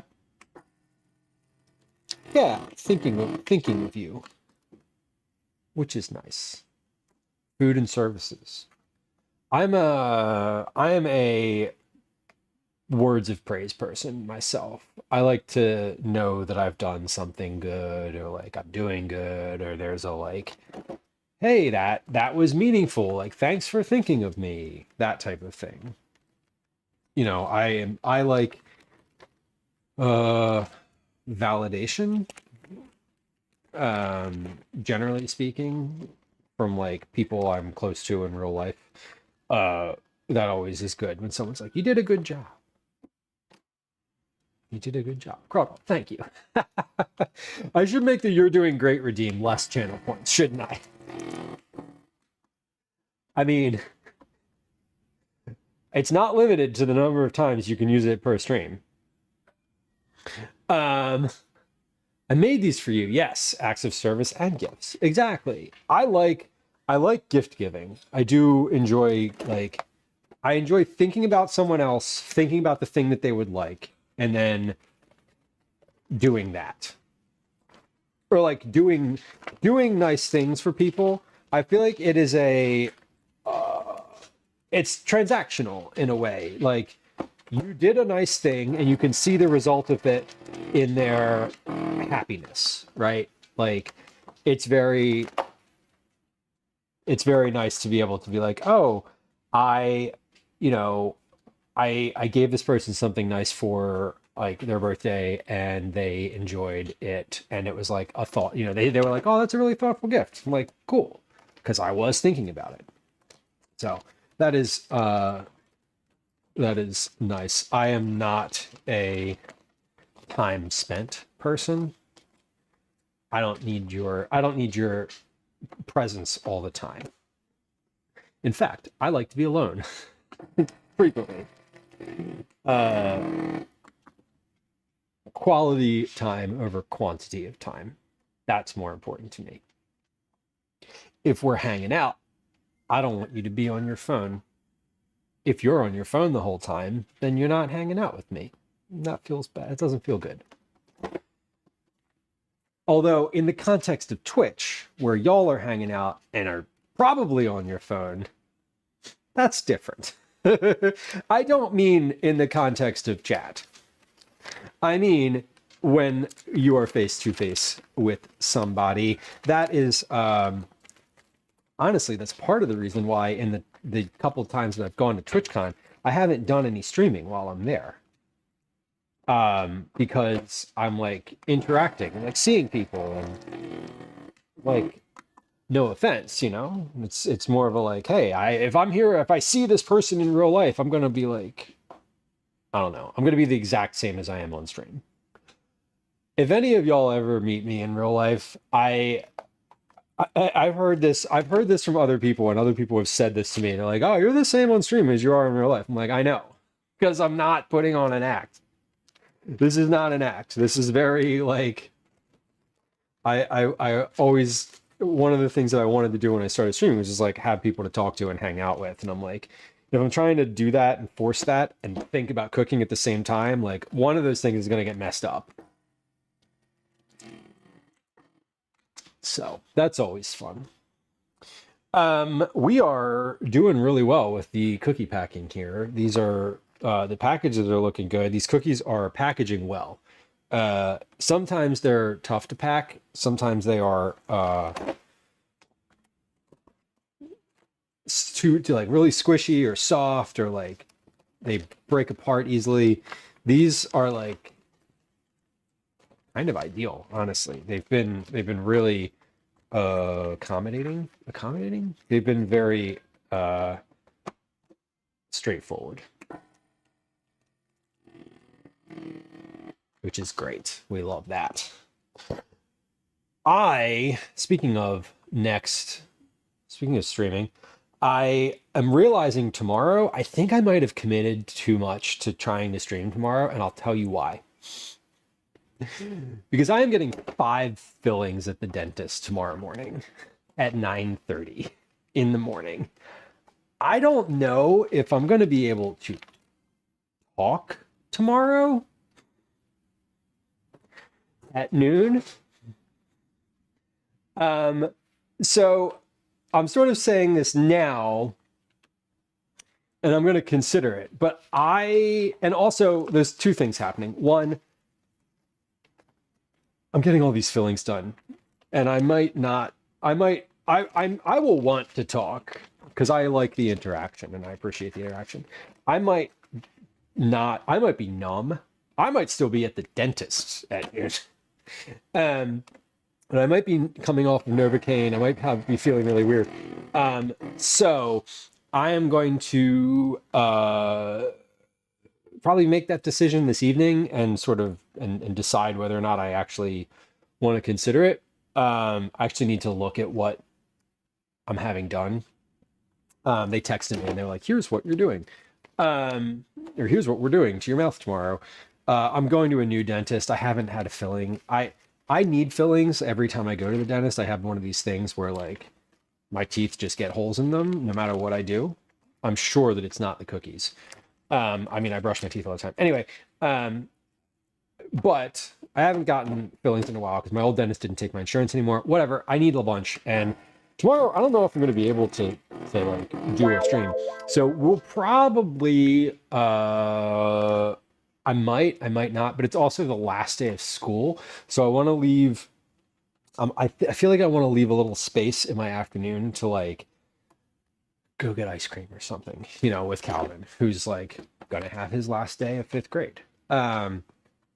So if that is the case, I may end up doing not a stream tomorrow, or I may end up, because he might also be like, I got plans with my friends. I don't know. We may end up streaming like a quickie dinner tomorrow night, or something, but I'm pretty sure I'm not going to be doing like an all afternoon kitchen stream tomorrow. Also, it's going to be almost 100 degrees Fahrenheit here. So I was like, oh, we could do an IRL. I don't know about that because that feels too warm. So, yeah, Crodalt says in real life, I curse a lot more. Yeah, honestly. Okay. That, yes, I curse a little tiny bit on stream. We have a very verbally liberal household, and there is a lot of cursing from everyone who lives here. I remember having this conversation with Gwen when Calvin, but like literally when he was a baby, and she's like dropping F-bombs and he's just like, a baby. And she's like, I am not going to stop cursing. So we need to you need to either be okay with that, or basically like you need to be okay with that. I'm not going to stop cursing. So we have and I was like, that's fine, because I don't really want to either. So we have a household where language is very fluid, and there's you're really allowed to say what you feel like and what you want to say. And we know that like, hey, when you go to your grandparents' house, maybe don't be dropping F-bombs everywhere. I'll remember that, and you remember that, and together we will be nice and pleasant humans. So it is funny because I feel like I curse a lot less on stream too. And that's just because I don't want to, because I don't need to. It's not a thing that you need to do, but it's sort of a reflexive, when I'm feeling whatever. When I'm feeling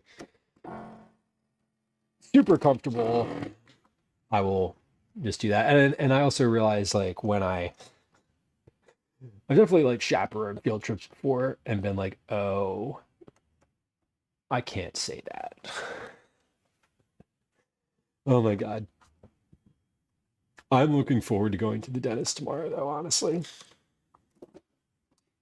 Y'all, I fall asleep at the dentist. When I'm getting a filling like that, any type of filling, I'm like, hey, do y'all have one of those spacers that you put in the back so that you can just like keep your, like it like literally keeps your mouth open? And they're like, sure. And I'm like, do that. Because I don't want to have to think about it. I want to be like, I want to zone out. I definitely fell asleep at the dentist getting a filling the last time I had one. And they were like, are you okay? And I was like, yeah, I don't sit down ever during the day. I don't rest. I don't pause. Occasionally I'll nap. And when I nap hard. So, the dentist is actually kind of relaxing. You're numb, you're in one place, your eyes closed, so you're not making a god-awfully awkward eye contact with the person who's hovering over your literal mouth. Kathy, enjoy the rest of your evening. Thank you for hanging out. Crawdall, you get it then. You get it then. Sometimes I don't always curse, but I can obviously spend a long time not cursing. It's sort of when I don't think about what I'm saying that I will revert back to just like sort of base level 4-letter words, you know? Cyber, these turned out great. They are very tasty. They're not as green as I wanted them to be, but they are very visibly green. They're a little crisp on the bottom. They're soft and chewy on the inside. They are very pistachio forward without being like filled with nuts, if that makes sense. They're not like crunchy nut cookies. They're cookies with some nuts in them. Mike says, lock me open. Yeah, basically, I'm just like, look, y'all, I would like to close my eyes and relax for the next amount of time that we're here. And if I have to concentrate on having my mouth open, I don't really want to do that. So like, just put the spacer in there and like, let's roll, you know? Like, they're like, do you want the TV on? I'm like, no. Do you want the glasses that have movies in them? No. I want you to not talk to me. Just do the thing. If it's painful, I will, I don't know, make a noise. Like, just do the thing. Anyway, I enjoy going to the dentist, so tomorrow should be fun. Anyway, all that is to say, we're going to be probably going to be very numb and pretty sore tomorrow. At about the time I said I was going to start stream. Speaking of starting, the light in this kitchen hasn't changed. But outside it looks like Armageddon is about to happen. It is dark. And it is only 1817 here, and it is like really gonna thunderstorm here. Like it's getting crazy outside. Give me sunglasses and I always close my eyes. Fudge drawing, I do that too. I'm just like, I'm out. Liz, yes, absolutely. You can very definitely ask a random question. I am happy to share a stance or a here's why I don't want to answer that. But feel free to ask. I'm always happy to. Yeah, I don't feel like you're going to ask me anything that's like, whoa, like whoa. Jamie, yeah, enough to traumatize the dogs. I know. The one thing about Daisy going deaf that's been really nice is we don't have an issue with her being afraid of noises anymore. Last 4th of July was the one that we really knew when she was like completely unbothered by the fireworks that were going off on our street. And it was like, oh, she's really deaf. When you have a birthday, are you entering or completing that number? You are completing that number. So I am in my 42nd year, but I am not 42 yet. For all purposes of conversation, I would say that I am 41. But I finished 41 years of life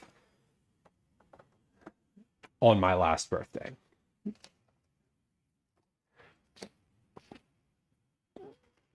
I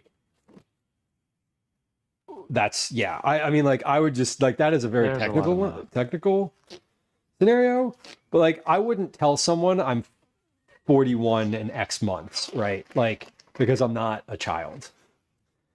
Like, when you're a kid, you're like, I'm 9.5. I don't even say that. I would just say I'm in my 40s. Actually, no, I'm 41. In your 40s is what you say when you turn 43. Or maybe later. I don't know. But I feel like you hit a tipping point in your 40s where you're like, okay, I'm in my 40s. Because then I can just say that until I'm, 49 in 364 days. And Jamie says, my oldest dog does not care whatsoever, but the younger two can't even hear a lawnmower without shaking. I'm sorry. What do they do? Do they curl up together? Do they go to separate areas? Do they like go to a specific room? Daisy always used to get in the bathtub in Calvin's room. Yeah, exactly, Liz. When you turn one, you've completed 1 year of life. That's, yeah, exactly. And that's like logistically true. Like, and now I don't think we don't need to get into the like, well, when you technically turn one on your third, when you turn 3 months old. Like, okay. Right. But you technically weren't using your lungs before then either. So like, let's calm down. Timmy, happy early birthday to you. Jamie, who is in their 40s, and will remain. Right. That's what I mean. In your 40s. Because you can just say that from any moment in your 40s. Super. Well, it is. Oh, it's starting. It's starting. I think Gwen's doubleheader softball game is getting canceled. I say I'm in my 30s. Listen, I have forgotten. I have forgotten whether I was in my 40s or not before, which I think is a qualifier for like, yes, absolutely, you are. You didn't know that people had different thoughts. How did you like? Okay. I don't mean to be a stick in the mud, but how could you have a different thought? Like what other thought could you possibly have that would make that different? Because like the day that you were birthed until 365 days later, you are not one.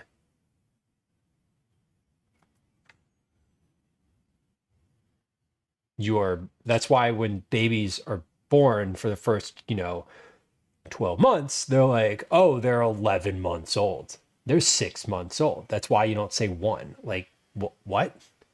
I don't understand why in Korea, the age is differently. When you're born, you're considered one. When January 1 hits, you're considered two. What? What? Is that real? Is that for real? So everybody, no matter when their birthday is on January 1st, just like goes up a year? I mean, I guess I don't hate that. At least it's consistent, but it's odd. What's the reason for that? There is a logistical reason for why that happens. And I would like to know what it is. I'm not like mad at it. The day you were born is your first birthday. Right. Because you've been alive for a year. That's where the number 1 comes from. It's the first one. What? They count the 9 months living in the womb as the first year. Okay.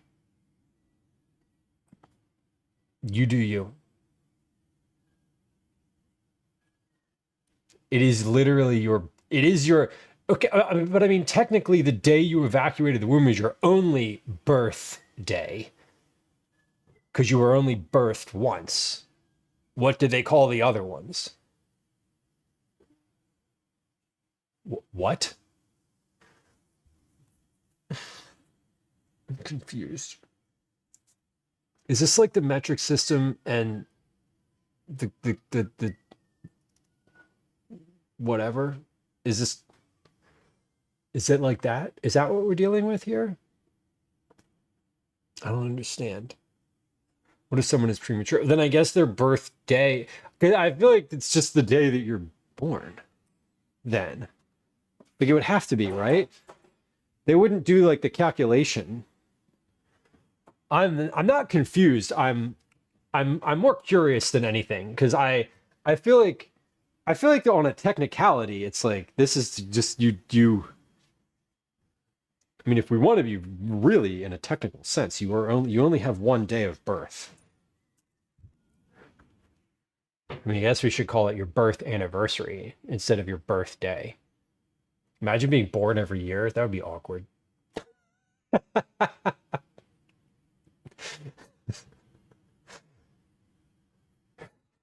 Like, I'm 12 years old. Can we stop this shit now? This is super weird for me. You know what? I'm not gonna continue that line of thinking any farther. We're good. We hit the natural conclusion of that line of thinking. Jesus Christ. Oh my God. Nobody would ever have kids. I know. And at a certain point in your kid's life, they would just be like, I'm going to be 9 forever now. No, thank you. No, thank you. Oh my God. It's so ridiculous.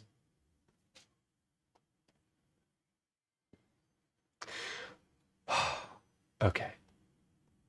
Well. I feel like speaking of birth, we're going to birth this stream into a different stream now by going to raid someone. I don't know who. I don't know where we're gonna go today. I don't know who's live. Let's see who's live. We'll look in the food and drink category today. I don't want to be born again. Yes. No, I don't either. I'm good. Once was fine. I don't remember it, but I guess it was fine. As I was mentioning a few moments ago, I don't think I have to change the schedule up, but I don't know if I am going to be live again tomorrow at all or when I thought I was going to be, but we're going to be sort of changing a little bit for summer. I don't really know what the whole schedule is going to be like, but I do know that we're going to be streaming probably twice a week, as we have been. So let's see. We have some food streamers live. I'm looking at my following list here. Oh, hold on. I think I know where I'd like to go if she is. She is. Okay, lovely. We are, and she's like an hour into stream. Lovely. All right, we're going to raid Sharp Balloons today. Shayna is a friend of the stream. The nature of her content is creating balloon art. It is literally art. And when I say literally, I mean it is a thing that much like painting or sculpting, it is a thing I have no relevant experience with, but admire when someone else does. So I don't know what she's making today, but I am seeing her doing actual, okay, we should go there. Sorry. She's making, that is a cool butterfly. Okay. Y'all stick around because this is a good stream. Shannon's great. We're going to start the raid to do that. Shit. Okay, never mind. We'll get to that next time. Here's some raid messages in chat. Here is a few okay, bye now. A few social media links in chat. And we'll be back again very soon. We'll be back in tomorrow, Friday, maybe Saturday, at some point in the next couple of days. But keep an eye on Discord and the schedule on Twitch. I will be updating that as I know. If you're on YouTube, thank you for hanging out today. Please hit the subscribe button if you want to come back, or if you don't. Either way, if you are